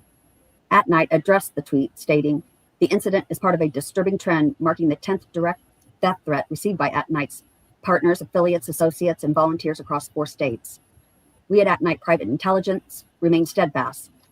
This threat, like the others, is being treated with the utmost seriousness and is currently under investigation by multiple law enforcement agencies." December 2024, Nick the Hat is threatened by Chris Proudfoot's private investigator, Steve Fisher. Credit to Nick the Hat. But I want to talk about Stephen Fisher, SF Investigates, the guy that is representing parties in this and other matters across the entire country he inserts himself into, right? The guy is blackmailing and extorting us and me. I'm putting that out there. And I call on you, Steve, to sue me for that so you can prove what yourself. It's not going to work. Stephen Fisher is blackmailing and extorting us. He's partnering with former staffers. And it's kind of wild. His tactic involves silencing people. It involves sabotaging and then stabbing. That's kind of how he does it. He stabs the information with misinformation. April 2025, a Sumner County, Tennessee judge is threatened and therefore recuses himself. Credit to Bullhorn Betty. So he stopped the proceedings and basically said he was willing to recuse himself and explained to them that apparently this judge, which I have no doubt who's the responsible parties, but how dare, people are really freaking brazen, and whoever did that, I just want to let you know that he talked about it being under criminal investigation. You cannot threaten a freaking judge. Whatever idiot did that is a stupid bonehead. You could go into jail for a really, really long time. You do not threaten judges just like you do not threaten law enforcement or FBI. April 2025, Chris Proudfoot continues to deny the flashlight video is of any evidentiary value, and he threatens the mob crew who has worked relentlessly to prove it most likely shows Sebastian's abduction. Their story thing. Chris, however, believes a video recently discovered by his unscrupulous PI could be important, and he wants to concentrate on it instead, while many believe the new video is nothing. Credit to Deception Detective, an attorney trained in statement analysis. All right, let's pick up where we left off with them telling the interviewer about a video that recently surfaced which might show Sebastian sneaking away the evening he supposedly went missing. You were determined to get to the bottom of this, to get to the bottom of that video. I've seen the video. I know what's in it. It actually gives us more rejuvenated hope that we may actually be onto something. We just have to run it down. We've got to figure this out. And with law enforcement doing what they can, and with help of TBI, the FBI, all of that. I mean, I believe Secret Service was involved in the beginning. Maybe they can look at this video as well. It sounds like Chris wants all the help he can get analyzing that video, but his actions say otherwise. As I said in the intro, the Proudfoots say they want help, but when someone actually helps them, it's a different story. The best known example of this, of course, is Dog the Bounty Hunter, who volunteered his services, but has only been met with resistance from the Proudfoots. But when it comes to the video, there actually is someone on YouTube who's been breaking down all the videos related to this case in great detail, and that is YouTuber Mob Crew. And just like Dog the Bounty Hunter and everyone else who's been working for free to try to figure out what happened to Sebastian, Chris isn't very grateful. In fact, here's the thanks Mob Crew got from Chris on a live stream not long ago. You know what? I even went in and told Mob Crew that when he was sitting there talking all that, there was a whole bunch of shit he was saying. I can't remember what all he said, but I went in there and said, well, if you really want to know that bad, why don't you go in there? Why don't you go ask him? He's got no problem speaking to you. Well, I got Mob Crew a better one. You want to look at your videos very carefully. You want to get them done correctly. Get off your damn computer and bring your ass down here and come find me. And I'll walk with you on every part of this road and walk with you on every part of your video. I got no problem with it. But when you sit behind the damn keyboard and you do the shit that you're doing, you play with fire, you're liable to get burned. You might want to reconsider some of the things he's doing right now. When you're trying to Because find he a child. potentially may have a bigger issue down the road. Some things, huh? And the way that the Proudfoots ask for help, but then refuse it when they actually get it, is part of a bigger sign of a hoax. April 2025. Chris Proudfoot threatens Brittany J., a content creator who supports Seth Rogers and the Green Team, also referred to as the team who wants to bring Sebastian home. Brittany is also the subject of bullying by what we refer to as the hate channels. Credit to Crime Time Buzz. So you are you talking about Brittany J, right? Yeah. That bitch can get fucked if she ran through a field of dicks backwards with her ass cheeks spread wide the fuck open. So you can play that shit for that bitch to you. That's what you really want to fucking know. She ain't had her fucking feelings crushed, but I'll do my minimum to fucking destroy her fucking feelings.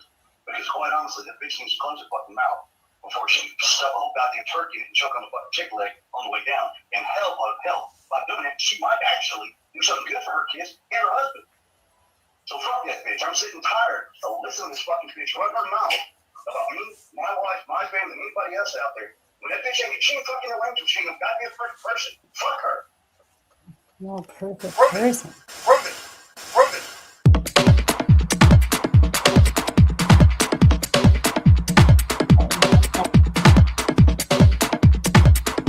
That was wild plot. Suggesting that. I don't know.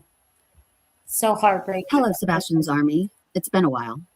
Today, Isn't it though? It really is. Oh, I wanted to get the hello, Sebastian's Army. It's been a while. I still have presents left. I can't even believe this. It's not like there's a lot of gifts, but there is a lot of gifts. When you're trying to wrap them, you realize there's more than you realize because they're awkward. Like some of these kids' toys are awkward.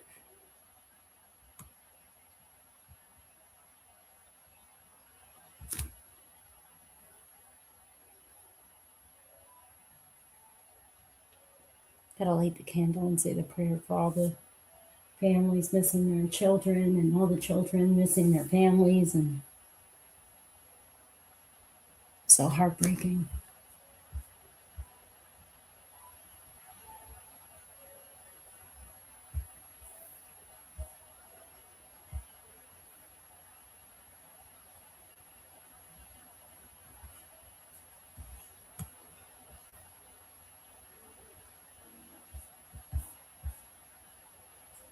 None of them make sense.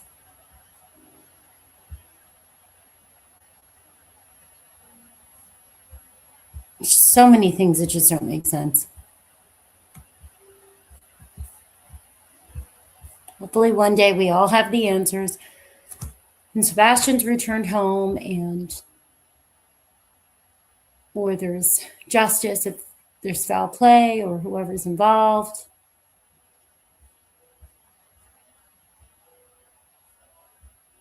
Truly, truly unbelievable.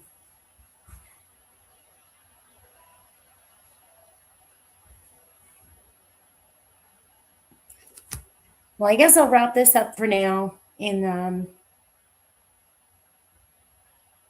not sure the next time I'll come on and we'll do another part 2 of it.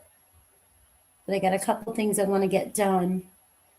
And I don't want to, have you guys just hanging around while I'm back and forth any longer. But I appreciate you all for tuning in. Like I said, if you want to email me, it's 411ccn@gmail.com. Just keep sharing Sebastian's flyer, and hopefully the FBI will take the lead on this case and they can sort all of these things out. They can figure it all out. Because we all know it's not normal and no child deserves to not have justice or to be found. I know a lot of people say there's so many missing person cases, and why don't people just move on to other children? That doesn't make any sense. I don't know why people say that. of course, creators, or there's tons of other stories that have to be covered, but that's the last thing that you think anybody's going to say. They're going to be grateful if it's, you know, their loved one or something, that anybody's putting time and effort. It's very odd to want to dictate what other people are volunteering their time to do, unless you have something that you're afraid of, right?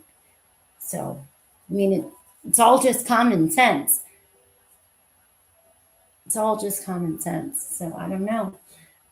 I do not know, but I hope you guys have a Merry Christmas, and we'll all talk and hang out at some point soon, you know, and just pray for Sebastian.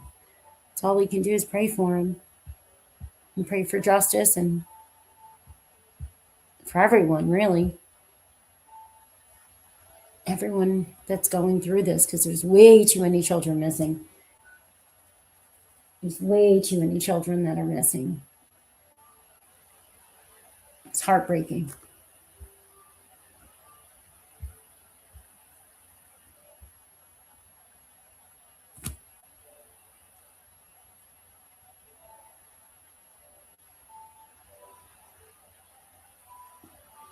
So thank you guys again.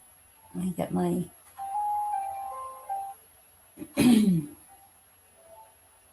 little song here to play.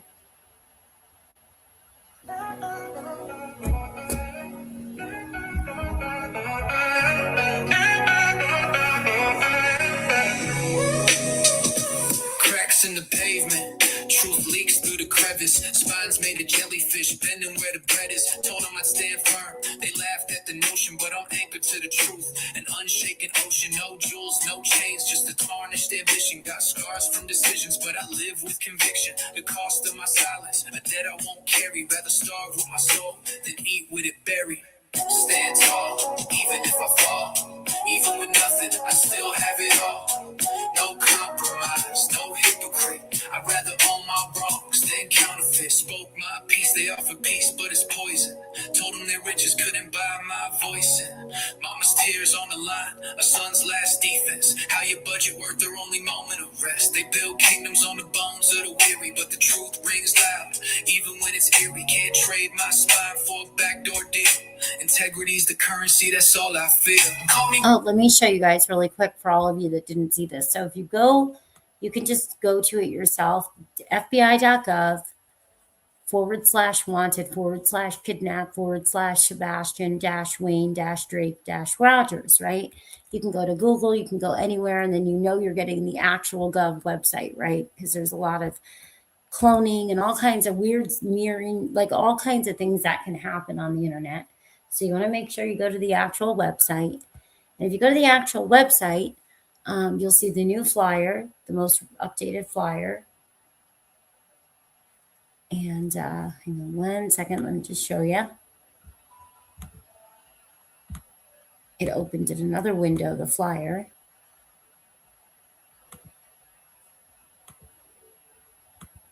Okay, so here's the updated flyer. I can give you the direct link if you want to download it, print it out, save it on your phone. You can text it, you can email it. I always think that texting and emailing is great because, you know, people are more inclined to open it up and to see and to ask you. You know, it's not like people normally text missing people, right? Unless you're a true crime creator or something. So they may pay more attention to it. There's the link. And so basically it says that date of birth used, December 7th, 2008, blonde or brown hair, 5'5". At the time of his disappearance, he was 5'5", but don't forget it was 2 years ago, guys, and hormones can peak. I have a 14-year-old, and he is now 5'10", and he was only 5'4" last year. So, you know, growth spurts can happen really quick. Remember when you would be in school and you go home for the summer and then you go back to school and all the boys' voices change and they're grown and it happens, right? Puberty can hit and it can be fast. So he was 15 when he disappeared and he's going to, you know, he just turned 17. So It says that Rogers has ties to Clarksville, Tennessee. The FBI is offering a reward of up to $50,000 for information leading to the whereabouts of Sebastian Wayne Drake Rogers. Sebastian Wayne Drake Rogers was last seen on February 25th, 2024, in the area of Stafford Court in Hendersonville, Tennessee. He was wearing a black sweatshirt, black sweatpants, and black square framed glasses. Sebastian has medical conditions, including autism, that may impair his ability to return safely without assistance. If you have any information, you can call 1-800-TBI-FIND. Sumner County Sheriff at 615-451-3838. You can send an email to tips to tbi@tbi.gov, at tbi.tn.gov, or you can contact your local FBI office. So the reason that people have been speculating that law enforcement may not be telling us the truth, because they don't have to, right? They don't have to tell us facts. They can, mislead, right? So is because the FBI flyer still says in the whereabouts of, as if, they have evidence from cameras that he arrived in the area of his home, that they have some evidence, in my opinion, that he came home and he's on camera after he went to the Texas Roadhouse, because it says he was last seen in the area of Stafford Court. So I know a lot of people thought that meant that they know that he left the house on his own, but it could just, what I believe, because they've said they have nothing on video of him leaving, and there is cameras, right, all over, even if they were interfered, even if some people say smoke bombs were put off or whatever the case would have been. That, to me, is that means that they saw him on camera, that he was definitely back in that area. And then they just really did not see him leave again. So the last time that they saw him, maybe they have video surveillance of him in the car, right? That's just what I think.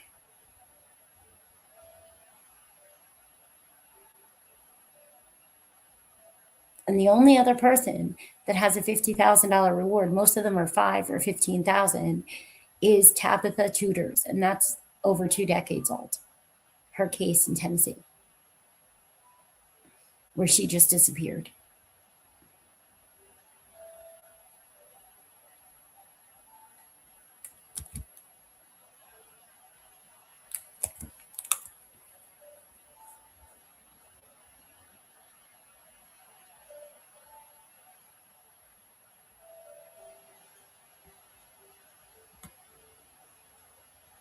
And it says the featured news items are searching for Sebastian Rogers, September 4th, 2025. And then on September 23rd, 2025, they added searching for Stephanie Dameron. For some reason, underneath this is Sebastian's information and everything like that.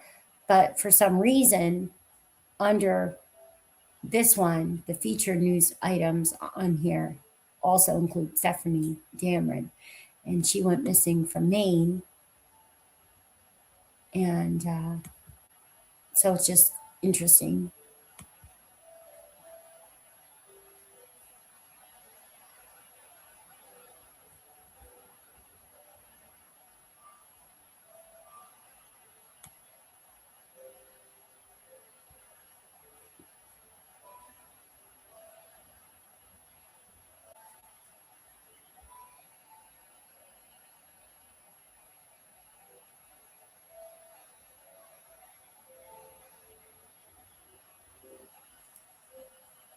Oh, that's great, Anne. I'm happy to hear that. Well, I'm praying for you, and I know the holidays are not easy without your son. All right, everyone. Well, much love. God bless. Have a very Merry Christmas. And I'll be back on soon. I don't know if it'll be today or tomorrow.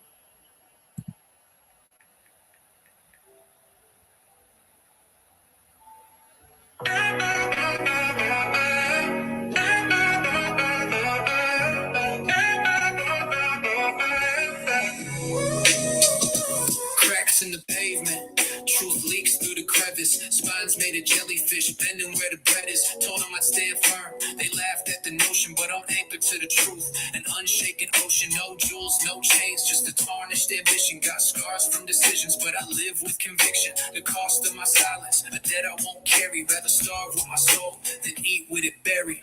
Stand tall, even if I fall. Even with nothing, I still have it all. No compromise, no hypocrite. I'd rather own my wrongs than counterfeit. Spoke my peace, they offer peace, but it's poison.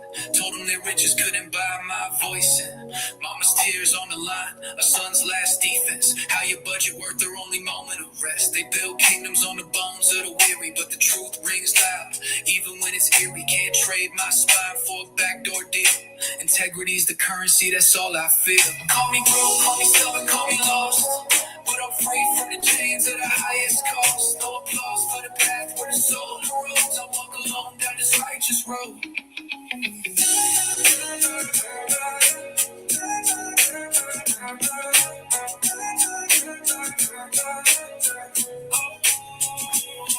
Call me broke, call me stubborn, call me lost, but I'm free from the chains of the highest cost. No applause for the path where the soul erodes. I walk alone down this righteous road.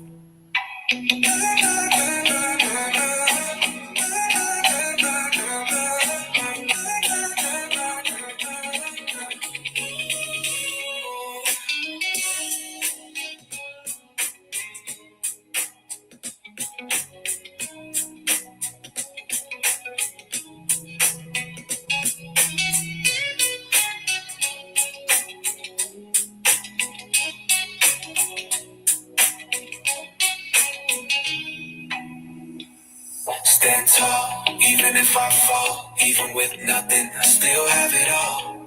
No compromise, no hypocrite. I'd rather own my wrongs than counterfeit. Stand tall, even if I fall. Even with nothing, I still have it all.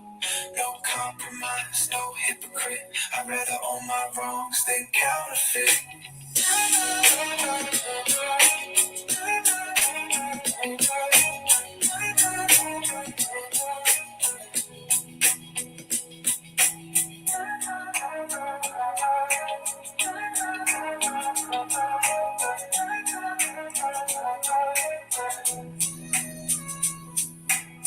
Call me broke, call me stubborn, call me lost, but I'm free from the chains of the highest cost. No applause for the path where the soul erodes. I walk alone down this righteous road.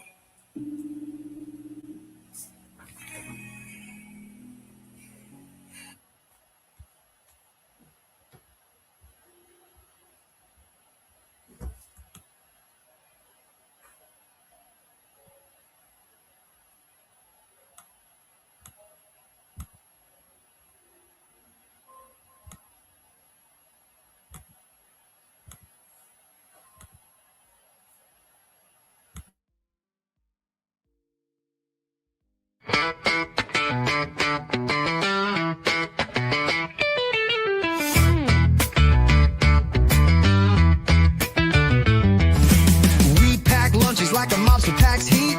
Sticky fingers, but the cookies stay sweet. Diapers in the trunk like a getaway plan. Juice box in one hand, justice in the other hand. We're the mafia, don't mess around. Sippy cups and justice, we run this town. Crime solving carpool, we're on the go. Mama's got a minivan, but don't you know?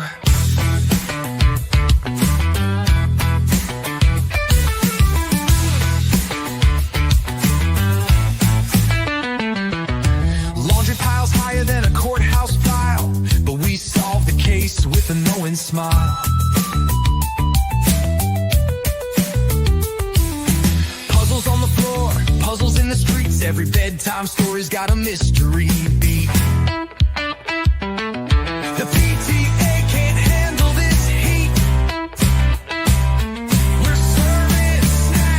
and serving receipts. We're the mafia, don't mess around. Sippy cups and justice, we run this town. Crime solving carpool, we're on the go. Mama's got a minivan, but don't you know? Baby wipes, alibis, we clean up fast. No mystery too big, no stone left uncast. We're the bedtime enforcers, nap time protectors, undercover moms, the true crime collectors.